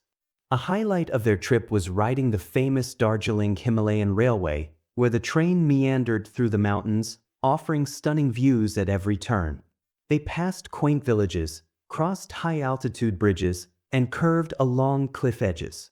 The rhythmic chugging of the train provided a perfect backdrop for their conversations and reflections. In the evenings, they explored bustling markets, sampling local delicacies and picking up souvenirs. On Sunday morning, they visited Tiger Hill to watch the sunrise. The first rays of light illuminated the snow-capped peaks of the Himalayas, including the majestic Kanchenjunga, in a golden hue, which left them awestruck. Luke turned to Bobby and said, "You're really lucky, Bobby. Marrying the woman you loved in college without any complications. That's something special." Bobby smiled warmly. "Thanks, Luke. I do feel fortunate, but every relationship has its own challenges. It's not always as smooth as it seems. Sometimes, relationships just aren't meant to end in marriage. I'm sorry about what happened with you and Scarlet. I think you might have had a different life if you'd accepted Anita's proposal." Luke gazed at the scenic beauty around him, imagining how his life might have been if he had married Anita. After a moment of reflection, he replied, "What you said might be true. I wouldn't have had to endure all those struggles every day. But the day I met Scarlet after years of searching, and the moments I spent with her afterward, I felt that every pain I had undergone was worth it. It feels like my heart is made for her." Bobby nodded thoughtfully, understanding the depth of Luke's feelings. "I get it, Luke." In the evening, they sat on a hard wooden bench at the railway station, waiting for the train that would take them back to Calcutta. Luke felt a swirl of emotions within him. On one hand, his heart was slowly recovering from the pain of his recent heartbreak. The serene beauty of Darjeeling and the unwavering support of his friend had provided a much-needed balm for his wounded soul. On the other hand, Scarlet's memories still encroached upon his heart, threatening to pull him back into the abyss of despair. Luke's heart felt like a battlefield, with conflicting emotions vying for dominance. After a moment of contemplation, he turned to Bobby and spoke with determination. "I think I should travel a little more to forget her memories. Only then will I be ready to open my heart to someone new." Bobby looked at Luke with concern. "Are you sure about this, Luke?" Luke paused, reevaluating his decision, then nodded resolutely. "Yes, I want to travel some more. I need to create new memories and experiences that will overpower my feelings for Scarlet. Otherwise, I'll be stuck in a cycle of constantly escaping from her memories." Bobby nodded in understanding. "All right then, if that's what you feel is right, go for it." "Thank you for all your support, Bobby," Luke said sincerely. With a final wave, Bobby boarded the train bound for Calcutta, leaving Luke alone on the platform. As he watched the train pull away, Luke felt a growing sense of anticipation within him. He was ready to embark on a new journey, one that would lead him away from the shadows of the past and towards a brighter future. Returning to the lodge where he had stayed with Bobby for the past few days, Luke booked his own room and began to plan the rest of his trip. He wrote the letter to his parents, which he intended to post first thing tomorrow, informing them of his decision to extend his tour by one more week. Chapter 16. Luke sat by the central lake in Darjeeling, absorbing the tranquil beauty of the surroundings. He noticed a middle-aged man with long hair and a camera slung over his shoulder sitting a few meters away. Luke struck up a conversation with him, and the man introduced himself as Rajiv from Bihar, a seasoned wildlife photographer who had spent years exploring forests and mountains around the world. He freelanced for several renowned publication companies. His passion for nature photography was evident in the way he spoke, his eyes lighting up as he recounted his adventures. Rajiv mentioned his upcoming solo journey to the Singalila forest, a pristine wilderness renowned for its diverse flora and fauna. Luke expressed his interest in joining him, and Rajiv eagerly agreed, sensing a kindred spirit in the young man. The next day, Luke and Rajiv ventured into the dense foliage of the Singalila forest, carrying all the necessary supplies for their stay. The forest was alive with the sounds of birdsong, crickets, and the rustling of leaves. Luke felt a surge of exhilaration as he followed Rajiv deeper into the wilderness. As the sun began to dip below the horizon, casting long shadows across the forest floor, Luke and Rajiv prepared to rest for the night. They set up a small tent and lit a campfire, the crackling flames providing warmth and a comforting glow. Rajiv remarked, "It's been a great day. I got so many wonderful photos. Just one roll of film left." Luke pondered for a moment before asking, "So, are we returning tomorrow?" "Yes," Rajiv confirmed. Then he added eagerly, "As we venture deeper into the forest, there's said to be a house made entirely of living trees. If I could photograph it, I'd consider myself very lucky. However, I'm not sure of its exact location, so it might be best if we start heading back towards town." "A living tree house?" Luke asked, his interest piqued. Rajiv nodded, leaning forward. "Yes. I haven't seen it myself, but from what I've heard, the house is formed by living trees joined together to create a single structure. Villagers in Darjeeling have spoken about it, and I even read about it in a book by a British author. Only a very few people have seen it." "Very few?" Luke asked, raising his eyebrows. "Yes," Rajiv replied. "The British author, her name escapes me, was exploring the forest with her father and other explorers. She got lost and stumbled upon the living tree house, where she stayed for the night. The next day, the forest seemed to guide her back to her father. She described what she had seen, but when her father tried to find the house, he couldn't. He dismissed it as a dream or a product of her fear. Years later, she wrote about her experience and the beauty of the tree house in a book. I read it a few years ago in a worn-out copy I found in a coffee shop in London. Do you think what she saw might be real?" Luke asked. "I don't know," Rajiv replied. "She described the forest as a maze. It's not easy to find it. It's hard to believe," Luke mused. "What do the villagers say about the living treehouse? Have any of them actually seen it?" "Some claim they have," Rajiv replied thoughtfully.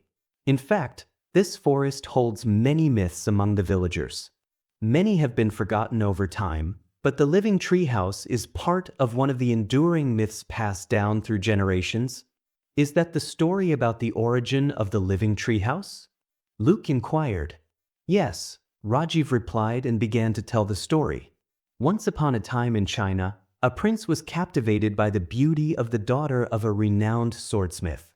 Despite his wealth and status, she remained indifferent to his advances. He was determined to win her by any means necessary.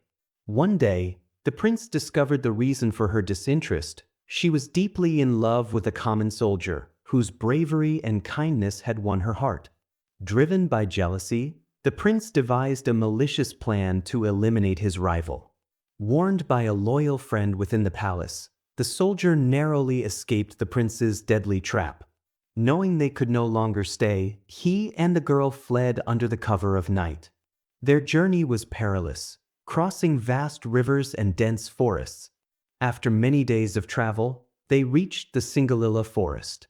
In the forest, the couple started a new life. They took in the red pandas, who became their pets. For a time, the couple believed they had found peace. However, the prince, still burning with vengeance, was relentless. He declared the soldier a traitor and led an army in pursuit of the couple, determined to capture and punish them. The army followed their tracks through rivers and forests, finally reaching the heart of the Singalila forest. One fateful day, as the couple enjoyed a peaceful moment by a stream, they heard the sounds of marching soldiers. Surrounded and outnumbered, they realized escape was impossible. Rather than face the prince's cruelty, they chose to die together, holding the soldier's sword, ready to end their lives as one. As they prepared to take their final breaths, the forest, witnessing their true love, could not remain unmoved. The forest spirits transformed the red pandas into mighty, fierce beasts. With an earth-shaking roar, they charged at the prince's army, driven by a protective rage. The battle was swift and ruthless. The transformed red pandas tore through the prince's soldiers with unmatched ferocity. The prince, watching his men fall, fled in fear, vowing never to enter the forest again. With the threat vanquished, the forest revealed its true magic and created a beautiful home for the couple, a sanctuary where they could live in peace. The red pandas, now guardians of their love, resumed their gentle forms, watching over the couple and their future children. Luke was thrilled, bubbling over as he imagined the beauty of the legendary living treehouse. How about we search for the treehouse? If we don't find it by tomorrow evening, we can head back. Rajiv considered this for a moment, then grinned. Sounds like a plan.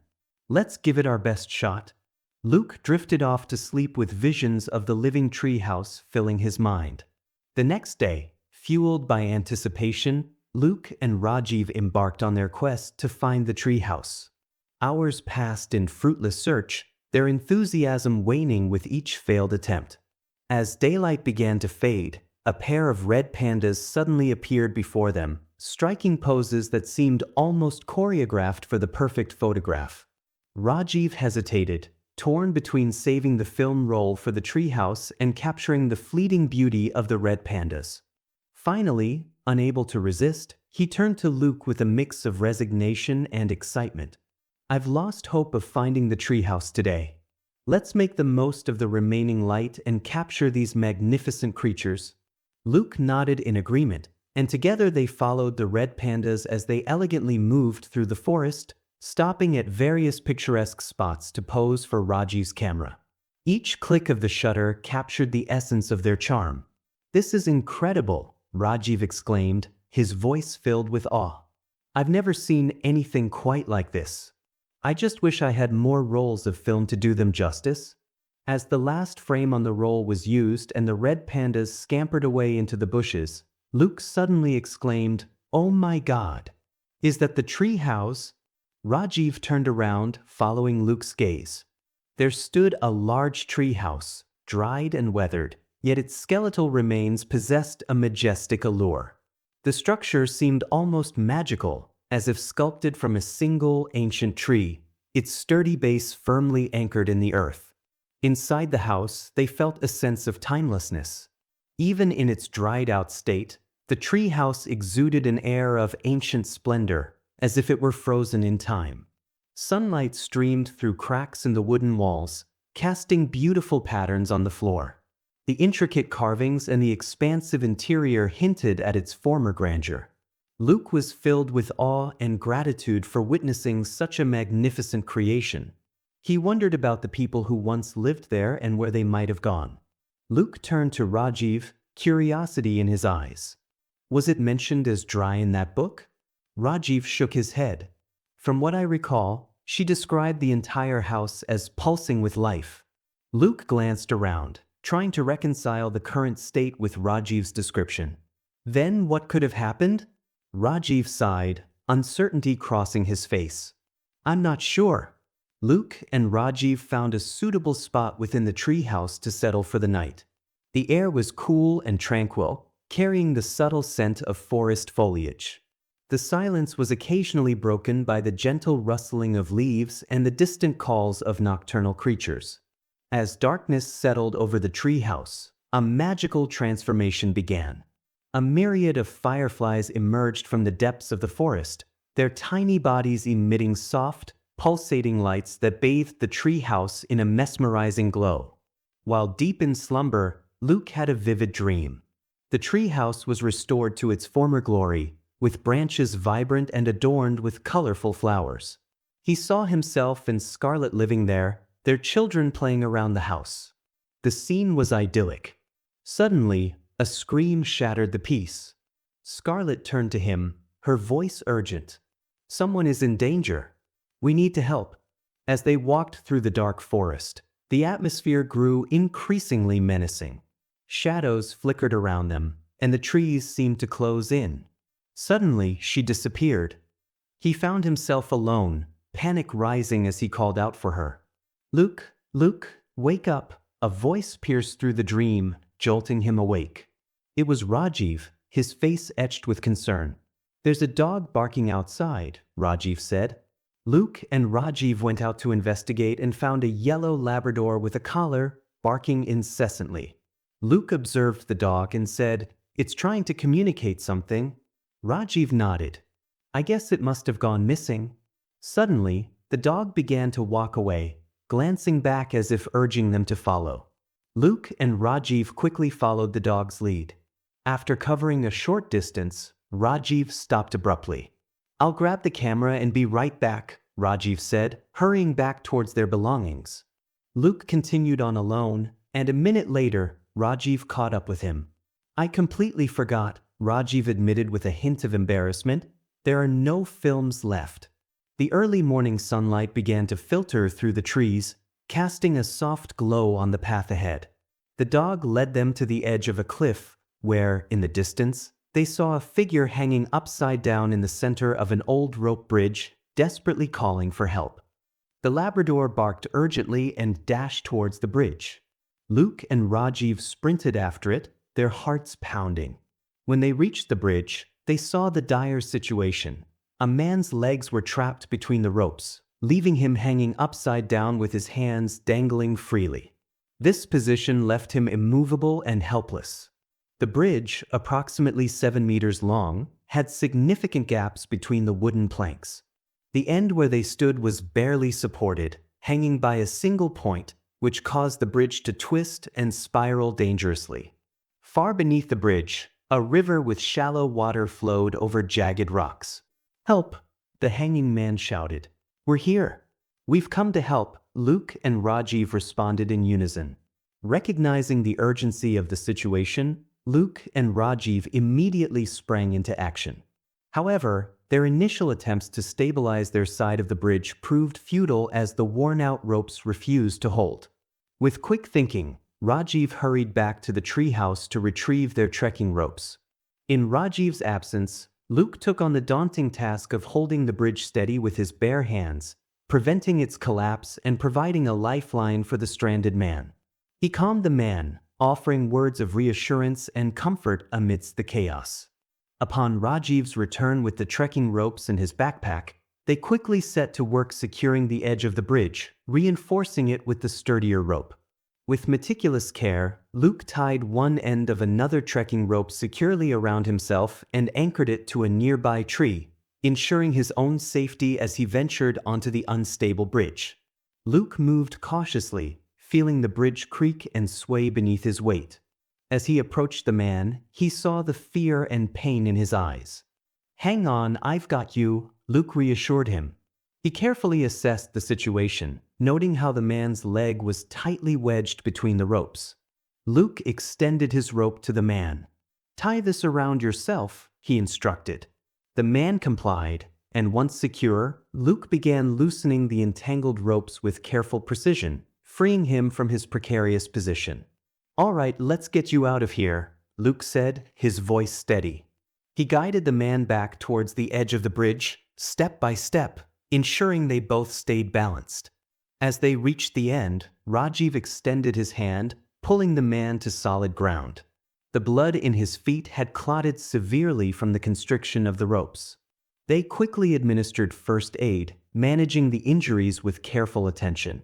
The dog, sensing the relief, wagged its tail furiously and bounded over to its master, who managed a weak smile and a pat on the head. The man's name was Joseph. He was taller than both Luke and Rajiv, with a wild beard and a heavily built body. Luke and Rajiv helped retrieve Joseph's backpack, which had fallen into the river from the bridge. "What were you doing out here?" Luke asked. "I've been searching for the living treehouse in these woods for over a week," Joseph replied wearily. but I couldn't find it. I was heading back when the bridge gave way. My legs got tangled in the ropes, or I'd have fallen onto the rocks below." Rajiv nodded empathetically, glancing at the dog fondly. "Your dog's a hero. He led us straight to you." Joseph chuckled weakly. "Yeah, he's saved me a few times before." "So, where do you call home?" Luke asked. "I don't really have one," Joseph sighed. "I've been roaming the Himalayas for years. Last year, it was snow beasts. This year, the treehouse. But no luck with either." "Don't lose heart," Rajiv reassured him. "We found the treehouse. You're in luck today." Joseph looked surprised. "Really? How did you manage that?" Rajiv recounted their discovery from the previous day, describing the path and landmarks they followed. Joseph frowned thoughtfully. "I took that same path but never saw it." Luke interjected gently, "We can take you there." Luke and Rajiv supported Joseph as they made their way towards the treehouse. However, once they reached the cliff, Joseph's swollen legs made further progress difficult. They decided that they would rest there for the night. Luke and Rajiv gathered their belongings from the treehouse and settled near the cliff. The next day, Joseph had regained some strength and was eager to see the living treehouse. They set off again, but despite carefully retracing their steps, they found themselves repeatedly returning to the same spot. Frustrated, Joseph sat down under a tree and pondered aloud, "Are you sure you've seen this living treehouse?" Luke and Rajiv exchanged glances before Luke replied firmly, "We're absolutely sure." Rajiv added, "I could have shown you the photos if I had any film left, but unfortunately I ran out." Joseph nodded slowly. "Then the legend about the tree house must be true. Only a few chosen ones can see it. Perhaps I'm not one of them." Rajiv frowned, intrigued. "Why would we be chosen?" Joseph shrugged wearily. "Maybe it's about purity of heart or true love. Or maybe just luck. The forest seems to have its own way of choosing." Rajiv turned to Luke, pondering aloud, "Should we attempt it again without Joseph?" Luke hesitated briefly, then shook his head resolutely. "Let's not challenge the forest. We should be thankful for the opportunity to have witnessed it." Rajiv nodded in agreement. They decided to abandon their quest for the treehouse and began their journey back to Darjeeling. Luke, Rajiv, and Joseph exchanged contact information, cementing their newfound friendship. From Darjeeling, Luke traveled to Calcutta, where he spent a day with Bobby before returning to Bombay. Chapter 17. Luke arrived home in Bombay and regaled his parents and brother with tales of his travels. As he settled in, his mother handed him a letter. The envelope, worn and slightly creased, was from Andrew.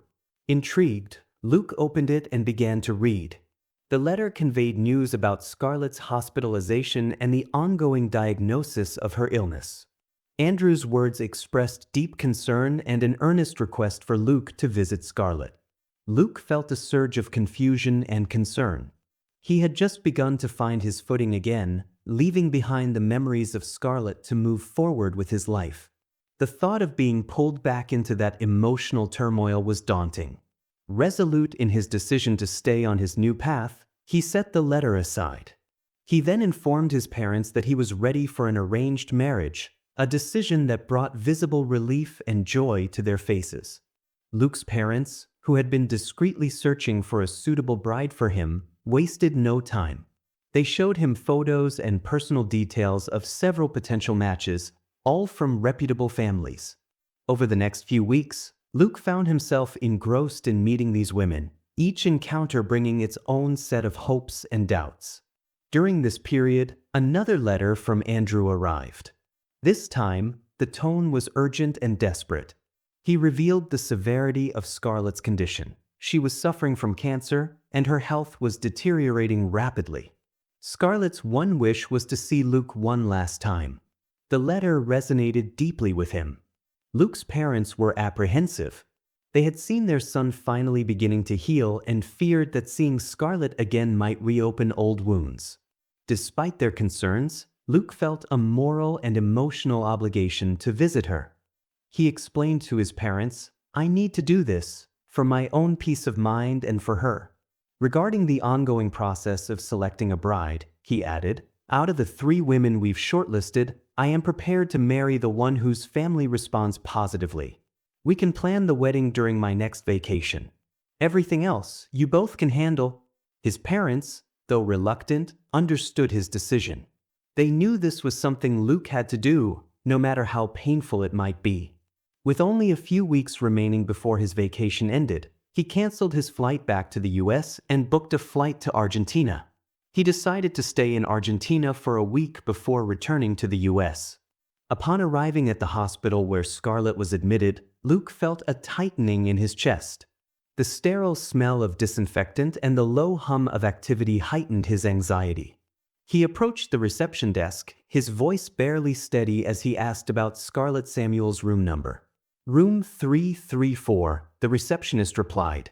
With a deep breath, Luke made his way to the room, his footsteps echoing off the walls. As he approached the door, he found Alberto standing there, his face etched with profound sadness. Thank God you've come, Alberto said, his voice tinged with emotion. Luke glanced at the closed door. Is Scarlet inside? He asked, his heart pounding. Yes, Alberto replied, opening the door for him. Inside, the room was dimly lit. Scarlet lay on the bed, her once vibrant form now frail and delicate. Andrew sat beside her, his hand gently resting on hers. When he saw Luke, he stood up and walked over, giving him a sideways hug. She had a minor operation this morning. She's resting now. Come, let's talk outside, Andrew said softly, leading Luke into the hallway. Once they were in the corridor, Luke turned to Andrew, anxiety evident in his eyes. What happened to her? Andrew sighed heavily, running a hand through his graying hair. You would have heard about my imprisonment from Scarlet, right? Luke nodded. Andrew continued, after Scarlet got engaged to Nicholas, I was released from prison. Neptune Corporation took over Aconcagua Industries, cleared my debts, and used their political influence to resolve most of the cases against me. The wedding was arranged quickly and in grand style. However, on her wedding day, Scarlet collapsed in the church and was rushed to the hospital. Luke listened, picturing the events in his mind.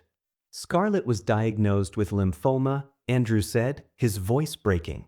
The doctors said her chances of survival were very low. Based on the stage of her disease and the history of previous patients, they predicted she had a maximum of 1 year to live. Nicholas abandoned the wedding plans when he learned this prognosis. Her test results were sent to hospitals in the US, but they all reached the same conclusion. Luke felt a wave of sadness wash over him. He looked into Andrew's tired eyes and saw the pain of a father helplessly watching his daughter suffer. Can I meet her doctor? Luke asked, desperate for any glimmer of hope. Andrew nodded and led him to the doctor's room. The doctor, a middle-aged woman with kind eyes, welcomed them in. Doctor, is there anything more we can do for Scarlet? Luke asked, his voice cracking. We're doing everything we can, the doctor replied gently. But it's a tough battle. Scarlet's condition is deteriorating faster than we anticipated. She's lost the will to live, which is crucial. She's been bedridden for the past few weeks. Encouraging her to fight is just as important as the medical treatments. Luke nodded, understanding the weight of her words. He left the doctor's room with a heavy heart. Returning to Scarlet's room, he approached her bed quietly. Her eyes fluttered open, and she managed a weak smile upon seeing him. Luke, she whispered, her voice barely audible. Scarlet, he said, sitting beside her and taking her hand. I'm here now. Scarlet extended her trembling, frail hands, pointing to the marks of her recent surgeries. She spoke softly of the relentless pain that consumed her body, the sleepless nights that seemed to stretch endlessly, and the overwhelming burden of her suffering. She confessed her wish to die soon, unable to endure the agony any longer. As he listened, Luke's heart ached deeply with every detail of her struggle. He spent the next few hours reflecting on their past, striving to offer her comfort and encouragement, and reminding her of the remarkable strength she had always shown. As the days passed, Luke remained by Scarlet's side, bringing her small joys and moments of laughter. Recognizing the positive response to Luke's care, Andrew and Lydia, who had been taking care of Scarlet in shifts for the past few months, took breaks and gave him full time with her. Luke read to her, played board games, and listened to music and the radio together. Gradually, he saw a spark of hope to live return to her eyes. Despite the grim prognosis, Luke's presence provided Scarlet the strength to fight. She smiled more, talked more, and even showed interest in the experimental treatments. His unwavering support guided her through the darkest days.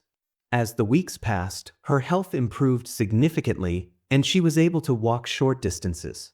One evening, as they sat together watching the sunset from the hospital window, Alberto approached with a letter. "This came for you, Luke," he said, handing over the envelope. It was from Luke's parents, responding to his letter informing them of his extended stay with Scarlet. Luke opened the letter and read it carefully. Noticing his confused expression, Scarlet gently asked, "Is everything okay?" He took a deep breath and explained, "Before I came here, I met a few women for arranged marriage. One of the women I liked showed interest, and now my parents are asking about my next visit to India to set the wedding date." Her expression softened with concern. "Oh, I didn't know. I'm sorry for disrupting your life again. All I wanted was to see you one last time, but you stayed longer than I ever expected. I thought you wouldn't come back to see me after what happened between us." "You're a great man, Luke." He smiled, though a sense of sadness weighed on him. "How could I not come when you're going through such a difficult time?" "Thank you, Luke," she replied, her eyes welling up with tears. "But I don't want to disturb your life any longer. I don't know how much time I have left. You need to get back to your job. It's not good to keep extending your leave. I think you should go." Luke interrupted, his voice firm. "I'm not leaving you, especially in this situation. I'll leave once you're better." Scarlet's tears flowed freely as she turned away, touched and burdened by Luke's unwavering dedication. She went to bed, her heart weighed down by a mix of emotions.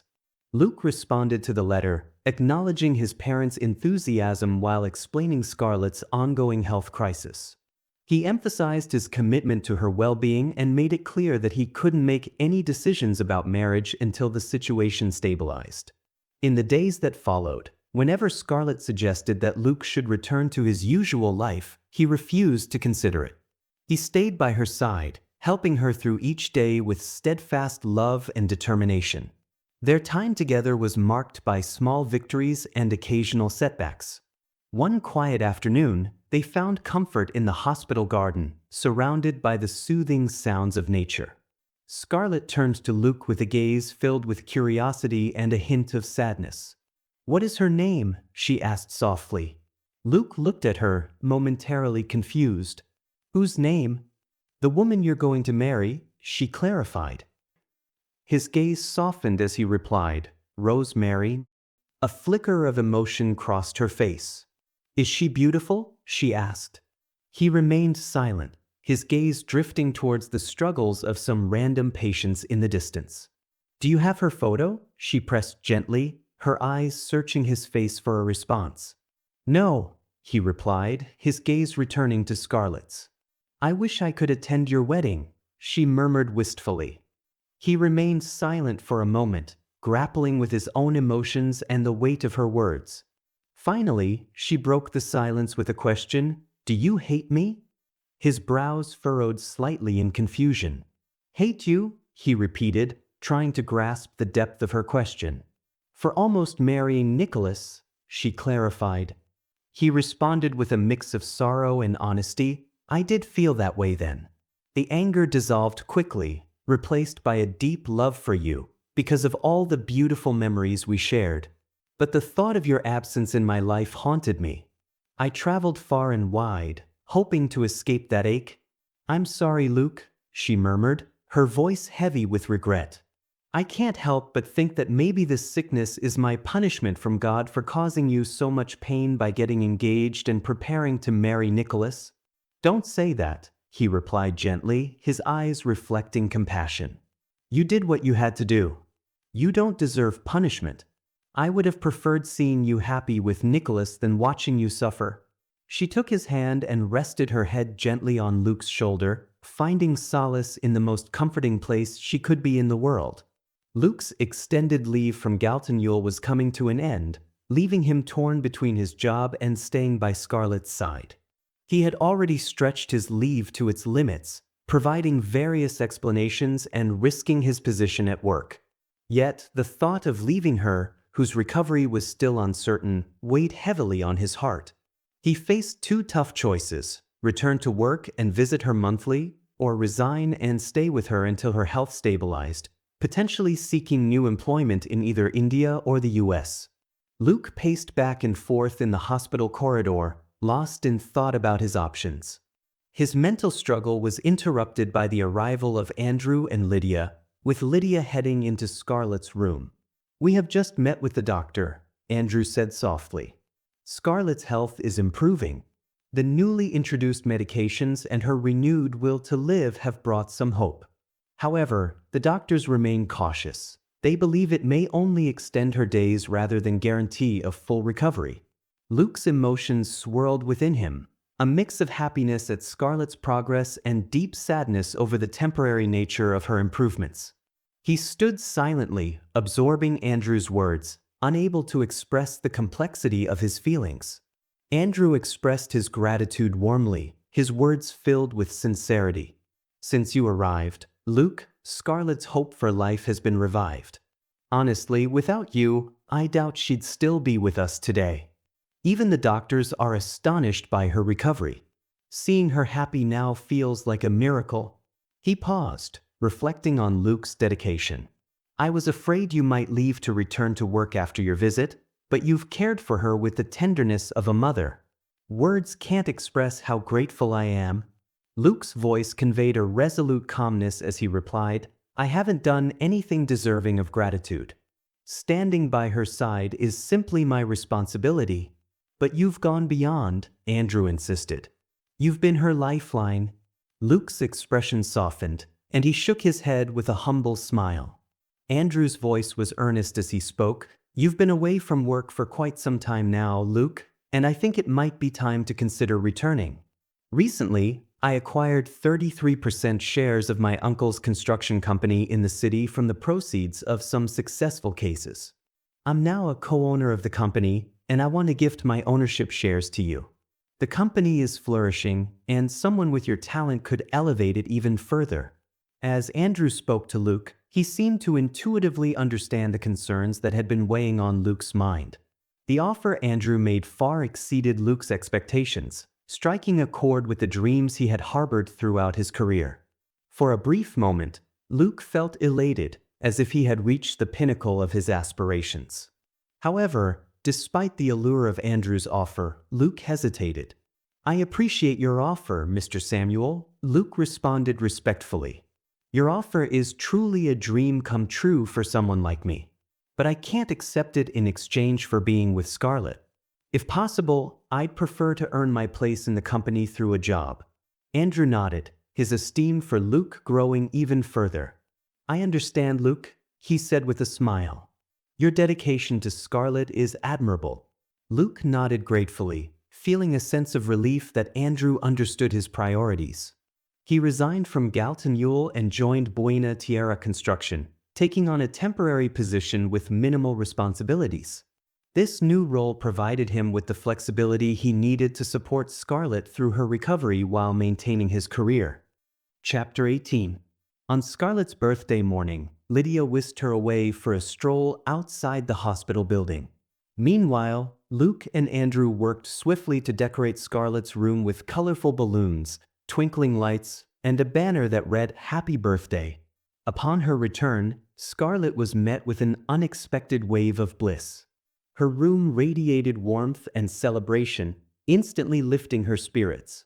Lydia had lovingly prepared Scarlett's favorite passion fruit cake. As everyone gathered around, they sang the birthday song while she joyfully cut into the cake. Throughout the day, Scarlett received visits from numerous family members and close friends, all showering her with well wishes and hopeful words for her recovery. Each visit brought her happiness and renewed optimism. The doctors noticed Scarlett's improved mood, observing how her cheerfulness seemed to positively impact her overall well-being. They encouraged her to maintain this upbeat attitude and diligently adhere to her treatment plan, assuring her that it would significantly aid in her recovery.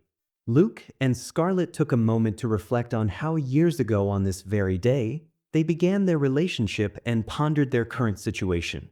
They were no longer lovers, yet not merely friends. Their bond had evolved into an intricate connection, shaped by the remnants of love and a deep care that lingered despite the passage of time. On that evening, a young girl named Selena was admitted to the room opposite Scarlett's. She was suffering from a congenital heart condition known as ventricular septal defect, VSD, with her operation scheduled for the following week. A kind-hearted nun from her orphanage was assigned to care for her. Luke and Scarlet made it a point to visit Selena's room whenever they could.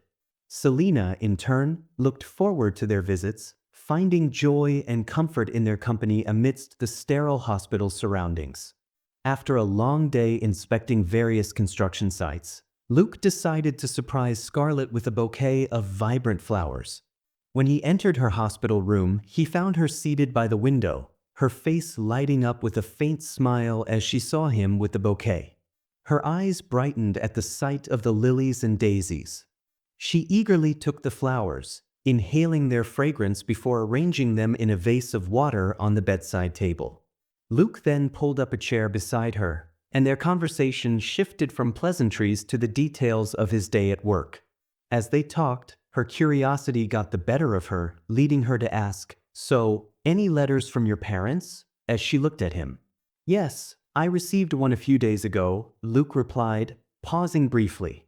Eager to know, she leaned forward. "Any updates about your marriage?" she inquired. "I hadn't planned to bring this up now," he began slowly, meeting her gaze with honesty. "Rosemary's parents want us to set a wedding date for Christmas week. They mentioned they might look for other matches if we don't finalize a date soon. I told my parents it's not feasible and assured them we'll consider other options when I visit home next." Her brows furrowed, frustration and disappointment edging her voice. "Why did you say that?" she asked, clearly hurt. "You could have gotten married this year." "I did what I believed was the right thing to do," he responded calmly. Her reply was immediate, tinged with concern. "No, Luke. You're making me feel guilty for disrupting your life." He gently tried to reassure her, once again explaining his perspective and clarifying his intentions. One day, while Scarlet engaged in cheerful conversation with Selena, Luke took the opportunity to speak with the nun who was quietly seated by the window. In a voice barely above a whisper, he asked, "How did Selena end up in the orphanage?" The nun's expression softened as she replied, "Selena, like many of the children in the orphanage, was left at its doorstep when she was just a few months old. Her parents' identity remains unknown, and no one has come forward to claim her in the 8 years since." Luke listened with a heavy heart, his thoughts drifting to the countless children who, like Selena, had been abandoned and left to navigate life without the love and support of a family. Yet his heart lightened as he heard Selena's laughter while she and Scarlet shared jokes and playful banter. That evening, when Luke entered Scarlet's room, he found her engrossed in writing in her diary. Intrigued, he approached and asked, "I've noticed you've been writing a lot lately. What's on your mind?" She glanced up mischievously, a playful glint in her eye. "Oh, nothing," she teased. He arched an eyebrow skeptically. "Seriously? Nothing?" he pressed, stepping closer to her bedside. She let out a soft laugh and closed the diary with a mock sigh. "Okay, I'll spill," she conceded, her tone turning serious. "But first, I have a question for you." "Sure, shoot," he responded. "I feel so detached from the world," she confessed earnestly. "It's been a while since I've gone out. With everything so uncertain, I don't want to waste my remaining days in the hospital. I feel like we haven't explored enough together. So I was thinking, could we spend some time outside before my time runs out? Would you be up for it?" He hesitated for a moment, absorbing her request. She then interjected softly, "I know I'm being selfish, dragging you into my personal struggles repeatedly. But it's just for a little while. Luke shook his head gently. No, not at all, he reassured her. You know I'm here to support you. He moved to sit beside her on the bed, eager to hear more. Tell me where you want to go, he encouraged warmly. I'm still writing them down, creating a bucket list, she said. But I'll share it with you soon.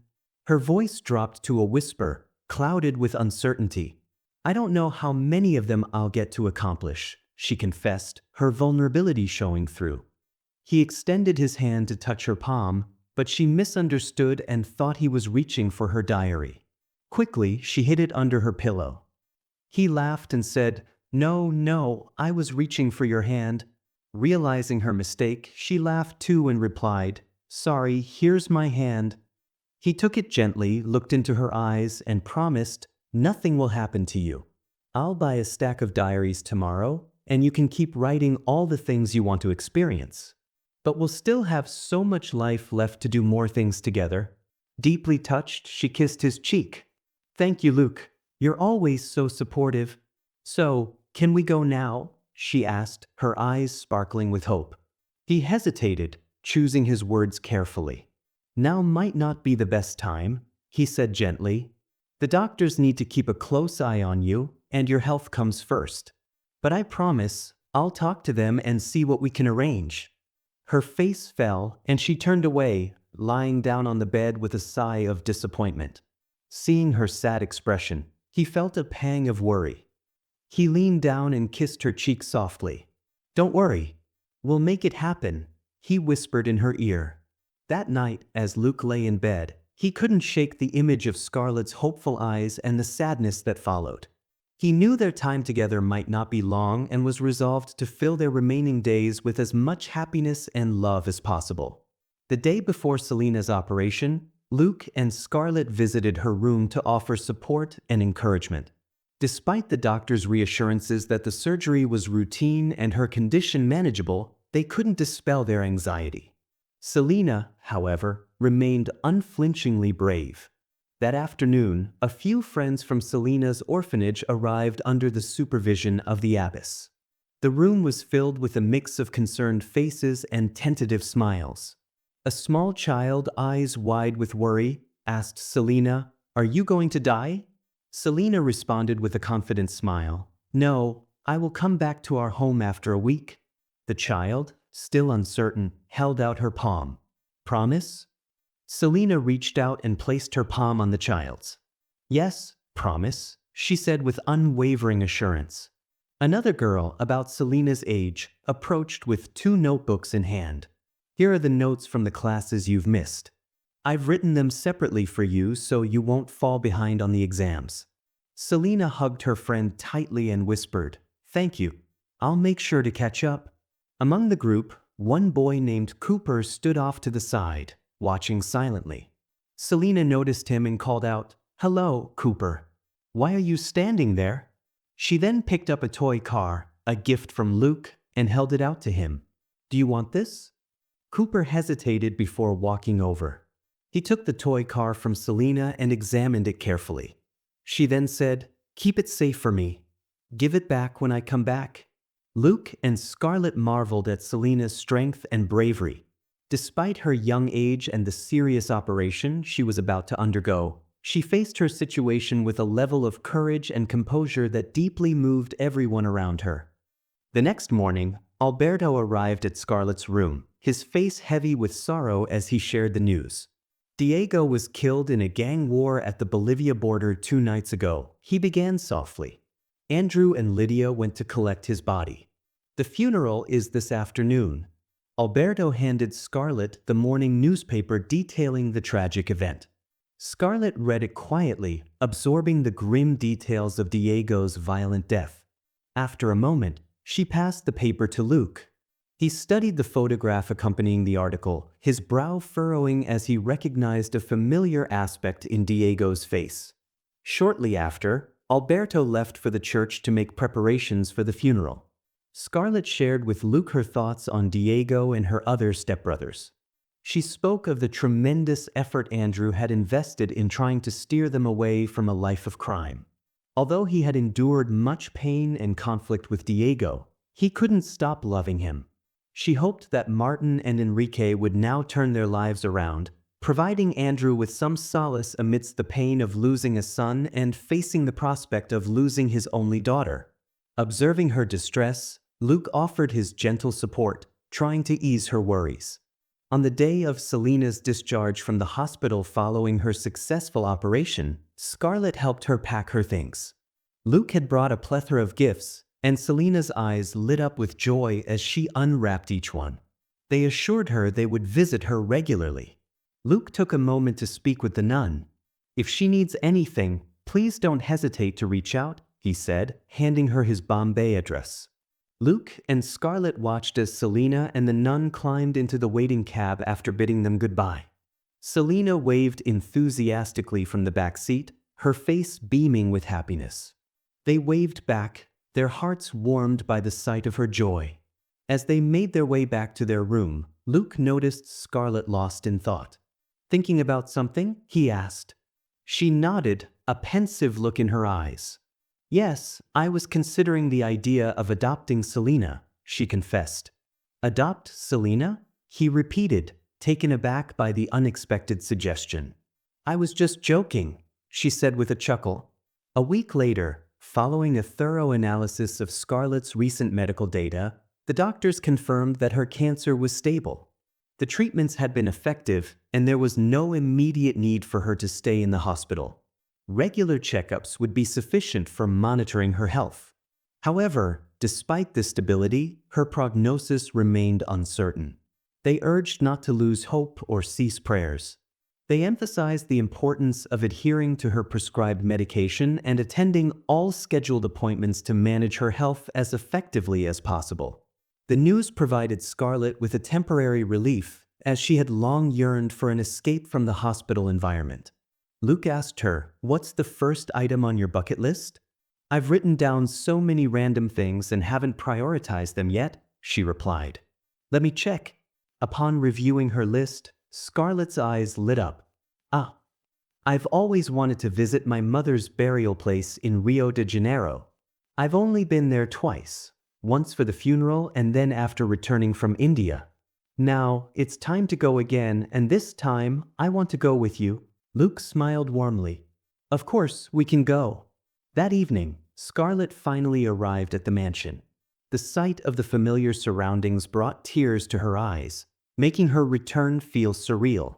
Her relatives had prepared an elaborate welcome. As she stepped out of the car, she was showered with a cascade of flower petals and greeted by the joyous cheers of her loved ones. Balloons, streamers, and a large "Welcome Home" banner adorned the mansion's front, filling Scarlet's heart with happiness and gratitude. Andrew and Lydia approached Luke with heartfelt thanks. Andrew, his eyes moist with emotion, shook Luke's hand firmly. "We can't thank you enough, Luke," he said, his voice quivering. Lydia added, "We're forever grateful." Luke, feeling a mix of humility and elation, smiled warmly. "It was my honor and privilege," he replied softly. Seeing her happy and hopeful made every moment worthwhile. The celebration continued with chatter, laughter, and a delicious feast, as everyone reveled in the joy of having Scarlet back among them. The mansion, once steeped in concern, now resonated with warmth, brimming with hope for Scarlet's full recovery. Chapter 19. While ascending above the clouds on their flight to Rio de Janeiro for their brief 2-day stay, Scarlet began to reminisce about her mother. "My father showed me some of the films she starred in. She was an extraordinary actress. Her presence on screen was captivating, and every role she played seemed to come alive with her unique charm and depth." "I wish to watch them too," Luke said. "How many movies did she act in?" "She appeared in 3 films as a supporting actress and 12 as a lead actress," Scarlet replied.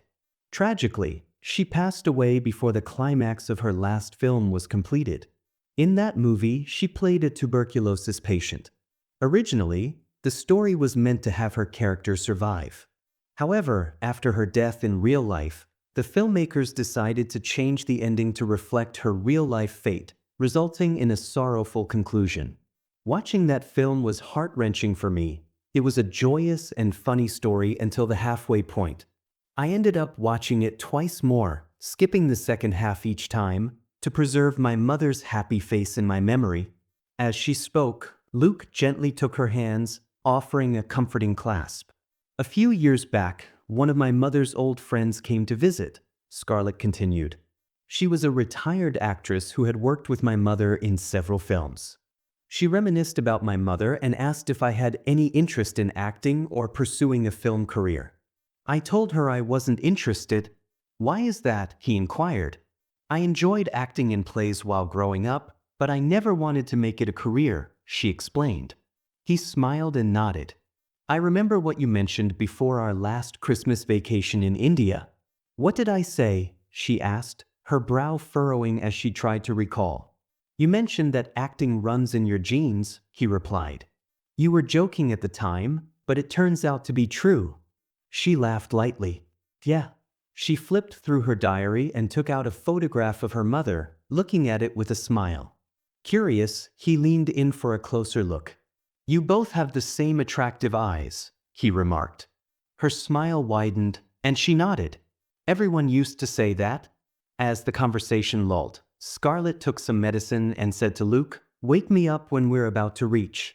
With that, she closed her eyes and drifted off to sleep, hugging her diary close. Luke watched Scarlet for a moment before turning his gaze to the sky outside, mesmerized by the view. After a while, his eyes shifted back to Scarlet, noticing that her diary had slipped slightly from her grasp and now rested on her lap. Curiosity tugged at him. She had been adamant about not showing him the pages of the diary. Though he hesitated to invade her privacy, the urge to see what she had written was strong. Cautiously, he opened the diary with his left hand. He flipped through the pages until he came across some writing. His eyes skimmed the words, "Play 5 sports, climb a tree." Before he could read further, his thumb slipped to a page where a phrase caught his eye. "Marry Luke" was crossed out, and beside it she had written, "Attend Luke's wedding." Luke's breath hitched as he stared at the words. Scarlet stirred slightly but didn't wake. He quickly closed the diary and leaned back in his seat, his mind racing with thoughts. She had once again considered marrying him, but now she seemed resigned to just attending his wedding. The realization struck him deeply. Glancing at her peaceful face, he felt a rush of intense feelings. His thoughts replayed the moments they had shared. After arriving at the airport in Rio, Luke and Scarlet checked into a nearby hotel for the night. As they settled in, Luke was troubled by Scarlet's stricken wish in her diary. Since her engagement to Nicholas, he hadn't seriously considered marrying her. His focus had been on supporting her through her battle with cancer. Knowing she was living on borrowed time, he found himself contemplating the practicality of marrying her. Early the next morning, they took a cab and headed to the cemetery where Lily was laid to rest. On their way through the winding roads, Luke's mind was preoccupied with how to handle Scarlet's silent desire, struggling to reach a decision. Arriving at the church premises, they found a wedding ceremony in progress. They proceeded to the cemetery, carrying candles and flowers. Luke assisted Scarlet as she knelt down to place the flowers at Lily's gravesite. Together, they lit candles and offered prayers for her soul.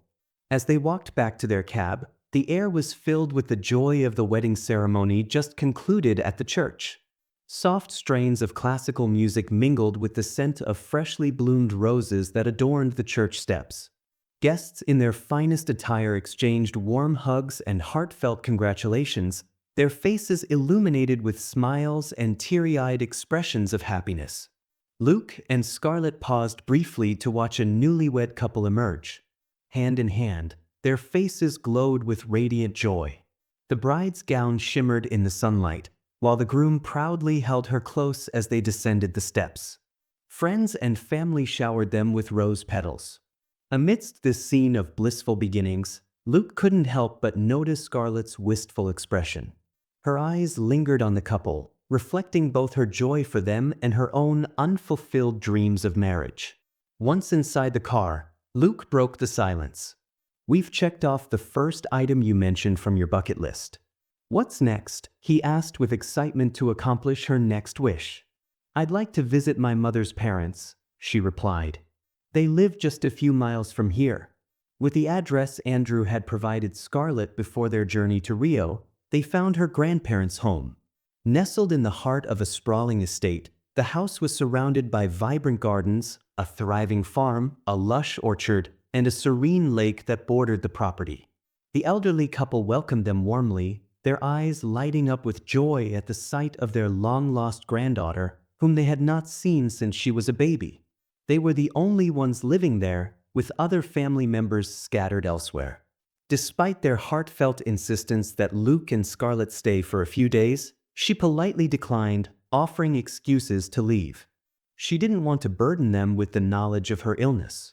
As they returned to their hotel later that evening, Scarlett, exhausted, fell asleep in the car. Luke carried her to their room and ensured she took her evening dose of medicine despite her weariness. He tucked her in and whispered words of comfort.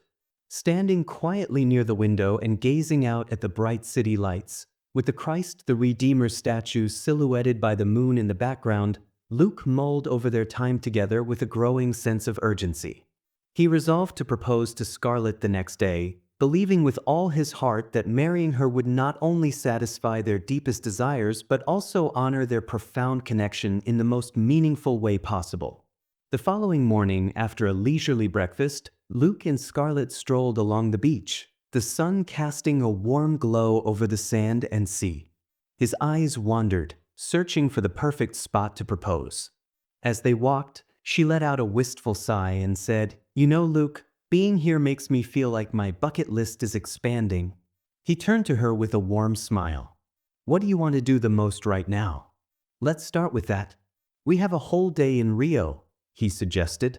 She hesitated for a moment, her gaze drifting over the horizon where the waves met the sky. "Actually, this is something I haven't written on my bucket list yet," she confessed with a smile. "Let's build a sandcastle." He chuckled playfully, shaking his head. "Come on, Scarlett. We're not kids anymore," he teased mildly. Her smile widened as she nudged him lightly. "But Luke, hear me out. Alex and I used to do that every time we visited the beaches in Bombay. It's one of my cherished memories with him. We'd spend hours building elaborate castles, imagining stories and adventures. When I was in college in Texas, I used to imagine how it would be to build one with you," she reminisced fondly. His expression showed empathy as he listened intently to Scarlett's memories, recognizing the sentimental value of those simple joys. "Sorry, Scarlett. I feel silly for dismissing it," he admitted with a smile. "Let's build one right now." He paused for a moment, struck by an idea. "Wait a minute. Let's make this a grand experience. We'll buy some tools for it and build it in the afternoon," he suggested eagerly, his enthusiasm growing. She chuckled at his suggestion. "Okay, Mr. Civil Engineer," she teased affectionately. They went shopping, eager to gather everything they needed for their sandcastle project.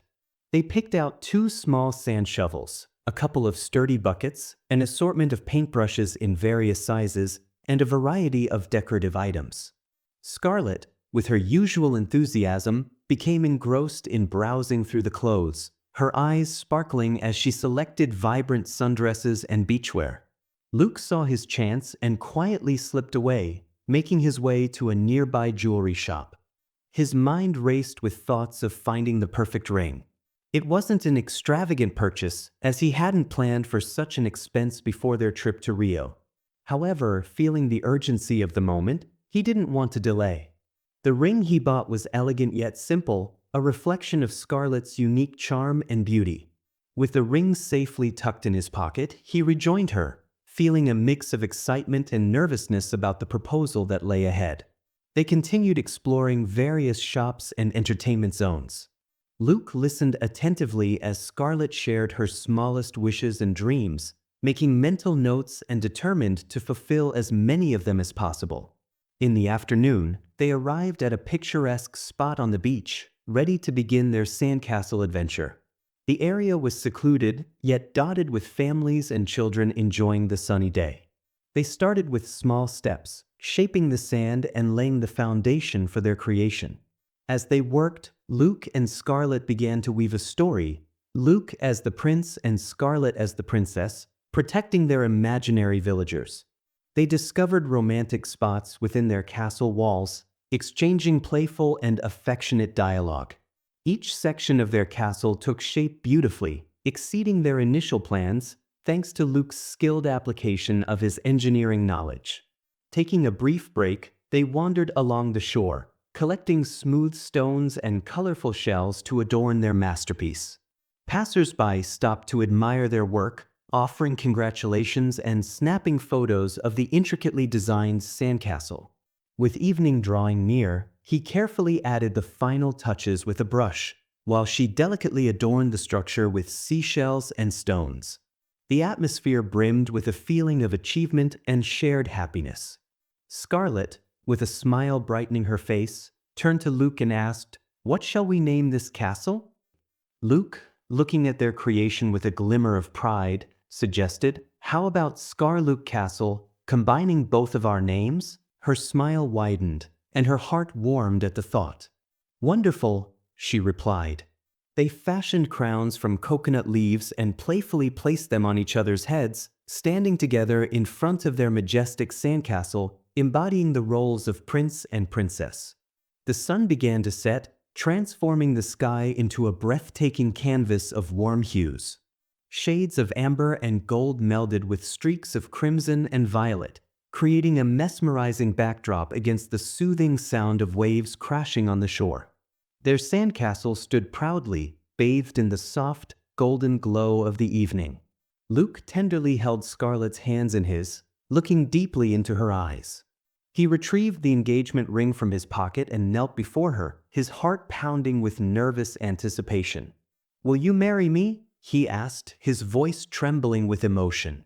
Tears welled in her eyes as she gazed down at him, her heart overflowing with love and gratitude. "Luke," she began, her voice choked with feeling, "you know I can't say no to you. I've dreamt of marrying you since the day we expressed our love for each other. But life has thrown us so many curveballs, always interrupting our plans." Brushing away her tears, she continued, her voice trembling with raw honesty, "I've suppressed my own desires because I don't want to burden you with the uncertainty of my health. I couldn't bear to see you suffer if something were to happen to me." She knelt beside him, wrapping her arms around him in a tender embrace. "Please don't hate me," she whispered. "I love you with all my heart, but I can't let you sacrifice your happiness for mine. You've already done so much for me, more than I deserve. It's my selfishness that made me ask you to spend these precious days with me. One of my wishes is to see you marry someone who can be with you for a lifetime, not just for days. So, after we return to Buenos Aires, I want you to go back to your life, and I'll resume mine. Invite me to your wedding, and I'll be there if I'm still alive." Gently helping Scarlet to her feet, Luke cupped her face in his hands. "Don't cry, my love," he murmured, his voice filled with profound compassion and tenderness. "I understand your fears, but know this, I would be honored to spend even a single day as your husband. I want to marry you not just to make you happy, but because it's the deepest desire of my heart too. A lifetime with anyone else wouldn't compare to even one day with you. My heart has always longed for you, Scarlet. You are my everything, and no matter how many days we have together, they will be the most cherished of my life. Please let me fulfill this wish for both of us." Moved by Luke's unwavering devotion, Scarlet felt a surge of thankfulness wash over her. Tears streamed down her cheeks as she gazed into his eyes, seeing the genuine love and commitment reflected there. "I am happy to spend whatever time I have left as your wife," she confessed, her voice faltering with heartfelt emotion. "But promise me, Luke, promise me you won't waste your life alone, thinking of me after I'm gone." Luke wiped away her tears with his fingers, his own eyes glistening. "Sorry, Scarlet, I can't promise that," he replied. "Because right now, I can't imagine a future beyond you." Scarlet had been resisting her desires deep within her heart. A heavy battle was waging inside her, torn between the yearning to marry Luke and the determination to stay away to avoid burdening him. Each heartfelt word from him tipped the scales in favor of her dream of marrying him. His longing love, passionate plea, and deep devotion broke through her defenses. The future felt uncertain, but his expression of love made everything else fade away. The battle raged on until she could no longer resist. Finally, Scarlet surrendered to Luke's unstoppable love. Overcome with emotion, she extended her trembling hand towards him, her finger quivering as it awaited the engagement ring. In that moment, she let go of her fears and doubts, choosing love and the precious time they had left together. Luke's eyes locked onto hers, a profound mix of relief, joy, and love washing over his face. He gently took her hand in his touch warm and reassuring. As he slid the ring onto her finger, the world seemed to fall away, leaving only the two of them in a bubble of shared emotion, their hearts beating in unison. She felt a surge of energy, like a current of electricity, flow through her entire being, followed by a deep sense of peace she had never known. The sun dipped below the horizon, the twilight glowing on their faces and the zephyr whispering around them. The moment felt transcendent, charged with a magical quality that defied description. Yet, in a tight, heartfelt hug, they expressed everything they felt: the depth of their love, the courage to face whatever lay ahead, and the joy of being together in that perfect instant. Later that evening, during an intimate, candlelit dinner accompanied by soulful music, Luke and Scarlet decided to marry in the church next to the cemetery where her mother rested. They canceled their plans to return to Buenos Aires and chose to stay and start organizing their wedding instead. Conversations about the ceremony, guest lists, and decorations flowed between them. Chapter 20. The long-awaited wedding day of Luke and Scarlet finally arrived. The church, a historic building adorned with stained glass windows depicting biblical scenes, was illuminated by the morning sunlight filtering through the panes, casting a vibrant kaleidoscope of colors across the interior. The decorations were simple yet elegant. White lilies, symbolizing purity and commitment, ornamented the pews, and small arrangements of roses and baby's breath lined the aisle. Candles glowed softly, their light cutting through the chill of the stone confines of the church. The pews were sparsely filled, reflecting the couple's wish for an intimate gathering. Among the attendees were Scarlett's grandparents, Andrew and Lydia. As Luke and Scarlet eagerly anticipated their life together as husband and wife, he made the difficult choice not to inform his parents and other family members. He understood that organizing a traditional, elaborate wedding would require time they couldn't afford. The thought of losing her before they could exchange vows and create marital memories weighed heavily on his heart. As Scarlet walked down the aisle, arm in arm with her father, her face radiated joy and serenity. She wore a classic white gown that accentuated her natural beauty, and her eyes sparkled with tears of happiness. Dressed in a stylish black suit, Luke stood near the altar, his heart pounding with a mixture of excitement and adoration. His eyes never left her, utterly mesmerized. When Scarlet reached near the altar, Andrew gently placed her hand in Luke's. They faced each other, seeing the journey that led them here mirrored in each other's eyes. As the priest began the ceremony, their hearts rejoiced at receiving this blessing. Their vows were heartfelt and sincere, words that came from the depths of their souls, reinforcing their unwavering support, love, and companionship through thick and thin. Her voice trembled slightly as she spoke, but there was a strength behind her words, a determination to embrace whatever time they had together. They exchanged rings, their hands shaking slightly with emotion. As the priest pronounced them husband and wife, tears glistened in the eyes of their loved ones, and smiles were shared all around. Scarlett's grandparents were delighted to witness their granddaughter's marriage. They had not attended Lily's wedding because it went against their wishes. They disapproved of her marrying a man who was already married and had children. Over time, their resentment towards Andrew had waned, and they now cherished seeing Lily's spirit live on through Scarlet. However, this joy was dampened by the worry of Scarlet's illness, which they had learned just a few days prior from Andrew and Lydia. The couple exited the church hand in hand, stepping out into the bright sunlight. They were showered with petals as they walked, the small crowd cheering and clapping. Scarlet looked at Luke with eyes full of love and gratitude, and he returned her gaze, his heart swelling with happiness. Their lips met in a tender kiss, a heartfelt embrace of their promise to each other. The day continued with a small reception held in the garden of Scarlet's grandparents' home. The decorations were simple, fairy lights strung through the trees, tables covered with white cloths, and flowers picked from the garden placed in small vases. As the evening wore on, laughter and stories filled the air. Luke and Scarlet shared their first dance as husband and wife under the twinkling lights, moving slowly to the soft melody of a song that held special meaning for them. Their eyes never left each other, and in that moment, it was as if the world outside their intimate gathering had ceased to exist. "Being your missus is the best thing that has ever happened to me," she said, her voice imbued with passionate emotion. "I am the luckiest man alive to have you as my wife," he replied, his voice equally emotive. From morning through afternoon, evening, and into the night, the scene around Luke and Scarlet transitioned swiftly, yet the atmosphere of elation and affection remained steadfast. As they reluctantly bid goodbye to their guests, they shared grateful smiles and heartfelt thanks with each person, deeply appreciating their presence on this unforgettable day. Under the midnight sky, Luke lounged on a cushioned chair on the balcony. Scarlet nestled comfortably in his lap, her head leaning on his shoulder. They rested their legs on the parapet, gazing up at the vast expanse of stars and the tranquil glow of the moon, while the gentle night breeze caressed their skin. Occasionally, a brilliant meteor streaked across the sky, sparking excited whispers and shared glances between them.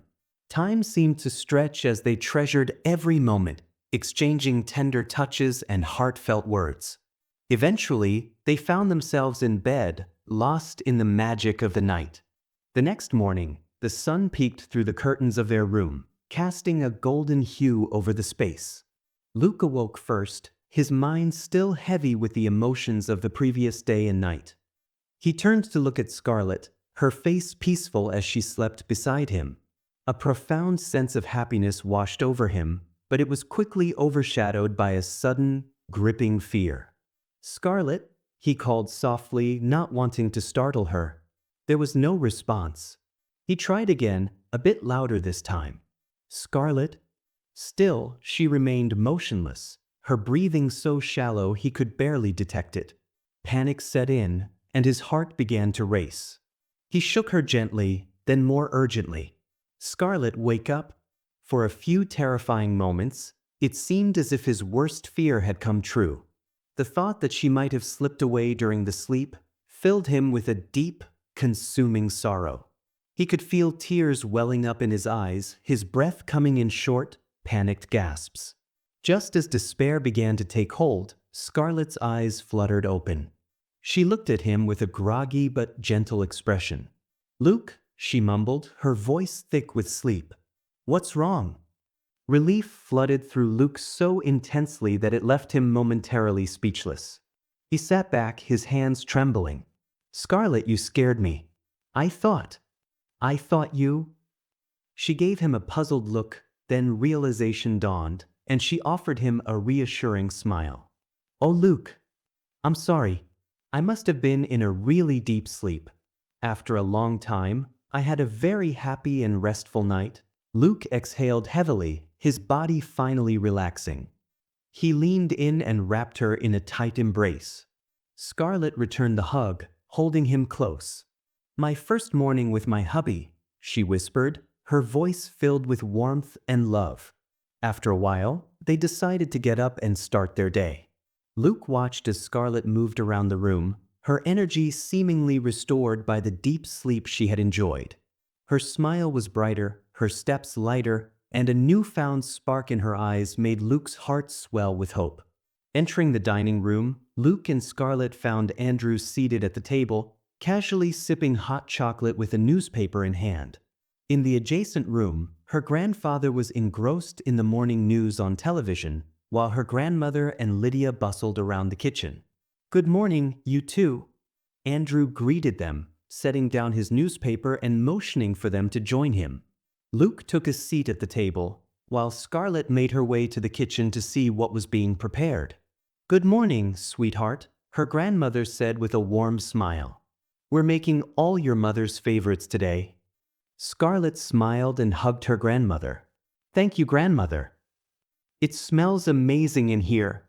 The dining table was soon set with a hearty breakfast. The meal was accompanied by light conversation, with the joy of the previous day's wedding still lingering in the air. After breakfast, Luke and Scarlet stepped outside into the crisp morning air. He spotted a single perfect rose among the flowers, gently plucking it and placing it delicately in her hair. Her smile was radiant, and they shared a tender moment, their eyes locked in a silent exchange of love. They walked to a large old tree, its branches stretching out invitingly. With a playful grin, he climbed up first and helped her find a safe spot to sit. They perched side by side, their legs swinging as they chatted about everything and nothing. The gentle rustle of leaves and the distant chirping of birds created a soothing soundtrack to their conversation. Feeling adventurous, they decided to make a swing using a sturdy piece of rope and a solid plank they found in the barn. He tied the swing securely to a low-hanging branch. They took turns pushing each other, their laughter ringing out. Her hair flew behind her as she swung higher and higher, her joy infectious.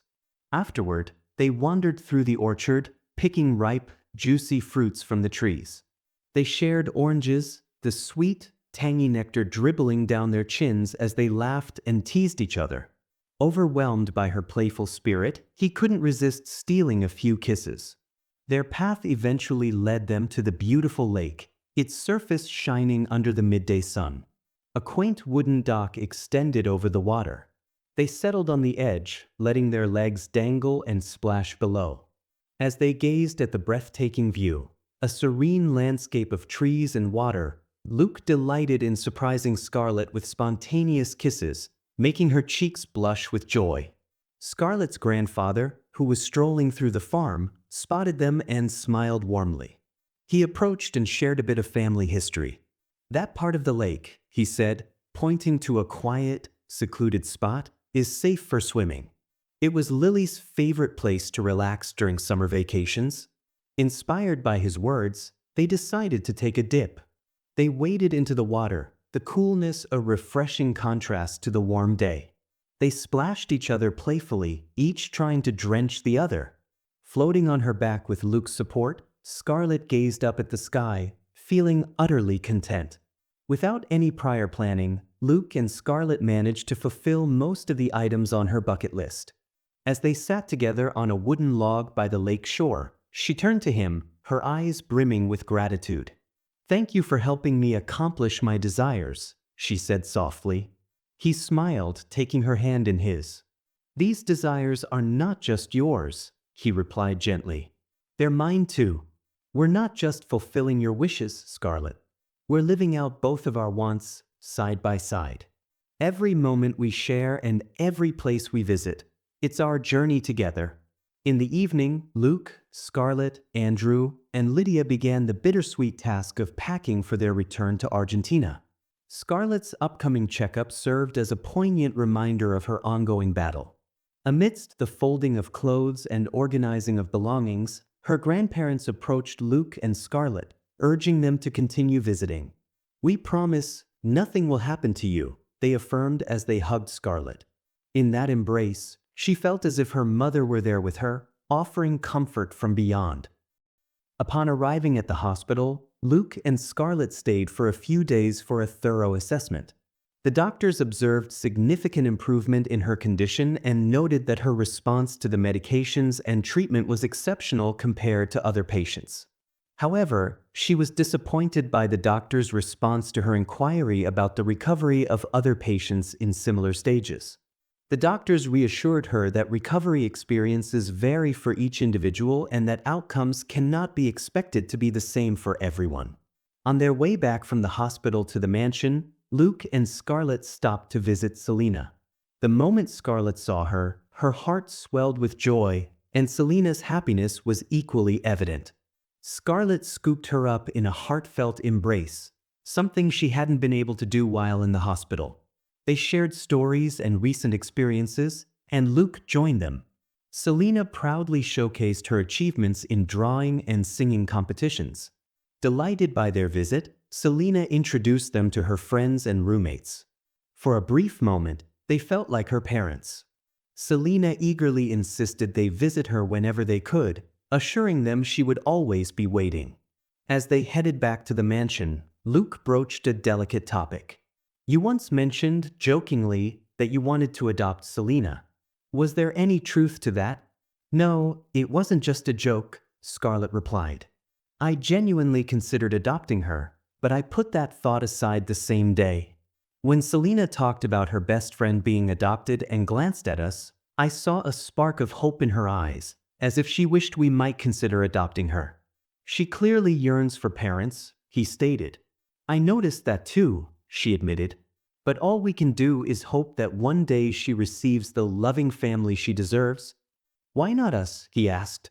"We both care deeply for her and could offer her the love and support she needs." She shook her head gently. "You know, my life is uncertain. Although the doctors offer encouraging words, the reality is that I might leave this world within the year or the next. I'm already concerned about the pain my absence will cause you. You'll need to move on and find happiness with someone else. So, let's not involve Selena in this. She is happier in her current environment than she would be with us." Luke absorbed her words, feeling the weight of the decision. He nodded, understanding her perspective, and they continued their journey in reflective silence. That night, as they sat close together in front of the fireplace in the mansion, Scarlet said, "Luke?" "Yes," he replied. "I want to visit my mom and dad in India," she said. "And I'd also like to meet your parents." He looked surprised. "My parents?" "Yes," she affirmed. "I'm eager to meet them. We can cancel if you're uncomfortable." He shook his head. "No. I suddenly thought about how they might react when they find out about our marriage." He added, "But be prepared for their response." "I can handle it," she said confidently.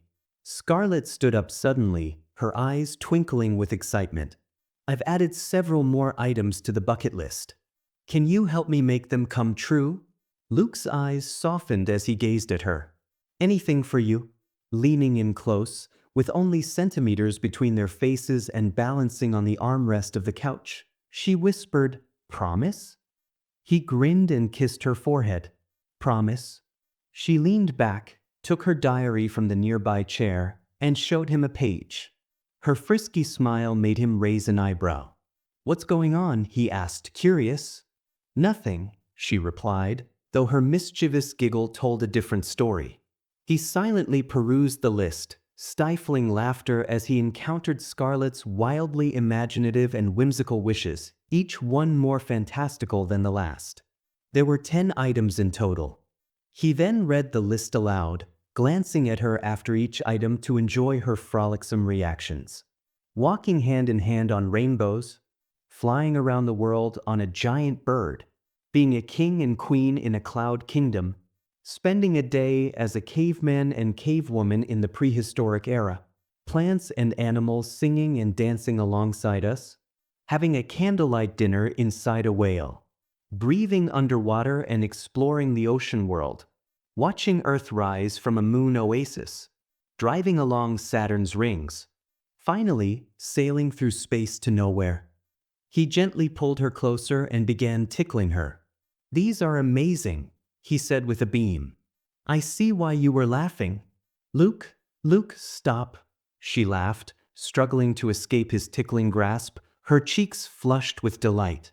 She suddenly met his gaze, her eyes twinkling with playful determination, and added, "You promised you'd fulfill those wishes." "Of course, I will," he replied, pausing his tickling as he wrestled with the unrealistic nature of the wishes while striving to stay positive. "We'll fulfill them through the power of imagination," he said, raising his fist in resolve. "No, I want it for real," she said, pouting to express her mock disappointment. He laughed. "Scarlet, he said with a drawn-out tone. "I used to read a lot of comic books while I was in the US, and I often imagined us in those worlds. Sometimes, those fantasies even come to life in my dreams, as if I'm truly experiencing them. So, believe me, I can make your wishes feel just as real through the way I present them to you." "Okay, Luke, I'm ready," she replied, excited.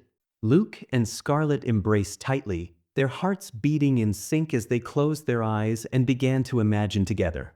Luke, with his creative mind, wove each of her fantasy wishes into captivating stories. He painted vivid scenes with his words, describing the landscapes, the characters, and the journeys they would embark on. As they delved deeper into their shared imagination, they engaged in dialogue as though they were living out each scenario. They laughed at witty remarks, whispered secrets, and shared tender moments that only their minds could conjure. In a burst of pure joy, they began to sing a song of their own creation. Her voice intertwined with his, harmonizing perfectly as they sang lyrics that celebrated their deep love for each other. Their voices resonated through the space around them, filling their imaginary world with music and magic. Their imagination soared to new heights, blurring the lines between reality and fantasy, turning the night into a truly unforgettable adventure. The next day, Luke and Scarlet went to an air ticket booking office, where they were greeted by a display of picturesque destinations perfect for honeymoon trips. Scarlet's eyes lingered on a photograph. "Can we go to Paris and then to India?" she asked Luke eagerly. He was intrigued by her suggestion, approached the counter to inquire further. After a brief check, he turned back to her with a reassuring smile. "Sure, we can make that our honeymoon trip," he affirmed. But their wanderlust extended beyond Paris, prompting them to consider additional destinations. Aware of the month-long intervals between Scarlet's medical checkups, they carefully curated their itinerary, prioritizing locations they could comfortably explore within this time frame. Regretfully setting aside other tempting places for future trips, they finalized their plan, starting with Paris, moving on to Bombay, visiting the Taj Mahal, flying from Delhi to Kenya for a wildlife adventure, and concluding their journey back in Buenos Aires. Chapter 21. Luke and Scarlet made their first stop at the Eiffel Tower in Paris. They spent the entire day in its vicinity, immersing themselves in the quintessential French experience. They savored exquisite French cuisine at a charming bistro, took a river cruise along the Seine, and explored an art museum. They also tried to learn a few French phrases, laughing at their mispronunciations and enjoying playful corrections from locals. As evening drew near, they found themselves in the enchanting Luxembourg Gardens, leaning against an oak tree and engaging in romantic conversation. Scarlet observed the surroundings with a dreamy smile. Everywhere you look, there are lovely couples, young and old alike, sharing romantic moments. Paris truly is the city of love. Luke nodded and subtly gestured with his eyes towards a nearby couple. "Yes, except for that couple." Scarlet turned and noticed the couple he was referring to. They were clearly in the midst of an argument, their faces turned away from each other in frustration.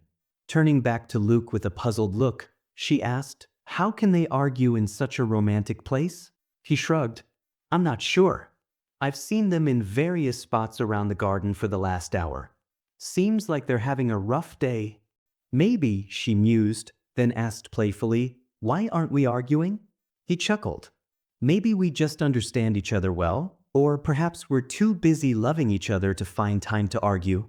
She smiled warmly and said, "Let's stay like this forever." He leaned in and kissed her gently. "Forever," he echoed. Moving away from the oak tree to find another spot, Luke and Scarlet noticed the same arguing couple now seated on chairs with more than a meter between them, not speaking. Suddenly, Scarlet's eyes widened in recognition. "Amanda," she called out. The woman looked up, surprised. "Scarlet? How are you?" Scarlet approached her, and they embraced. "I'm good. How about you?" she asked with genuine concern. Amanda smiled weakly. "I'm okay. What brings you here?" Scarlet took Luke's hand and pulled him closer. "This is Luke, my husband." We got married a few months ago and are on our honeymoon now. Amanda's face brightened. That's wonderful. Congratulations. So, you two finally made it?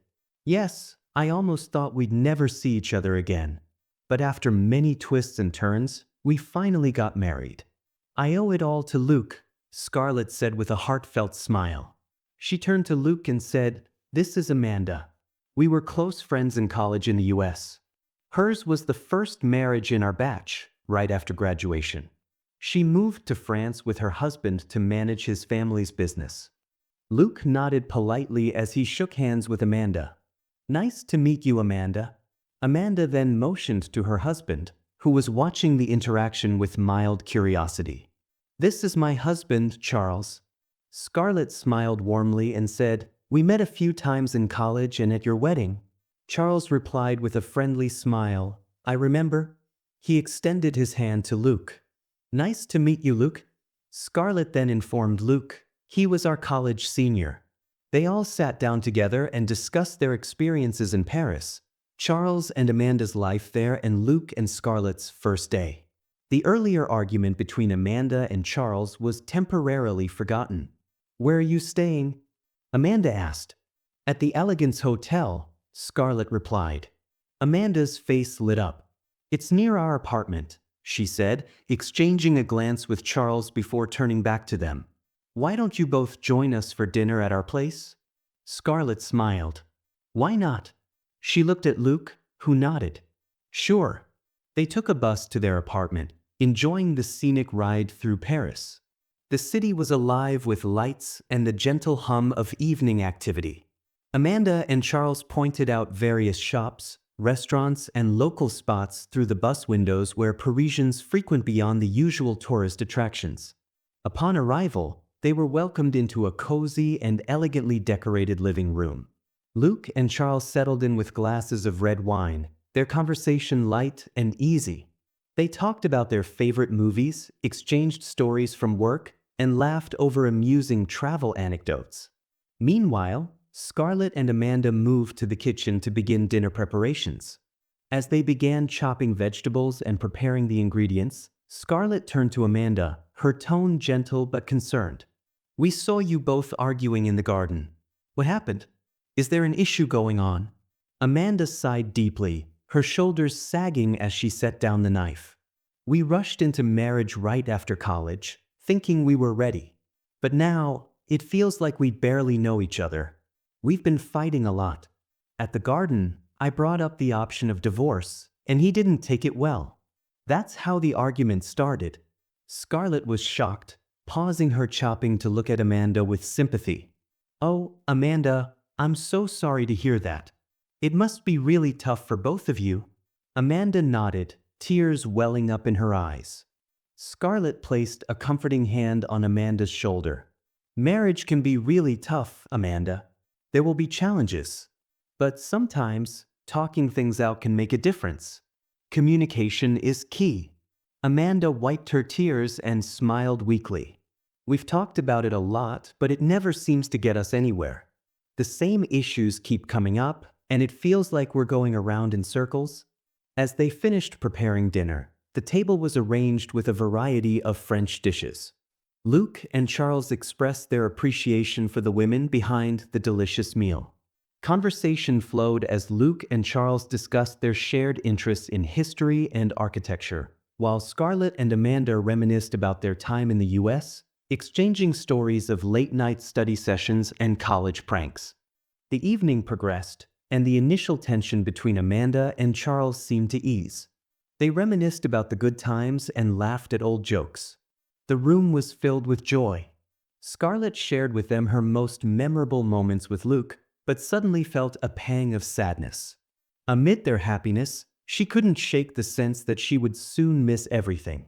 Unable to hold it in any longer, she revealed her illness, her current state of recovery, and how Luke was caring for her. The room fell silent, the joy of the evening momentarily dimmed by the weight of her revelation. Amanda, in shock, asked, "Why didn't you tell me earlier?" Scarlet, struggling to maintain her composure, replied, "I didn't want to make anyone feel sad about me." Luke, seeing Scarlet struggle to hold back her tears, spoke for her. We haven't shared this with many because she wants to live a normal life. She doesn't want to be seen as a patient, and I don't want to be viewed as making a sacrifice for her. I love her deeply and want to be with her for that reason. Charles, deeply moved, placed a hand on Luke's shoulder. You both are truly remarkable. Love means standing by each other no matter what.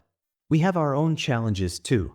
We're struggling to resolve our issues, and it often leads to arguments, so different from how we were in college. We're doing our best to recapture the understanding we once had. Scarlett suggested, perhaps a long trip and a brief break from your usual routines could help. It might give you both the chance to revitalize what you had at the beginning. Amanda nodded in agreement. We haven't left Paris together in the past 2 years. Every time we plan a trip, something comes up. We definitely need a break from our daily routines. Luke added, exactly. Spending quality time alone with your partner can really help strengthen the connection. Charles thought for a moment and said, my grandfather has a beach house in Marseille that's currently unoccupied. It's a perfect getaway from city life. Where is Marseille? Luke asked. It's a port city in southern France, about 500 miles from here, Charles explained. Since you have one more week in Paris, why don't we plan the trip together? Luke glanced at Scarlet, looking hesitant. Yes, you both should definitely come, Amanda encouraged. Can we? Scarlet asked Luke. Sure. Luke replied with a smile. Charles, excited, exclaimed, then we'll leave tomorrow morning. My brother and his wife will manage the business while we're away. You two should stay here tonight. We'll come over in the morning, Luke replied. Her medicine for the night is at the hotel. Amanda hugged Scarlet, whispering words of comfort and support. Luke and Charles soon became good friends, shaking hands and sharing excitement for the trip. As Luke and Scarlet strolled back to their hotel, they found their honeymoon trip becoming even more interesting than expected. The streets of Paris were quiet, with mist falling gently around them. Along the way, they hummed a romantic tune they had heard during their river cruise, occasionally breaking into spontaneous dance moves, completely enchanted by the city's ambience. The group arrived at the beach house in Marseille, where the quaint exterior with whitewashed walls and blue shutters exuded a welcoming charm. Surrounded by swaying palm trees, small shrubs, a lush green lawn, and a few large pine trees, it was a picturesque retreat. From the moment they stepped inside, the beach house felt like a world apart. The scent of the sea permeated the rooms, and the interior was adorned with vintage furniture and nautical-themed decor. Without wasting any time, they set to work. Luke and Charles took the lead, dusting off the interior and arranging the furniture, while Scarlet and Amanda added their personal touches. Within hours, they transformed the space into a cozy haven, ready for days of relaxation and adventure by the sea. The first day was a whirlwind of activities. They began with horse riding along the beach, an exhilarating new experience for both Luke and Scarlet. She sat in front, her hair streaming in the wind and occasionally brushing against Luke's face, while he steered the horse from behind. They both laughed with unrestrained joy, reveling in the thrill of the moment. Amanda and Charles, too, seemed to shed their previous tensions, finding solace in the simple pleasure of the ride. Next, they took out bicycles and explored the surrounding area. The coastal roads were lined with fragrant wildflowers and offered breathtaking views of the azure sea. They pedaled through charming villages with cobblestone streets. Back at the beach, they played volleyball and frisbee, taking breaks to swim in the clear, cool water. They dove and splashed like children, letting go of all their worries. The sun set, and the group gathered in the beach house's open-air kitchen to cook dinner together. The kitchen buzzed with activity, chopping, stirring, and tasting. Charles showcased his culinary skills, preparing delicious seafood, while Amanda and Scarlet whipped up a fresh salad and dessert. Luke took charge of the grill, cooking charred chicken to perfection under Charles's supervision. The following day, they explored new outdoor activities at various destinations. That evening, they decided to visit a nearby carnival, a vibrant festival brimming with lights, music, and enticing aromas. As they wandered through the carnival, they were drawn to the various game stalls, eagerly trying their luck. The clinking of coins and cheers of winners filled the air. They won several stuffed animals and trinkets, proudly displaying their prizes as they moved from one game to the next. Their appetites soon led them to the food stalls, where they indulged in a variety of delicious treats. Spending evenings at the carnival became a compulsory part of their stay. They played the same games, ate the same food, and reveled in the same joyous atmosphere. It never felt repetitive. Instead, each night deepened their enjoyment and strengthened their bonds. On their final night in Marseille, as the carnival lights twinkled against the dark sky, Luke and Scarlet chose to explore separately from Amanda and Charles, giving them the time to rejuvenate their relationship. Luke and Scarlet headed straight for their favorite attractions: the Ferris wheel, the bumper cars, and the bowling alley. They laughed and screamed with more enthusiasm than the kids around them. As the night went on, they headed to the agreed meeting spot to find Amanda and Charles. After waiting for half an hour, they decided to take a walk along the cool, sandy beach. Just then, they heard faint voices calling their names. Turning around, they saw Amanda and Charles waving from the top of the lighthouse.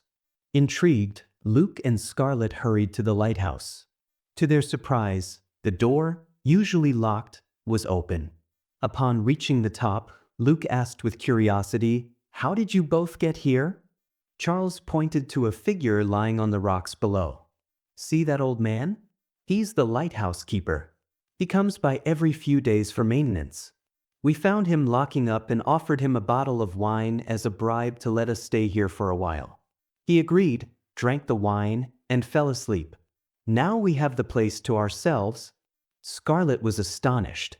"That's incredible. I didn't think we'd get this chance. The view from here is breathtaking."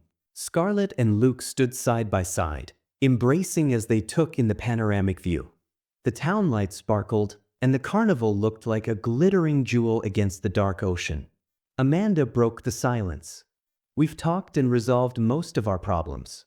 Over the past few days, we've rediscovered what was missing in our relationship." Charles nodded in agreement. "You both inspire us. Seeing how you support each other through the toughest times has been a real eye-opener." "Thank you." Luke smiled, his eyes reflecting a mix of tenderness and sorrow. "We often realize the value of our partners during separation, but not every separation leads to reunion. It's better to address issues while we're together." He paused, his voice thickening with emotion. "There were so many times I thought I had lost Scarlet forever. Each time I learned how much I loved her. Now, the fear of losing her again haunts me." Scarlet hugged Luke tightly, her grip firm yet trembling. The thought of any separation in their lives seemed unbearable, weakening them both. Luke continued, his voice almost a whisper. "I feel her in me. I feel myself in her. It's as though we're unified in every way. Losing her would be like losing a part of myself, my better half." Scarlet looked up at him, her eyes glistening with tears. "When I was hospitalized and the doctors estimated my time was short, I felt like I was leaving this world too soon. But even now, if I were to leave, I wouldn't regret it. Because I'm dying as Luke's wife, and I've had a lifetime of happiness with him. Every moment I get more is a bonus for me." Luke and Scarlet's hearts melted with emotion, their bond so profound that it seemed no force could even imagine separating them. Amanda and Charles, moved by the depth of their love and commitment, joined in, offering comfort. After a delightful stay in Marseille, they returned to Paris, filled with memories of the vibrant city.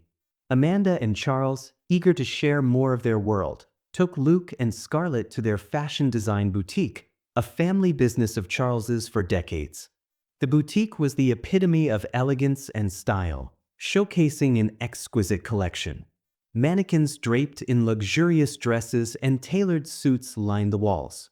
They guided them through the shop, explaining the intricacies of their craft and the inspiration behind each design. To Luke and Scarlet's astonishment, Amanda and Charles had prepared a selection of gifts for them. Scarlet received a stunning evening gown, its deep blue fabric shimmering under the boutique lights, along with a chic leather handbag. For Luke, they chose a tailored suit that complemented her gown perfectly and a stylish watch. Touched by the gesture, Luke and Scarlet expressed their heartfelt gratitude, recognizing how much their bond with Amanda and Charles had deepened during their stay. The afternoon passed quickly, filled with laughter, stories, and the joy of trying on beautiful clothes. As evening fell, Luke and Scarlet prepared to head to the airport, accompanied by Amanda and Charles. At the terminal, emotions ran high as they exchanged heartfelt hugs and made promises to stay in touch. With a final wave, Luke and Scarlet proceeded to the departure gate, ready to board their flight. Chapter 22. Hey Luke, wake up. Scarlet gently shook his shoulder. We're about to reach Bombay Airport. Luke, still half asleep, murmured, Bombay Airport? Are we on the plane? She chuckled. Yes, and where did you think we were? He groggily opened his eyes, glanced out the window, and replied, I was thinking we were still at the beach house. Noticing the pearl necklace she was wearing, he blinked and asked, When did you get that necklace back? You were the one who found it in my bag and gave it to me, remember? She said, trying to control her laughter. He giggled, lightly slapping his face with both hands. All right. In my dream, we were still searching for it. It feels like my memory got erased while I was asleep. Do you remember my name? She teased. He pretended to think hard. Let me guess. She pinched him playfully. Guess? Oh, he winced. Not guess. I know. You're Scarlet. Good, she said with a satisfied grin. Luke went to the restroom and returned looking more awake. I'm still worried about how my parents will react to our marriage, he confessed. Don't worry, Luke, Scarlet reassured him. We should tell them sooner rather than later. Let's face it together and explain our reasons. They're your parents. They have your heart. I'm sure they'll understand and accept me as their daughter-in-law. They landed at Bombay Airport in the early morning. Taking a cab to Luke's home, they observed the city gradually coming to life, vendors setting up their stalls and streets beginning to fill with people. Arriving at his home, Luke opened the gate and rang the doorbell. He eagerly showed Scarlet the new car in the porch, which he hadn't had the chance to drive during his last vacation due to leaving early. After a minute, his father opened the door with his mother standing beside him. His face lit up with disbelief. What a pleasant surprise, son. You should have let us know, he exclaimed. Luke shrugged. I took a 1-month leave from work and decided to surprise you with a visit. Scarlet wanted to meet you all too. He then introduced her. Mom, Dad, this is Scarlet. His mother smiled warmly.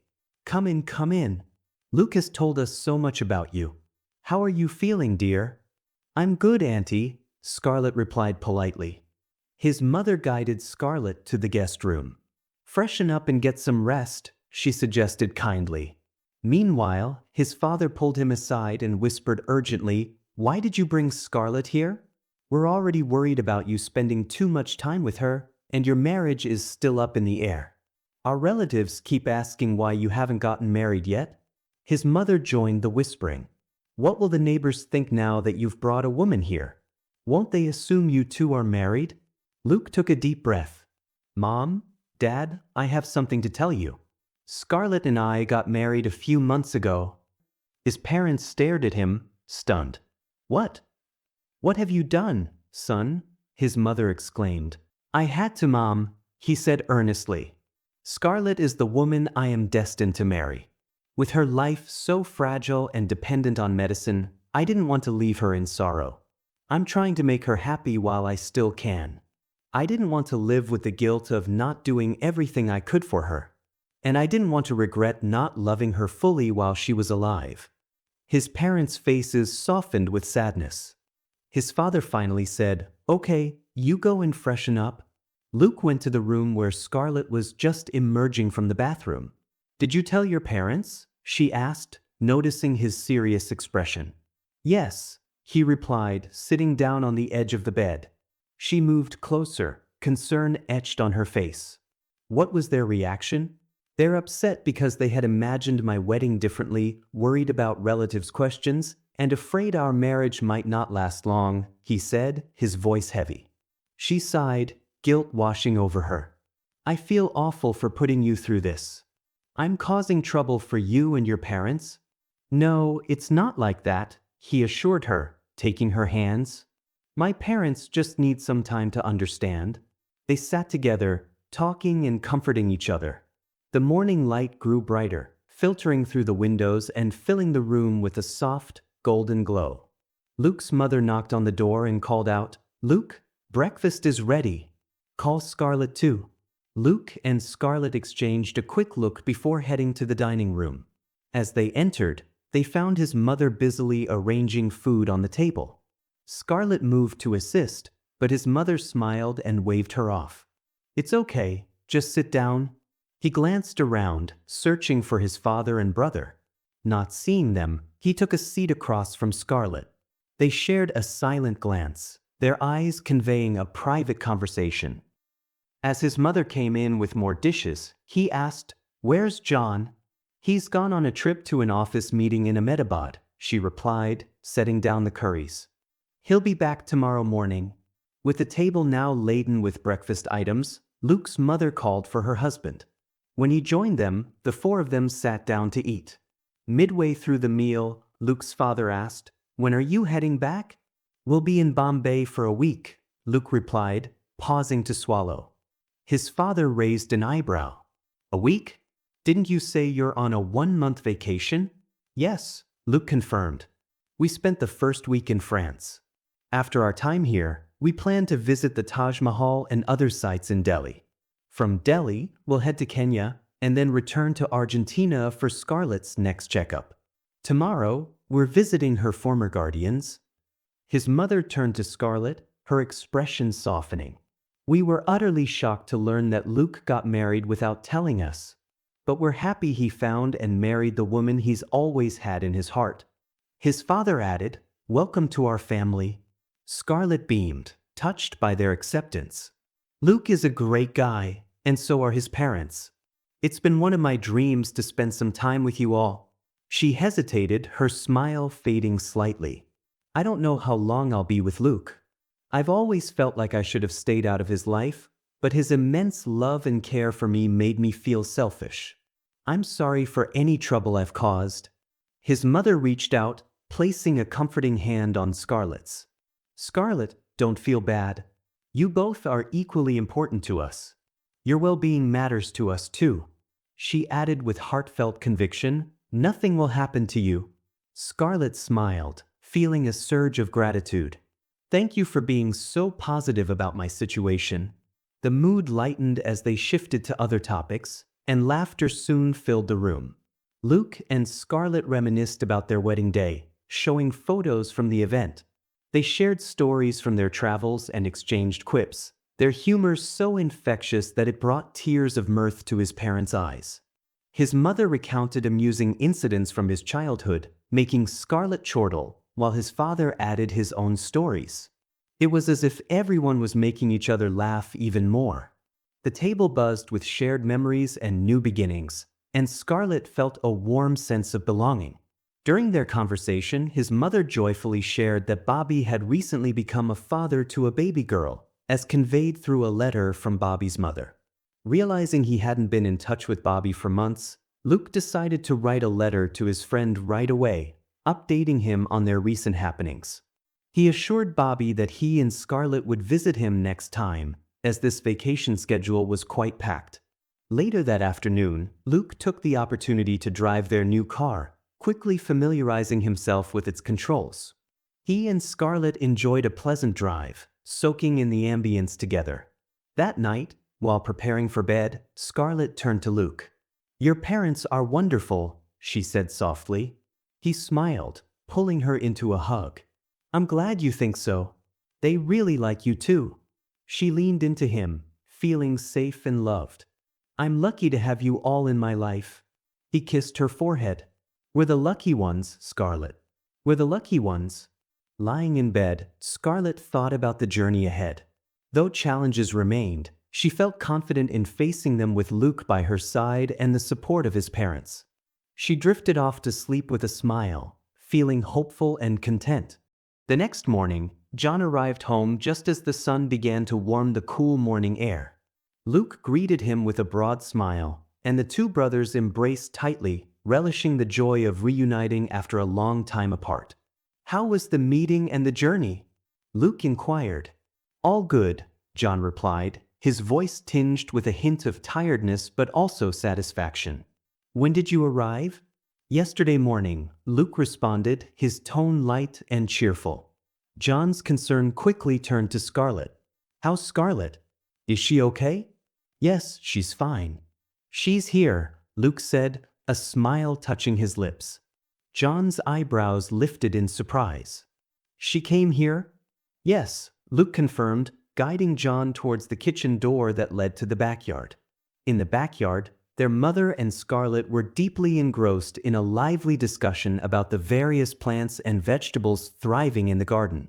The air was rich with the earthy scent of freshly watered soil and the fragrance of blooming flowers. Their mother looked up as they approached. "John, you're here. How was the journey?" "Good," John replied with a smile. Turning to Scarlet with a proud grin, their mother said, "John, this is Scarlet, Luke's wife." John's eyes widened in surprise. "Luke's wife?" He turned to Luke, seeking confirmation. "You got married?" Luke chuckled at his brother's astonishment. "Yes, I did." Scarlet stepped forward, extending her hand. "Hi, John." Luke used to talk about his little brother all the time. John shook her hand, still processing the news, but managed a warm smile. "Nice to meet you, Scarlet.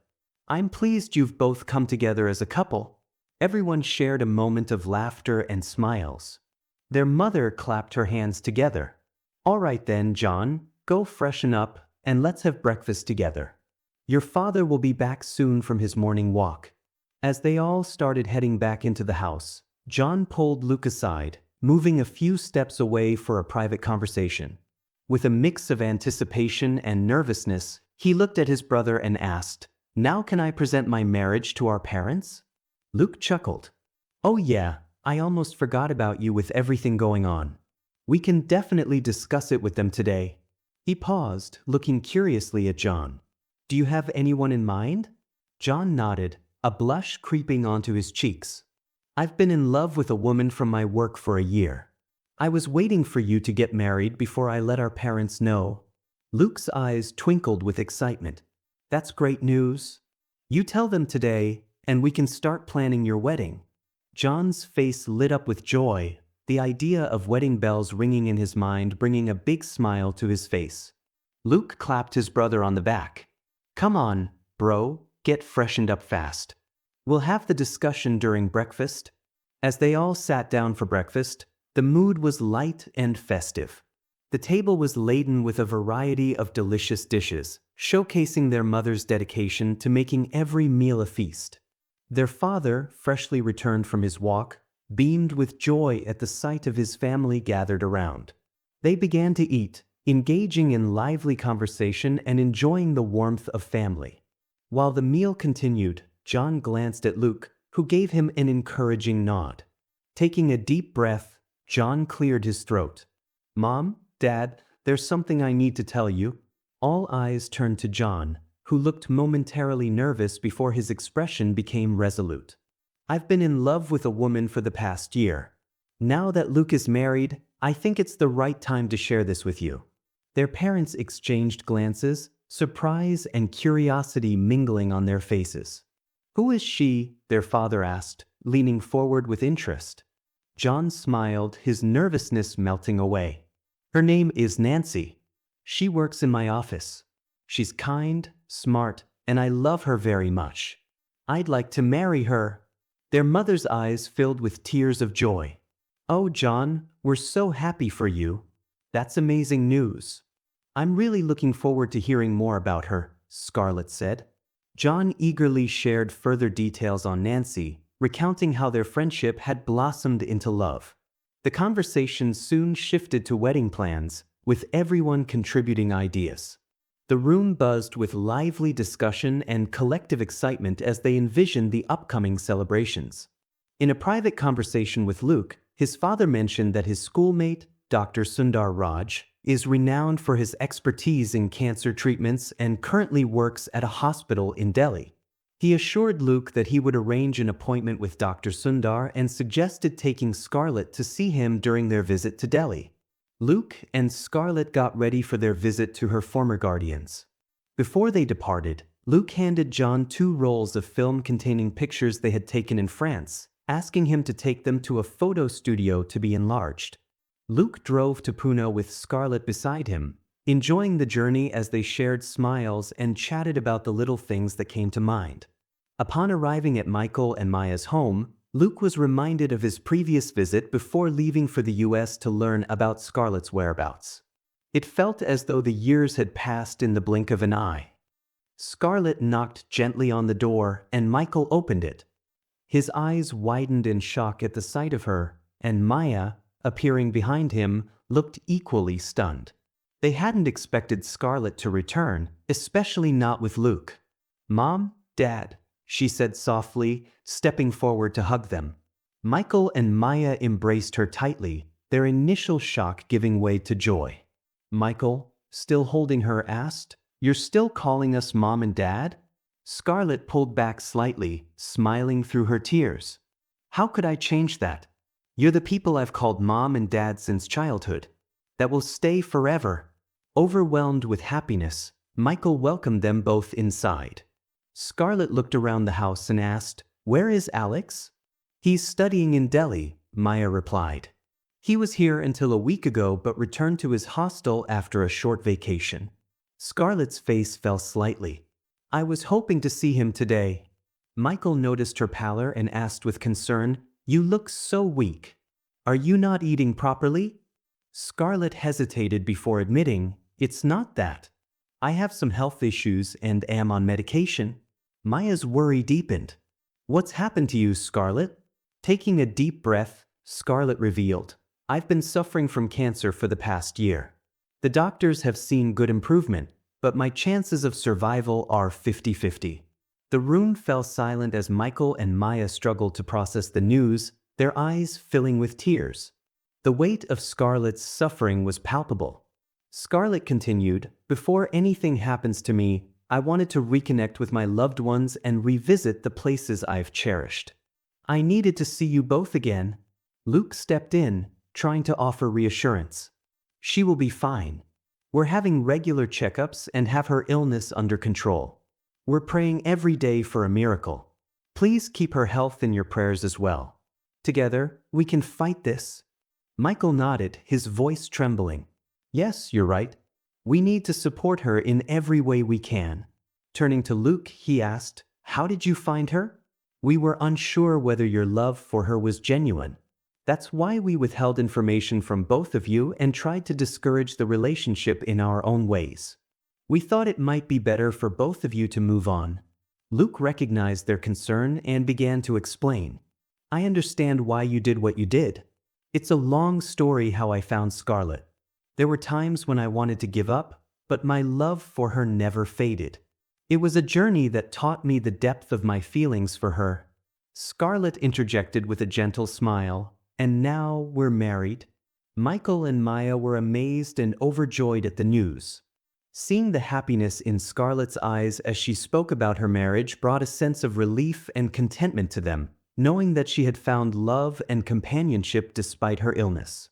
The rest of the day was spent catching up, reminiscing about the past, and discussing plans for the future. Michael and Maya insisted that Luke and Scarlet stay the night, eager to cherish every moment with her, fully aware of how precious time was.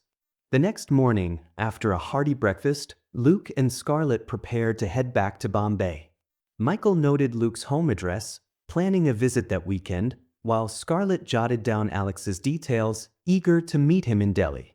Michael and Maya hugged Scarlet tightly, their eyes glistening with tears. "Take care, both of you." They drove away, Scarlet still overwhelmed by the feelings of the visit, leaning her head tenderly against Luke's shoulder. "Thank you for bringing me here, Luke. It meant a lot," she murmured. Luke gave a playful shrug of his left shoulder, dismissing her thanks. Next time we come to India, we should visit my relatives. They'll be shocked to hear about our marriage, but my parents have promised to meet them soon and let them know in advance. Sure, next time we'll plan to stay in India for an entire month, she agreed, already imagining the emotions of exploring Luke's extended family. And we must visit Bobby and his family too. He's eagerly waiting for us, he added. Her eyes lit up. And the Singalilla forest. Ever since you told me about the living tree house, I've been eager to go. He grinned. For sure, next time. The steady hum of the engine, the scenic views passing by, and their alternating between conversation and singing made them feel as though the car journey would never end. Chapter 23. Luke and Scarlet were en route to the school where they had first met and forged their close friendship. As they neared the entrance, a flood of memories washed over them. The security guard at the gate greeted them with a polite smile. Which class is your child studying in? He asked. Luke and Scarlet exchanged amused glances. We were students here a decade ago, she explained. We're here to look around and see our old teachers. The security guard's smile widened. Oh, welcome back. It's always wonderful to see alumni return. He handed them the visitor's register book and asked them to enter their details and sign. After signing in, the security guard guided them towards the principal's office. The principal isn't here right now, the assistant informed them as they arrived. She's gone for a meeting. The security guard quickly interjected. These are former students visiting the school. All right, I'll handle it from here, the assistant responded. Turning to Luke and Scarlet, she asked, how many years did you both spend here? We were here from 6th grade all the way through graduation, Scarlet replied with a smile. Is Mother Veronica still the principal? Luke asked. The assistant shook her head. No, she retired a few years ago. Now it's Mother Margaret. Okay, Luke and Scarlet responded in unison. The assistant offered them a kind smile. If you'd like to meet the principal, you can wait here. Otherwise, feel free to explore the school. Just remember, the visiting duration is typically 2 hours. They thanked her and began their nostalgic tour. As they walked down the open corridor on the ground floor, Scarlet pointed out the changes. That building wasn't there when we were studying. It used to be a playground. Luke nodded. Yeah, I remember coming here with some friends after college. That building was under construction back then. Scarlet's eyes sparkled with a mischievous glint. Do you remember how we used to play volleyball there? We once had a bet on who would play better, boys or girls. It was a fierce battle, and you boys lost by just 1 point because you made the final hit out of bounds, Luke? He grinned, giving a playful tap to his chest as if hurt. Actually, I lost that game on purpose to let you win. She laughed, her joy mingling effortlessly with the nostalgia of their surroundings. Sure, keep telling yourself that. I remember what your friends yelled after that game. You were trying to impress the girls with that shot, and that's why the ball went out. It was an easy win. He beamed, his face flushed with embarrassment. You heard that. They reached the center of the courtyard and paused, taking in the panoramic view of the main school building. Memories flooded back, vivid scenes of their younger selves walking through the corridors on various floors, their classrooms from each grade, assembly times, extracurricular periods, and annual days. They could almost hear the echoes of laughter and feel the rush of excitement from those long-gone days. She gestured towards a classroom on the 2nd floor. That's where we had our big fight. We didn't speak to each other for months, she said, her tone laced with a playful edge. He chuckled, his eyes reflecting the memory. Oh yeah, that incident. But honestly, I can't recall what started it. She nudged his arm with a grin. You forgot? How could you? You tripped me as I was walking to my seat, and I fell flat on my face. The whole class burst out laughing. I was so furious that day. You became my arch-nemesis. His expression softened as the memory returned. Now I remember. You're bringing back that same angry look. Her smile reappeared. He continued, I apologized every day during those months, but you wouldn't even listen to me. It wasn't until the beginning of the next year that you finally forgave me. She smirked. What if I hadn't forgiven you? He shrugged. We would have found another way to become close. We're meant to be together. He winked at her. She winked back. Yes, that's true. He smiled. That was our longest fight back in school. All the others were resolved the same day. In college, I don't think we ever had a single argument. She nodded. Yeah, we matured a lot in college. Luke and Scarlet climbed the stairs to the first floor, revisiting their memories. They walked down a corridor with only 3 classrooms. At the end, they found their old classroom, now labeled Class 4, though it had been Class 6 in their time. Inside, a teacher was solving a mathematics problem on the blackboard while students diligently copied it into their notebooks. Luke and Scarlet stood by the window, careful not to disrupt the class. Luke pointed to a bench in the front right corner. That was my usual seat. On the first 2 days of school, you weren't in the classroom. The teacher kept calling your name, Scarlet, during roll call, but you were marked absent. I remember wondering what you looked like. Scarlet chuckled. I had a fever those 2 days. Bad timing, I guess? He spoke on, his tone imbued with nostalgia. On the 3rd day, when the teacher called your name, I heard someone respond, "Present, sir." That voice made me stand up abruptly, my eyes scanning the room for its source. When I finally saw you, it felt like love at first sight. But then everyone started laughing at me for staring so intently. The teacher even asked, "What's your problem?" I apologized and sat back down. That moment is so vividly etched in my memory. She looked at him, surprised. So, it was love at first sight for you. You never mentioned this before. He nodded, a gentle smile gracing his face. Yes. There are so many small memories we haven't talked about yet. Maybe we were too caught up in everything else. She paused, her expression softening. Yes, we haven't really discussed our early school days much. I remember wondering why you were staring at me so intently. I thought, do I know him from somewhere?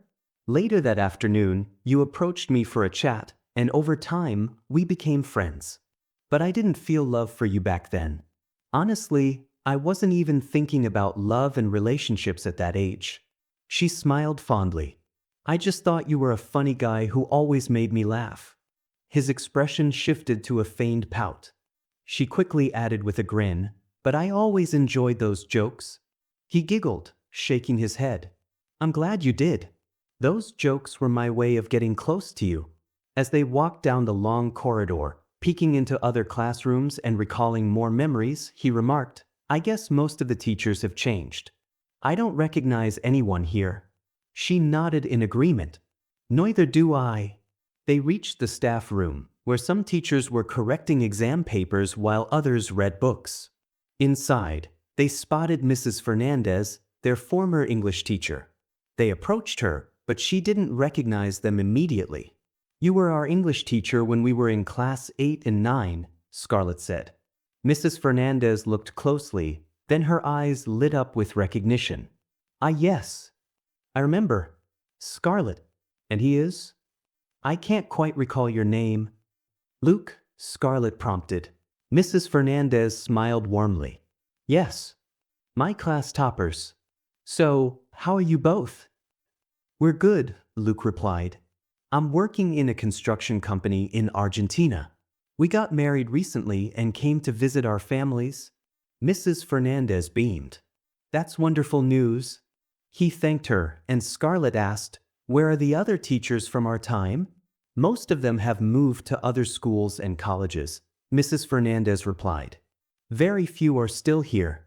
They might be in class now, but you can catch up with them during the lunch break." They continued talking for a while about the changes in the school, new students, and the current status of Luke and Scarlet's friends. When the bell rang, announcing the lunch break, students poured into the hallways, filling the air with laughter and chatter. Luke and Scarlet watched with fond smiles, seeing reflections of their younger selves in the lively crowd. They then went on to meet other familiar teachers.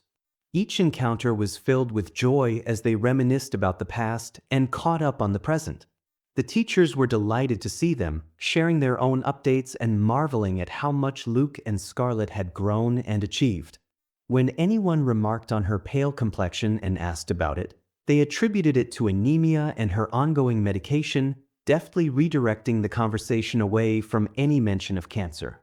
They returned to the entrance of the school, their hearts full of cherished memories and renewed energy. As they stood by their car, Luke glanced back at the school with a sense of gratitude. This place holds so many memories. It's where we began, and it's shaped so much of who we are. Scarlet stood close by, her eyes misty with emotion. Absolutely, it really has. Okay, let's head to our college, Luke said. I'm hungry. Where should we go for lunch? She exclaimed. How about the restaurant where we celebrated your birthday with our college friends during our first year? He suggested. Yes, that one, she agreed. Let's definitely go there. At the restaurant, they settled comfortably at their table and placed their orders. The ambience was filled with the soft hum of conversations and the clinking of cutlery. This is the second time I've come to this restaurant, Luke remarked, looking around with a smile. I've been here many times with Dad and Mom, especially for special occasions, Scarlet replied, her eyes twinkling with fond memories. Okay, he said with a smile. Do you want to meet any of your friends while we're here? She gently shook her head. Finding them would take too long. Let's save that for another time. Right now, I just want to make more memories with you. He nodded, his gaze affectionate. Here comes our food. The waiter arrived, placing their dishes in front of them. Scarlet's eyes lit up as she caught the aroma of her food. The biryani smells just as good as I remember.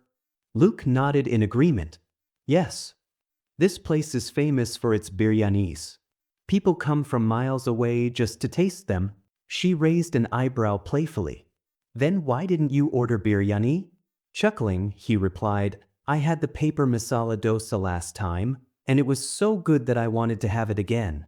Besides, you probably won't finish the whole biryani, so I'll take care of the rest. She laughed softly, shaking her head. I'll prove you wrong today. We'll see, he teased. As she took a few bites of her biryani, savoring the rich flavors, she said with her eyes closing momentarily in appreciation, This is so delicious. He smiled at her enjoyment. I'm glad you're enjoying it. I remember you had the same expression during your birthday party. He glanced around the restaurant, his expression distracted. What's wrong, Luke? She asked, noticing his preoccupation. Last time we came here, there was a large painting of the Taj Mahal on the wall, he said. Now they've moved it to the left side and added more paintings. She looked around and nodded. Yes, you're right. Seeing that Taj Mahal painting that day made me think about visiting it with you. And now it's actually going to happen, he said. She smiled warmly, her eyes reflecting the same excitement. He finished his dosa quickly, while she was only halfway through her biryani, feeling full. She chuckled slightly, I don't think I can finish this. You'll have to help. He laughed and replied, I knew it. Take what you can and leave the rest for me. She thanked him, pushing the bowl towards him. He happily dug into the remaining biryani. They carried on, exchanging laughs and chatting casually about various topics. After lunch, they made their way to their college. Her eyes widened as she took in every familiar scene that came into view, her heart swelling with memories of the times when Michael would drop her off at college and pick her up, with Maya and Alex occasionally coming along. Luke parked the car and they walked through the campus. He stretched out both arms and spun around, exclaiming, Here I am, back with my Scarlet. Scarlet affectionately patted his shoulder and waved at the campus. Not just back, she's his wife, she replied proudly. At that moment, magic unfolded. The tree above them, adorned with yellow flowers, began showering petals upon them. There was no wind, no external force, just blossoms falling in a silent celebration. They stood beneath the tree, heads tilted upward, feeling the delicate petals land on their faces. Their hands reached out to touch every blossom they could. Amid the hotness of the sunny day, a sudden coolness enveloped them. The air was filled with the sweet fragrance of the flowers. It felt as though the campus, once a witness to their parting and Luke's years of longing, was now celebrating their reunion with joy and tenderness. They continued walking, their hearts buoyed by the delight of witnessing a magical moment. As they strolled, they reminisced about the small things they used to do in college, the jokes they shared, and the dreams they once had. Luke recounted tales from the time after Scarlet left college, many of which she had heard before. He spoke of his friendship with Anita, their outings with Bobby and Leela, and Anita's romantic interest in him. This time, he went into greater detail, weaving the stories into their present surroundings and sharing the deeper emotions and nuances behind each experience. They made their stops at the stone bench, the library, the auditorium, and their old classrooms. Each location stirred a wave of nostalgia, and they eagerly shared their memories with favorite lecturers and lab assistants who were thrilled to see them once more. Hours passed as they traveled through different times and moments in their lives. The campus, with its familiar sights and sounds, felt like a living album of their past. They cherished every part of their walk down memory lane. As the college day drew to a close and students began leaving their classes, Luke and Scarlet headed to the canteen for their usual snacks. To their surprise, they found Karishma working there. Karishma's face lit up with joy as she immediately recognized them. "Scarlet, it's been such a long time. How are you?" she asked warmly. Scarlet smiled in return. "I'm good, Karishma. How have you been? How's your son?" Karishma beamed with pride. "He's doing well and is healthy. He's studying electrical engineering at this college. We were in Punjab, but I started working here again last year." Luke and Scarlet exchanged delighted glances. "That's wonderful news," they said in unison. Just then, a young man approached Karishma. She turned to him with a proud smile. "This is my son Lal," she said. Then, gesturing to Scarlet, she continued, "Lal, this is Scarlet. She helped raise money for your operation." Lal's face filled with gratitude. "Thank you so much," he said earnestly. "I'm so glad to see you healthy and doing well," Scarlet said joyfully. "Keep studying hard and make the most of your college years." The group chatted for a while, sharing updates and reminiscing about old times. Luke and Scarlet walked back to the car, their steps slow and deliberate as they savored the last moments of their visit. Before getting in, they turned once more towards the college. "How do you think our lives would have turned out if I hadn't gone to the US?" she asked. He pondered for a moment, his gaze distant. "There are countless possibilities. We might have stayed here and built our lives in this very city, or perhaps we would have traveled the world together. No matter how our lives might have unfolded, I just wish we had always been together. What do you think?" She sighed, her voice tinged with regret. "If I hadn't gone to the US, we would have spent so much more time together.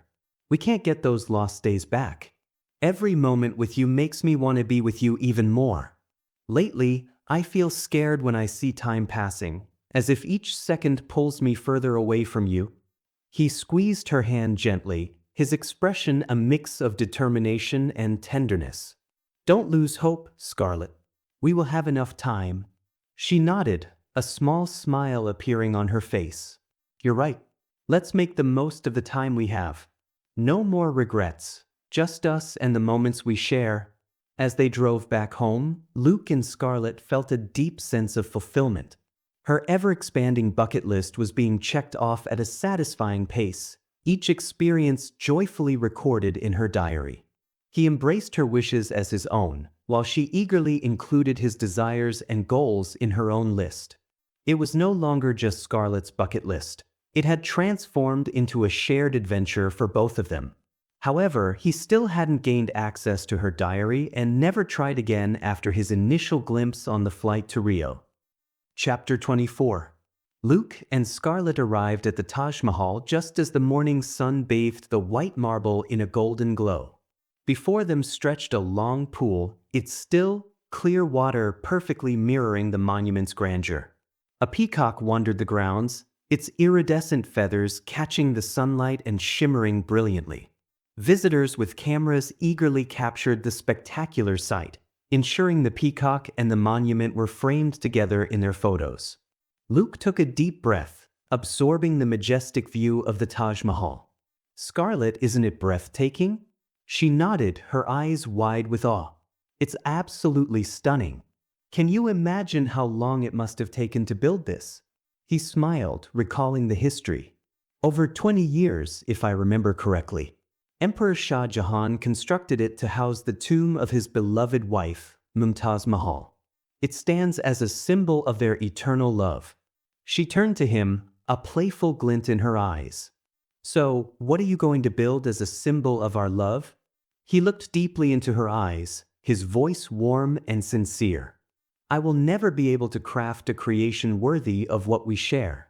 No monument could truly capture the magnitude of our love. It's a living entity, eluding any earthly representation. Its beauty resides in its truest state, incomparable to any imitation we might dream up. She struggled to speak, her face caught between blushing and regaining her composure. She covered her face with her hand, peeking at him through her fingers. I expected you'd say something like that, she began. But when you put it into words, my heart felt so overjoyed that it momentarily forgot its purpose. It's true, our love cannot be symbolized. It can only be experienced in every moment we've shared, in every laugh and every tear. She lowered her hand and gazed directly into his eyes, continuing softly, It's in the way you look at me, as if I'm the only one who matters. They entwined their fingers and strolled through the complex, marveling at the exquisite view of the Yamuna River. After hours of wandering, they found a quiet spot and sat down to rest. Scarlet leaned her head on Luke's shoulder, feeling content. Suddenly, a burst of spontaneity hit her. She stood up and extended her hand to him, an enchanting smile on her lips. Dance with me, Luke, he laughed, glancing around at the few scattered tourists. Here? In front of the Taj Mahal? Why not? Let's make a memory, she insisted. He stood up and took her hand. How about a tango? They began to dance, swaying gently to an imaginary tune. A few passers-by stopped to watch, smiling at the sight of the couple dancing in front of the iconic monument. But they were in their own world, lost in the intimate cadence of their shared moment. That evening, they traveled to Delhi by train, the rhythmic clatter of the tracks offering a soothing backdrop to their reflections on the day. Upon arriving in the bustling capital, they checked into a cozy hotel and settled in for the night. The next morning, they set out to explore, visiting historical sites around the city.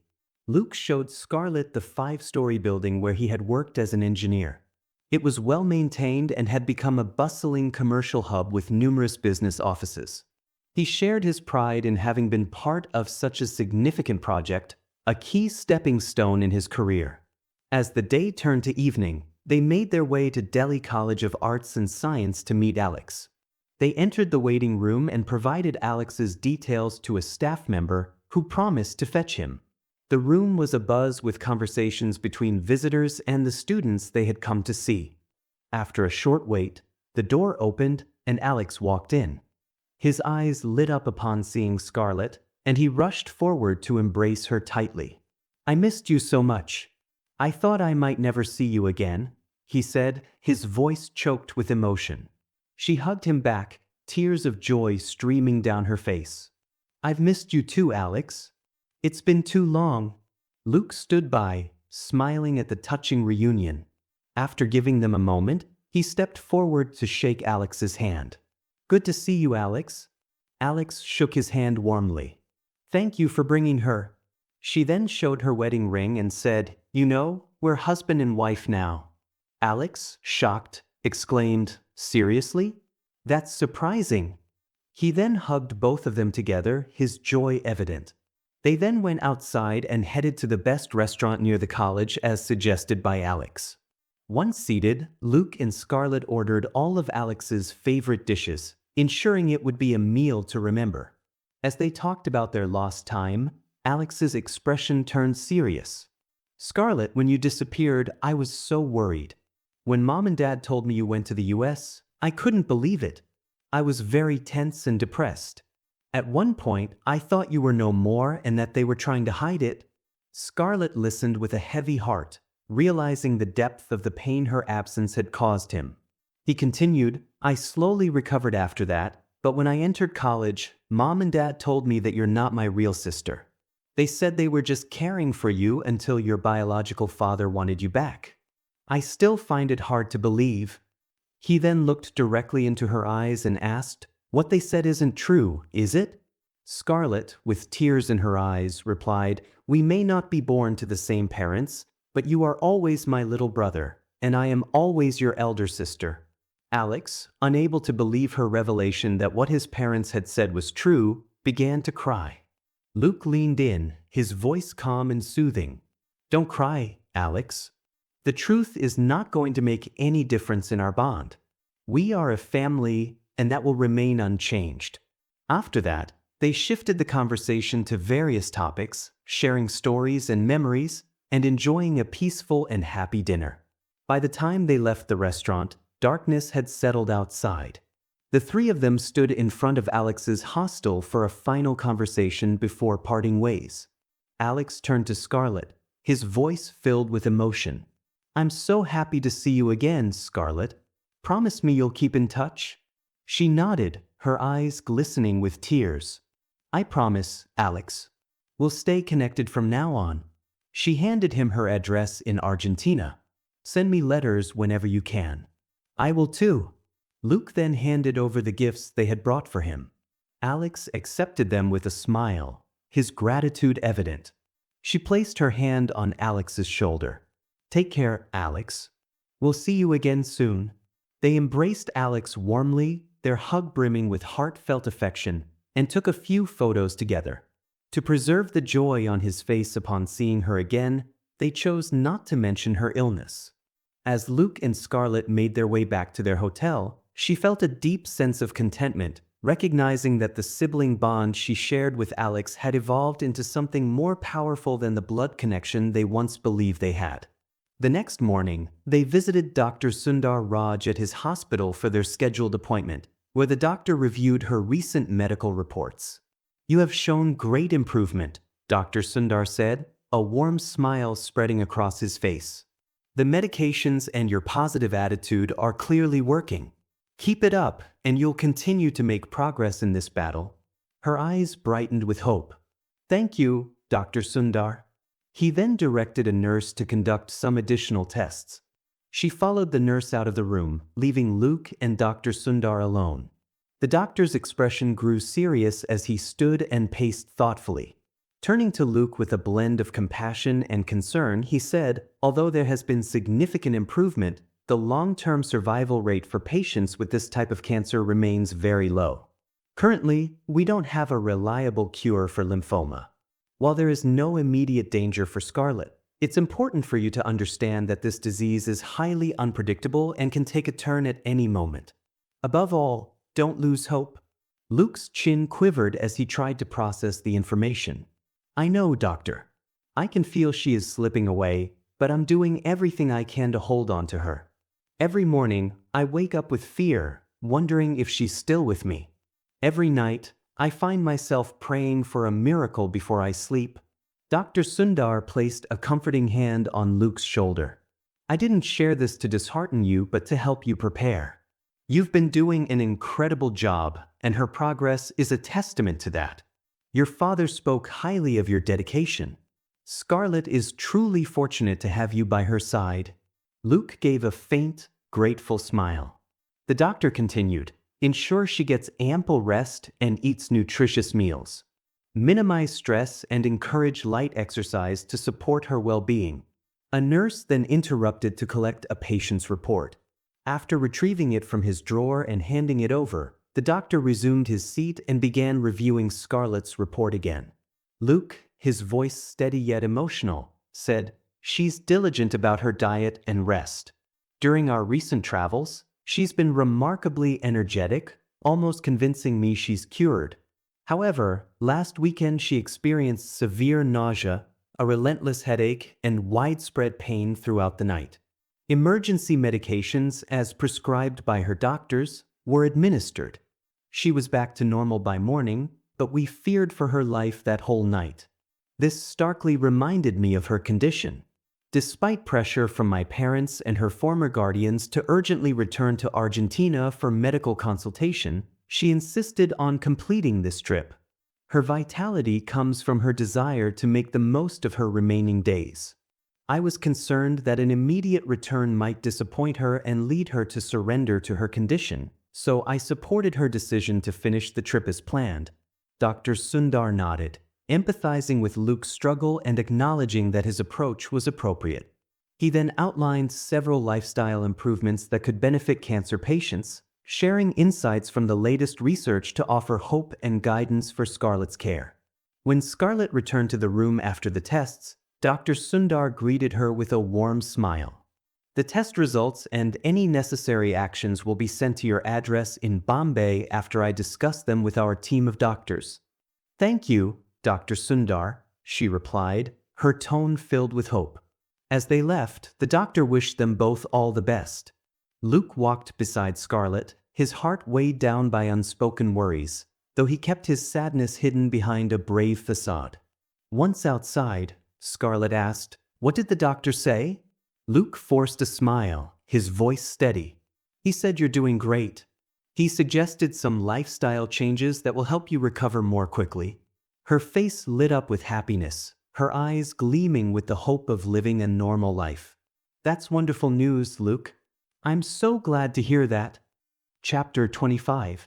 Kenya, a land of stunning landscapes and incredible wildlife, beckoned Luke and Scarlet with the promise of adventure and wonder.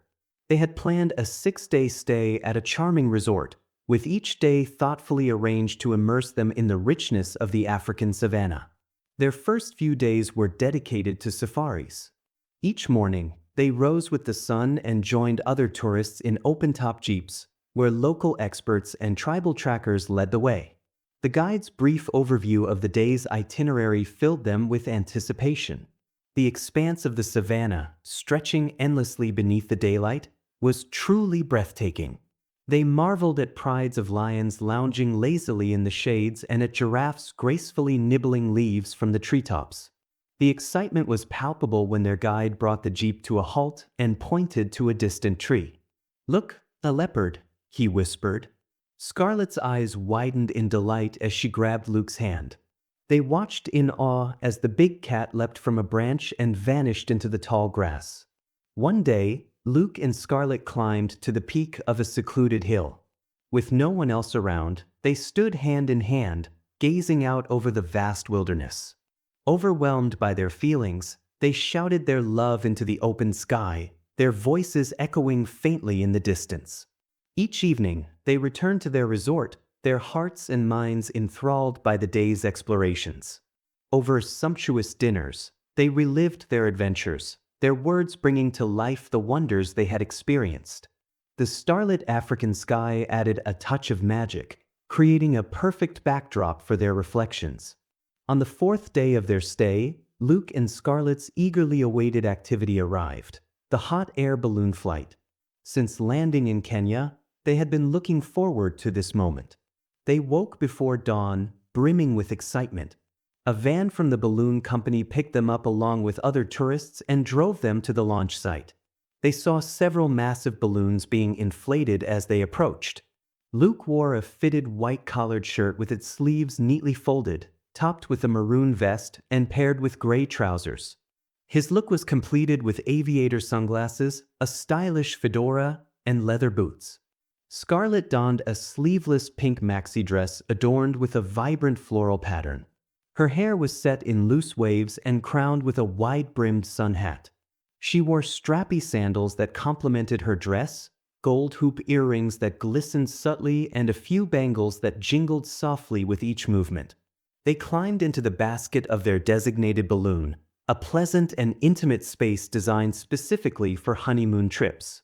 Small heart-shaped balloons were tied around the basket, and brilliant bouquets of fresh flowers embellished the corners.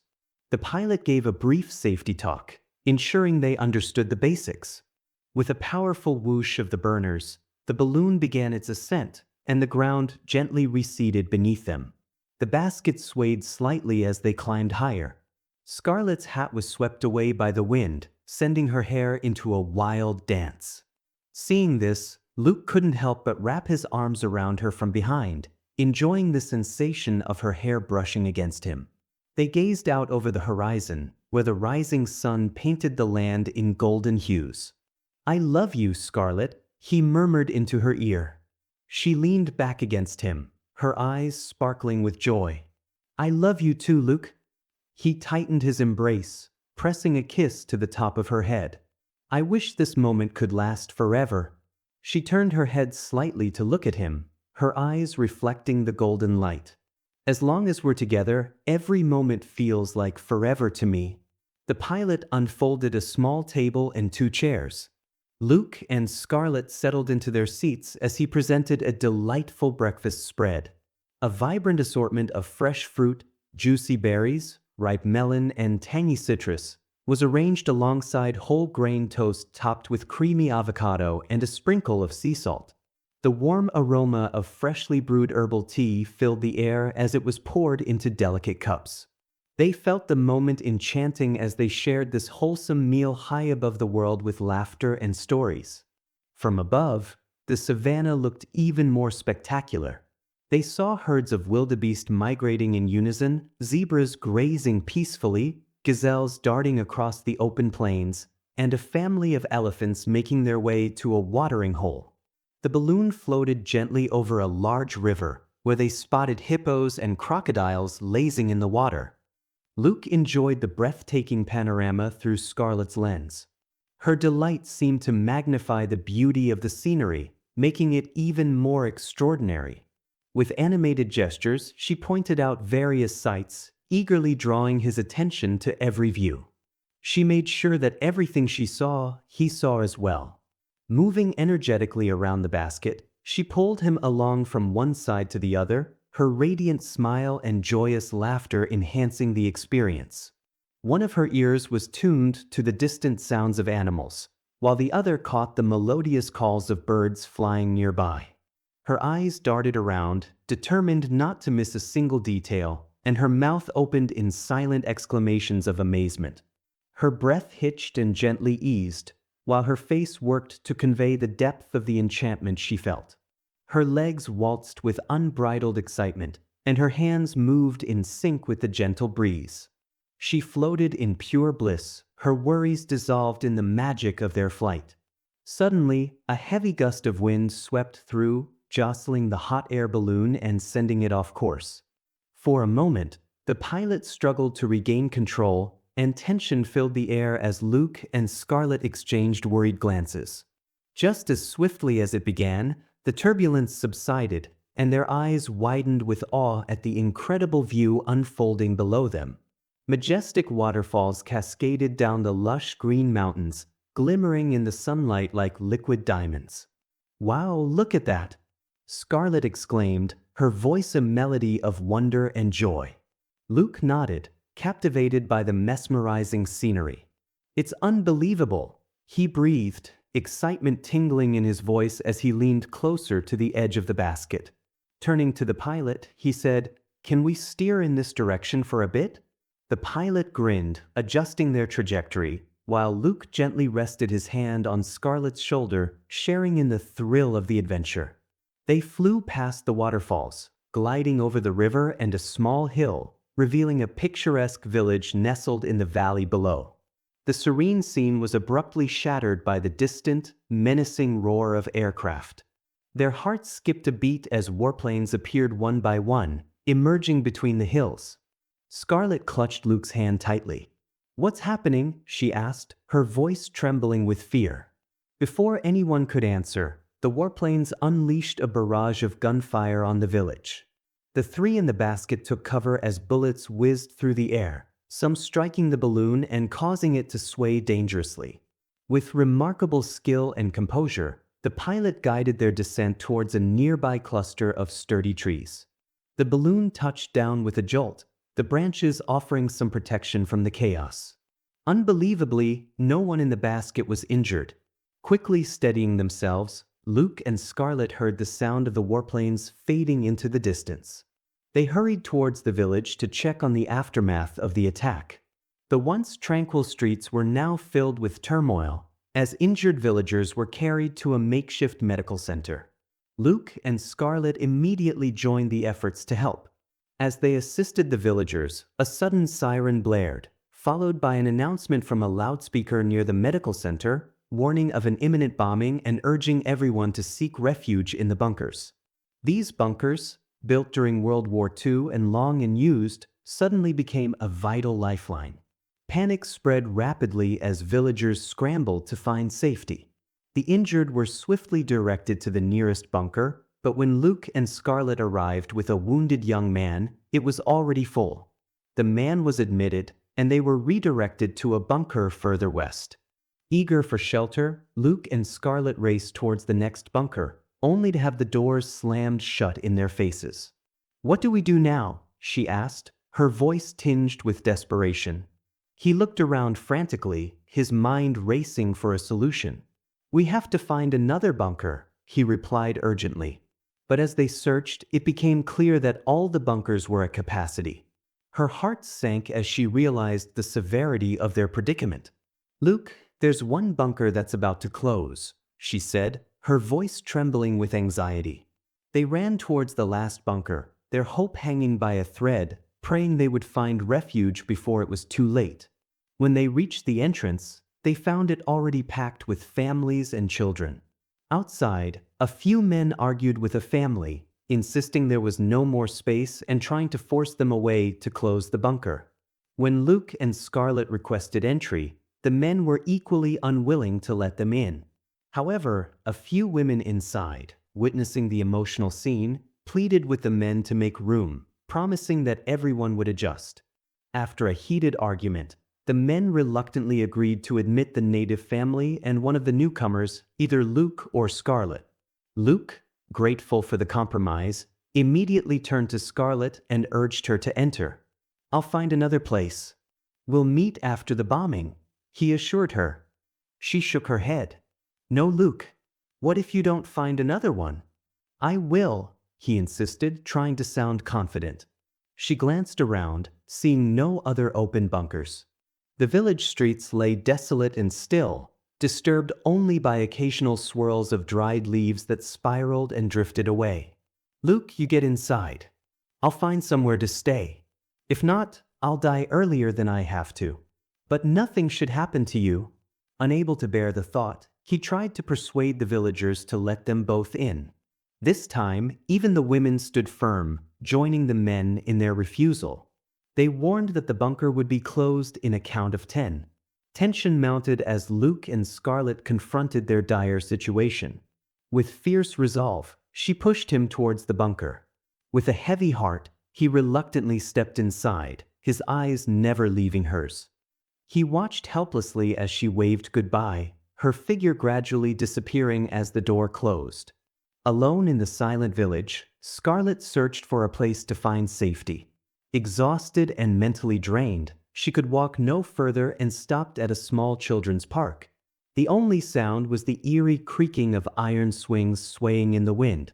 She sank into one of the swings, tears coursing down her cheeks as she grappled with the rapid shift from peak happiness to deep sadness. Suddenly, a familiar voice called out, "I need someone here." Startled, she turned around on the swing to find Luke sitting on one end of a seesaw. He repeated, "If you're done swinging, could you join me on the seesaw? I don't see anyone else around." Scarlet's heart was ablaze with joy. She sprang up from the swing and ran to Luke, a burst of happiness flooding her senses. As she reached him, Luke stood up from the seesaw and opened his arms wide. Without hesitation, she jumped into his embrace, wrapping her legs around his waist and her arms tightly around his shoulders. Her grip was so intense that it seemed like she might crush his bones.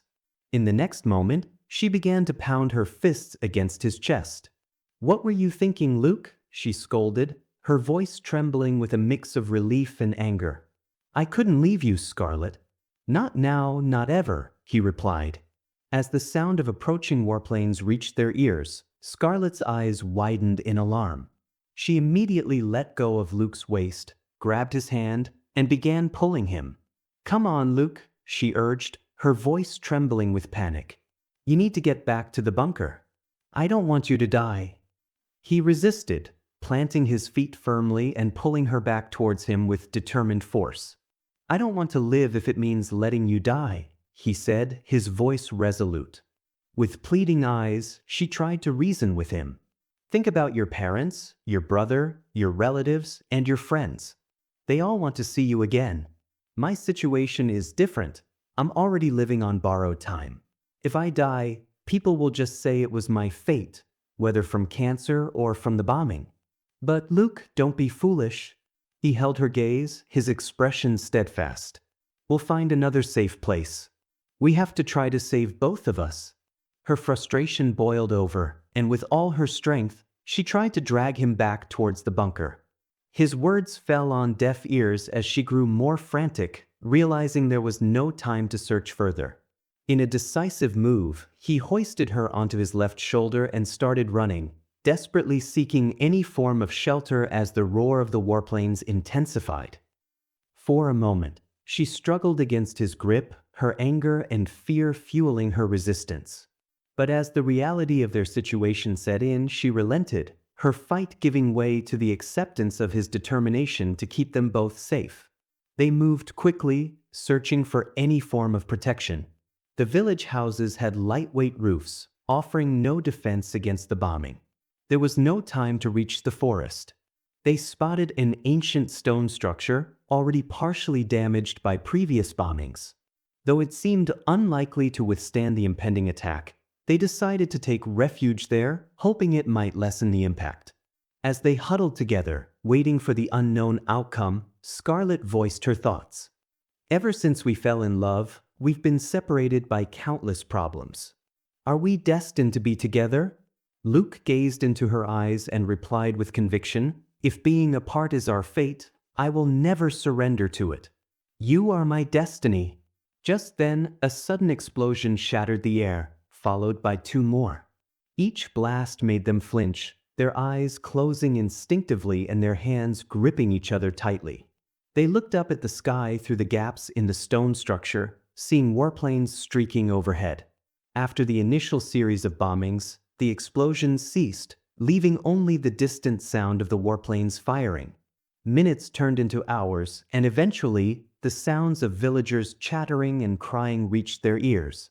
Luke and Scarlet emerged from their hiding place to witness a scene of devastation. Many houses were engulfed in flames, with villagers desperately trying to put out the fires with water. Military personnel were scattered around, assessing the damage. Relieved to have survived, they made their way to the medical center to get some drinking water. On the way, they saw the children's park had been utterly destroyed by a bomb. As they rested in the medical center, catching their breath amidst the chaos, an ongoing radio announcement reported that the country's military had successfully destroyed the attacking warplanes. The large number of enemy warplanes suggested a brutal intent to annihilate the village, and investigators scrambled to uncover the motive behind the attack. Thanks to timely warnings, all villagers had sought refuge in bunkers, preventing any loss of life during the bombing. Despite early concerns about the military's prompt arrival, their swift response averted total destruction and achieved a crucial victory. That evening, Luke and Scarlet finally returned to their resort, their hearts brimming with gratitude for the miraculous rescue that had spared their lives. The day's events had left Scarlet fatigued, with her body aching from the intense stress. They decided to spend the remainder of their stay resting and finding solace within the resort, allowing her the time she needed to recover. On their final night in Kenya, the resort kicked off its week-long music festival. The venue was packed with guests eager to enjoy the event, which featured performances by renowned local singers. The celebration was a lively affair, filled with vibrant tunes, spirited dancing, hearty laughter, and a tempting array of dishes catering to every taste. Luke and Scarlet donned the exquisite garments gifted by their dear friends, Amanda and Charles. They mingled with fellow guests, engaging in casual conversations and sharing snippets of their adventures. As the night progressed, they celebrated the successful conclusion of their month-long journey and the treasure trove of beautiful memories they had amassed. Chapter 26. Back in Argentina, Luke and Scarlet relished a peaceful day at the mansion. Andrew and Lydia listened intently while they shared photos and stories from their travels. However, as the reminiscing continued, Scarlet started to feel a wave of fatigue coming on. She excused herself and headed for her room, where she took a few tablets and settled in for the night. By morning, she awoke feeling revitalized and ready to embrace another day with Luke by her side. Luke and Scarlet were preparing for their routine visit to the hospital for her health checkup. Just as they were about to leave the mansion, she was suddenly struck by intense thirst. With a dry mouth, she hurried to the dining table, her steps unsteady. Grabbing a jar of water, she lifted it to her lips, but before she could take a sip, her vision blurred, and she collapsed, her body betraying her once again. In a flurry of panic and urgency, she was swiftly taken to the hospital. There, a team of medical professionals sprang into action. Hours stretched into a day as they anxiously awaited her awakening. Luke stayed by Scarlet's bedside, holding her hand and whispering words of love and encouragement. Finally, Scarlet regained consciousness. A flicker of hope ignited within Luke, but it was quickly extinguished as the gravity of her condition set in. The doctors conveyed the harsh reality: her health was critically compromised. Agony rippled through her, and painkillers were administered to moderate her suffering. One noon, as the doctors called for a sudden meeting with Luke and Andrew, they assured them that everything possible was being done, but the next 24 hours would be crucial. The words hung heavily in the air, a foreboding reminder that her survival depended on her body's immediate positive response to the ongoing treatment. The situation felt as though cancer had granted Scarlet a brief respite, responding optimally to therapy, allowing her a short-lived opportunity to pursue her desires.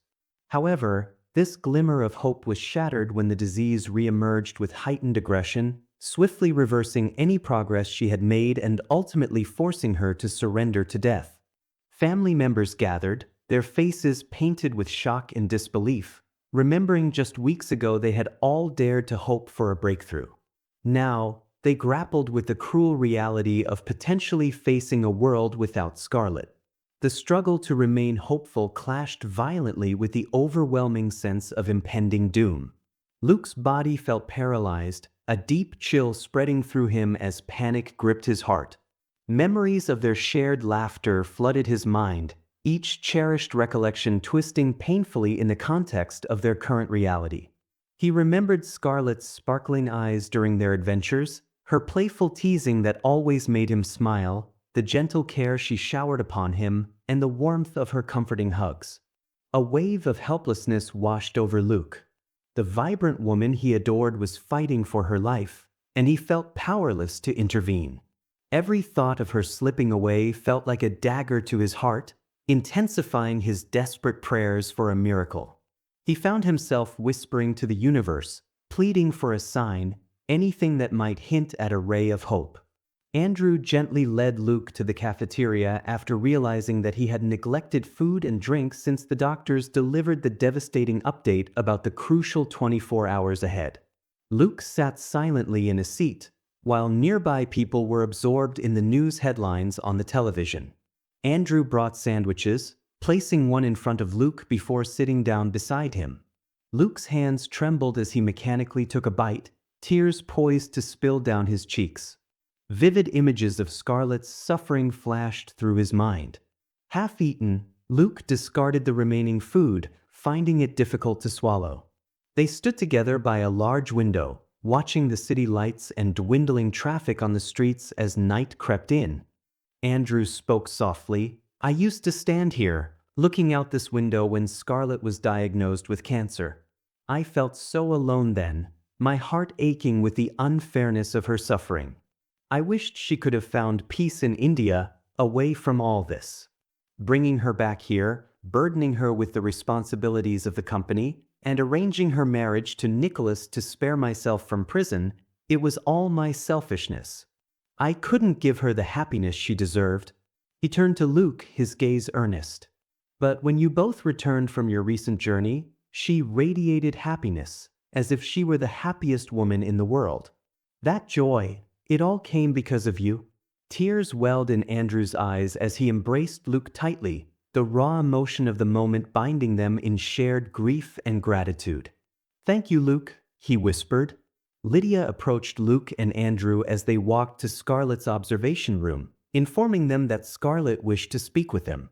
The three entered quietly. Scarlet looked fragile, her condition tugging at their hearts. She extended her hands, yearning for their touch. They gently took hold of her hands, intertwining their fingers with hers.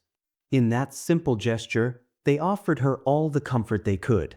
Scarlet managed a small, tender smile amidst the pain, her breath coming in labored gasps. I am lucky to have had you all in my life, she whispered, each word a struggle. Please tell everyone praying for me that I will miss them. I'm glad I got to see most of them recently. I can feel that I am leaving this world. I don't know if I will get another chance to speak with you. I love you all. Andrew, tears streaming down his face, kissed her forehead gently. Lydia, her voice breaking, pleaded, Please don't leave us. We need you. Luke, unable to speak, stood by her side with a tearful smile, his heart brimming with sorrow. The room was thick with emotion, a moment of unbearable reality that none of them ever wished to witness. They clung to Scarlet and to each other, united in their love and grief as the weight of impending loss pressed down upon them. Andrew and Lydia quietly left the room, giving Luke precious moments alone with Scarlet. Scarlet, her voice barely a whisper, spoke with a tenderness that cut through Luke's heart. Luke, my husband, my love. You are my everything. I know I'm leaving a huge void in your life. I know your heart can't hold another woman other than me. But I'll be up there, asking God to make you fall in love with the perfect woman. I want you to show her the same love you've shown me. I want you to have children with her. Her breath hitched and she struggled to continue. I wish I could say more, but my mind feels so foggy. I've written everything in my diary, things I wanted to tell you at different stages of your life. I love you, Luke. Always. Tears flowed down Luke's face, unchecked, as he held her hands tightly. Her words began to fade, repeating softly, Luke, love you. Her eyes, once so full of life, now gazed vacantly in different directions. A nurse entered and observed the scene with professional calm. She might be experiencing side effects from the medication, she said gently. Let her rest now. Luke's heart shattered as he left the room, feeling weaker than ever. Moving in a daze, each step was a monumental effort until he sank into a chair in the corridor. He reached for a cup of tea, finding a small comfort in its heat amid the cold, sterile surroundings. He sipped it slowly, trying to stay awake and be present for Scarlet, clinging to the slim hope that a miracle might still save her.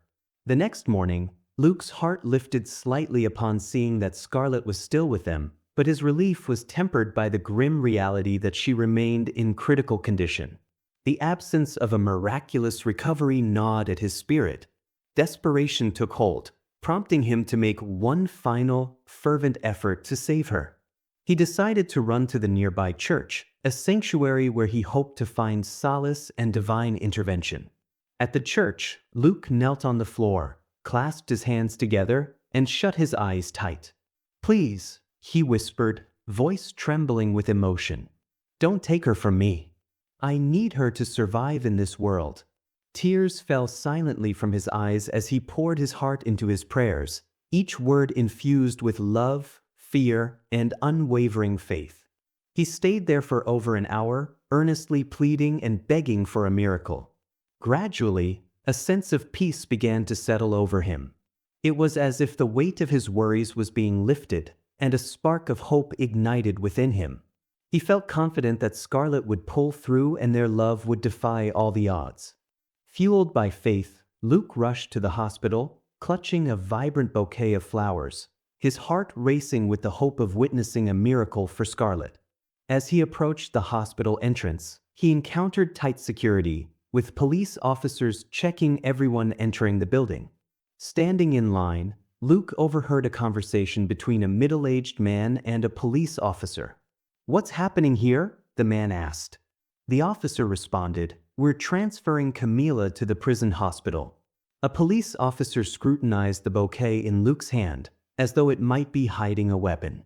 Once the inspection was complete, Luke approached the man and asked, "Who is Camila?" The man leaned in and said, "She's a notorious gangster who's been on the run for years. They finally captured her 2 days ago during a shootout, and she was shot in the shoulder. Now she's on the top floor of this hospital. It was all over the news. Didn't you catch it?" Luke shook his head. The man added, "But don't expect her to stay behind bars for long.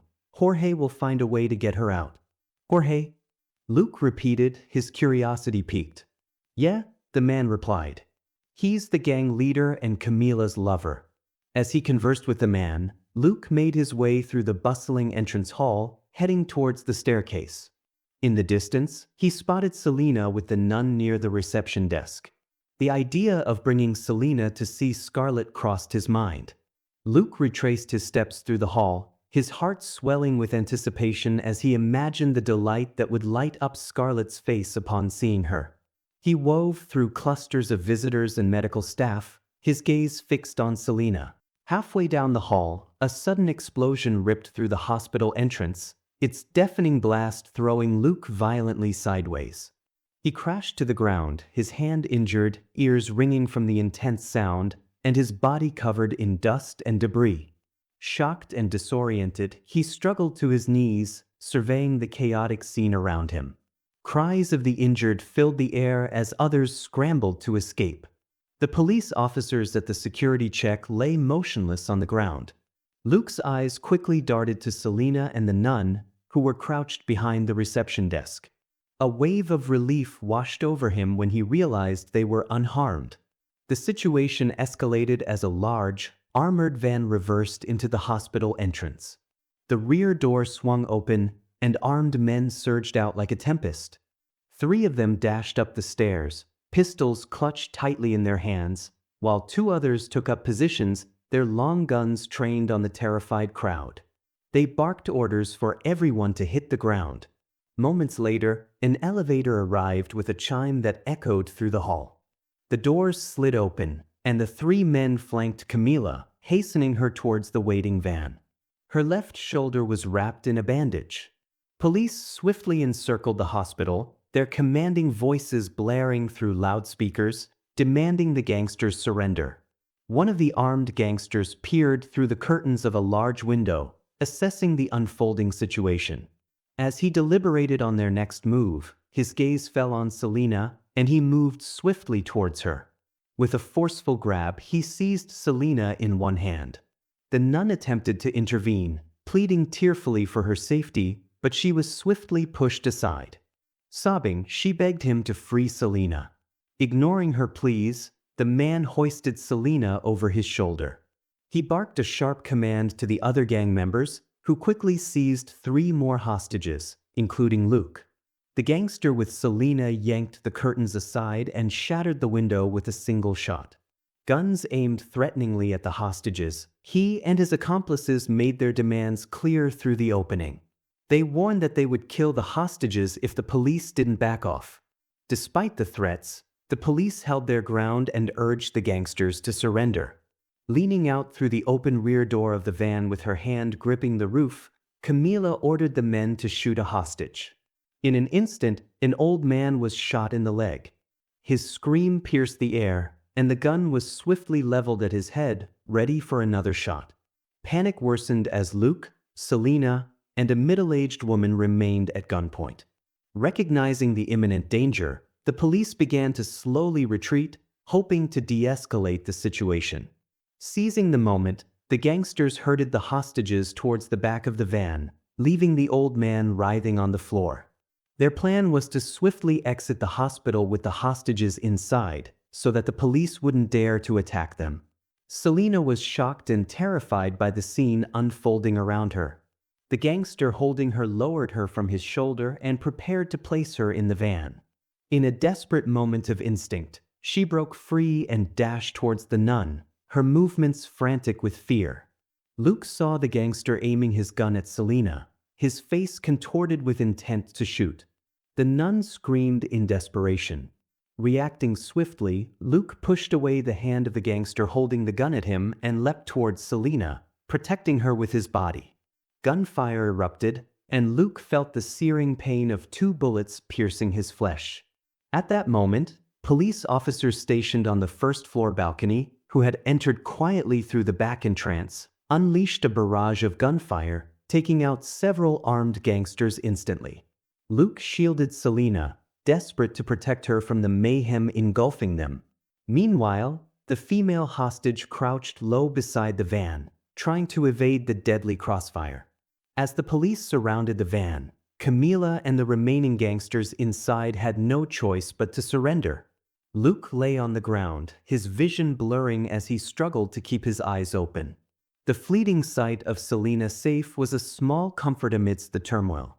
Medics arrived swiftly, assessing his injuries with grim urgency. He had been shot in the back and hip. They carefully placed him onto a stretcher and rushed him towards the emergency room. His senses alternated between clarity and a muffled, dreamlike state. Amidst the haze, he saw a familiar face among the people taking him to the emergency room. It was Andrew. Luke grasped his hand weakly and asked, "How's Scarlet?" Before he could hear a reply, he blacked out. Chapter 27. Scarlet's eyelids fluttered open. She found herself standing on a field of short, yellowish-green grass. A thick fog surrounded her, partially obscuring the nearby trees. Beyond them, an impenetrable wall of mist stretched on. Glancing down, she saw she was wearing a beautiful yellow dress and was barefoot, her body feeling youthful and vigorous. The air was cool but didn't induce shivers. The scent around her was a captivating fragrance she had never experienced before, despite there being no flowers in sight. Standing there, Scarlet felt a blend of wonder and worry. Where was she? Why was she here? As she pondered these questions, yellow butterflies began to emerge from her dress. The fabric now shimmered in a peach hue. The butterflies danced around her briefly before vanishing into the mist, leaving her both enchanted and mystified by the sight. Suddenly, Scarlet sensed someone approaching from behind. She turned with a mix of curiosity and apprehension, her breath catching as a figure emerged from the fog. As the person drew closer, a face illuminated by a bright smile came into view. It was Luke. He looked as young and vibrant as he had in college, dressed in a brown coat over a light cream t-shirt, blue pants, and stylish brown boots. His hair was perfectly styled, even more so than she remembered. Scarlet felt a wave of relief and joy wash over her. She walked towards him, her long dress brushing against the grass. Luke opened his arms, and they embraced. The connection between them felt as strong as ever. "Luke, where are we?" "I thought I was lost," she said, her voice tinged with confusion. His smile remained bright as he replied, "You'll find out." She sighed, "But now I'm no longer lost. With you, no matter where we are, I'm in the right place." He cradled her face in his hands. "You look so beautiful," he said, his eyes alight with admiration. "You too," she replied, a smile blossoming on her lips. He kissed her forehead gently. "Let's take a walk," extending his hand towards hers. Their fingers intertwined as they walked, and the fog parted to form a tunnel that led them to a stunning garden. Despite the mist, the garden was filled with an array of vibrant flowers. The yellow butterflies that had emerged from her dress now flitted among the blooms. Luke and Scarlet reclined on the soft grass. She rested her head gently on his chest. Above them, the sky was a swirling mass of fog, enhancing the surreal beauty of the moment. Her eyes darted left and right as she sensed something unusual. The gentle rise and fall of his heartbeat was a soothing rhythm beneath her ear and a comfort she cherished while lying on his chest. "I can't hear your heartbeat," she murmured, lifting her head to look at him with concern. He tenderly stroked her hair and replied, "That's because my heart skips every beat for you, my love." She blushed deeply, and they continued to express their love for each other, a conversation they never tired of. Their words were interspersed with kisses and warm embraces. "What time is it now?" she asked, looking at him. It's 3:18 and 43 seconds in the morning, he answered without looking anywhere else. Wow, how precise. But it feels like we've been in daylight this whole time, she said, bewildered. He smiled and said, Do you remember our unfulfilled wish? To stay in the same beautiful second for a while? Well, this is it. She was overwhelmed with amazement and confusion as she tried to comprehend everything around her. However, enraptured by the beauty of the moment with him, her thoughts melted away. As they strolled through the garden, he picked a red rose, its velvety petals glistening with dew. Together, they inhaled its sweet fragrance, a burst of nature's perfume that wrapped around them like a warm embrace. Each slow, synchronized inhale with closed eyes brought back vivid memories of their favorite moments, making them smile as if they were reliving those precious times. Later, with a tender smile, he gently tucked the rose into her hair.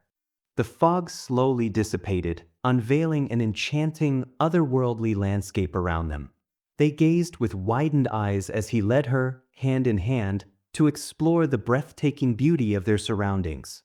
Each wonder they encountered seemed to surpass the last, making them feel as though they were embarking on endless adventures beyond the constraints of time. Soon, however, the fog closed in, wrapping them in a misty cocoon where only they existed. Scarlet, he said softly, our longest second together is coming to an end. I have to go now. He pressed a gentle kiss to her cheeks.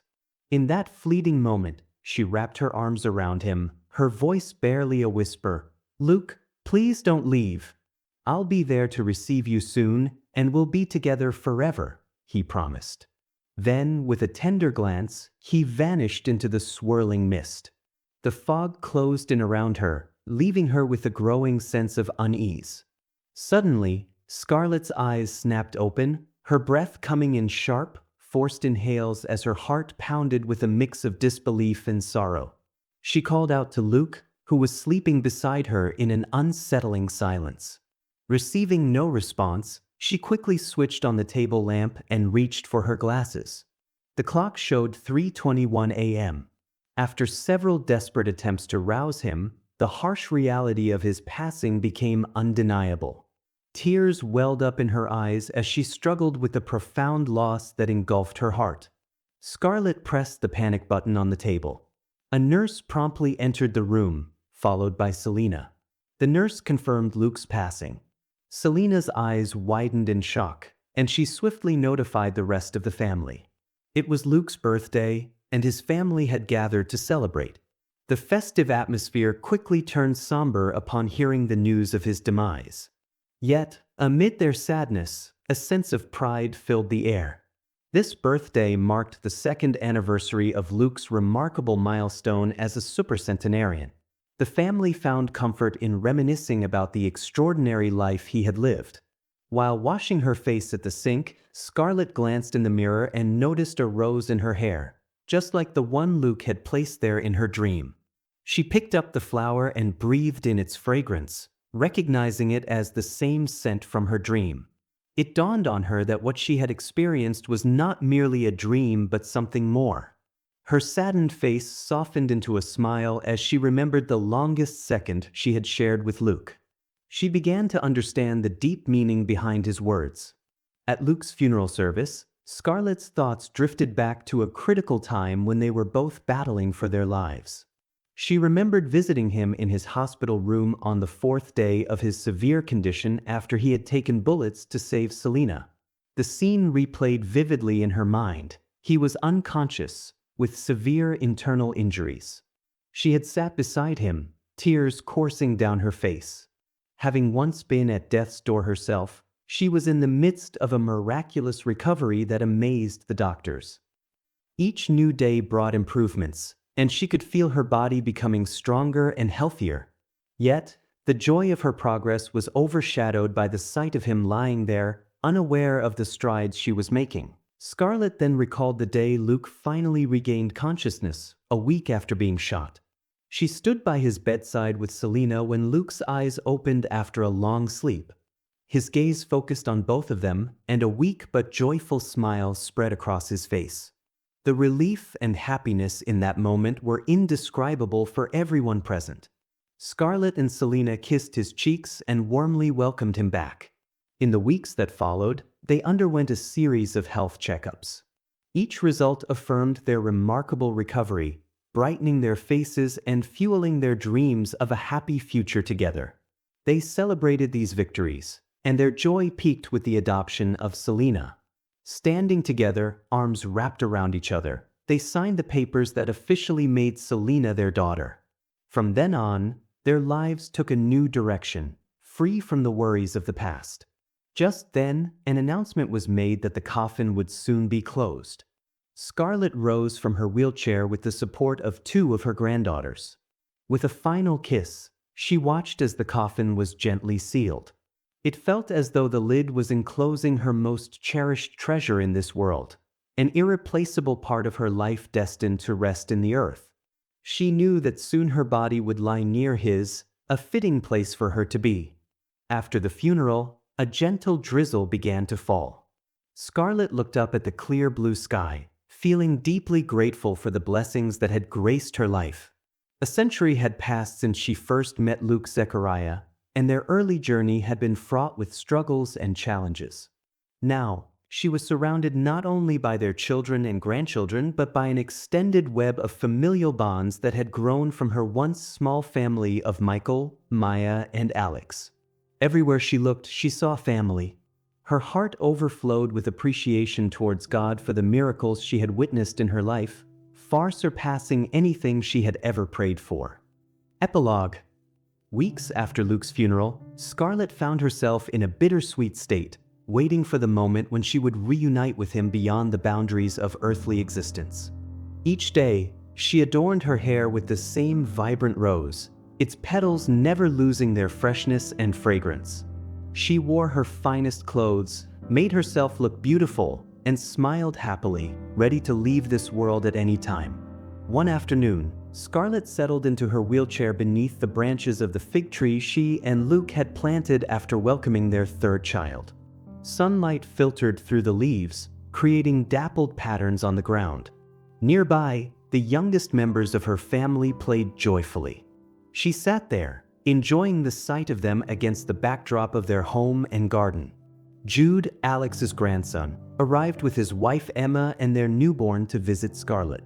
They were unable to attend Luke's funeral. Emma gently told Scarlet that they had named their baby after her. Scarlet's eyes welled with tears as she cradled the baby in her arms and kissed her, feeling a profound bond with the new life that carried her name. Selena, who had joined them, captured the moment with a photograph, preserving a precious memory for future generations. Jude handed Scarlet a photo from Alex's wedding, showing Luke, Scarlet, and Selena standing beside the newlyweds, with Luke proudly holding their baby in his arms. The image transported Scarlet back to a time of joy and celebration, yet it also brought a pang of sorrow as she recalled Alex's death during the pandemic in 2021. Emotions swirled within her as she traced the faces in the photograph with trembling fingers. "My grandpa used to tell bedtime stories featuring you and Luke as the heroes," Jude said. "He often mentioned that you and Luke were his greatest inspirations, teaching him how to confront life's challenges with love and grace. To him, you both were like siblings." Scarlet's eyes misted over as she smiled, her mind drifting to the fond memories of childhood adventures with Alex. Selena gently touched Scarlet's shoulder. "It's getting cold outside. We should go inside," she suggested. Scarlet shook her head slightly, her gaze still fixed on the photograph. "I'll stay here for a little longer," she replied, her voice soft but resolute. Understanding her need for solitude, Selena draped a warm blanket over Scarlet's shoulders. "All right," she said. "We'll be inside if you need anything." She guided Jude and Emma towards the house.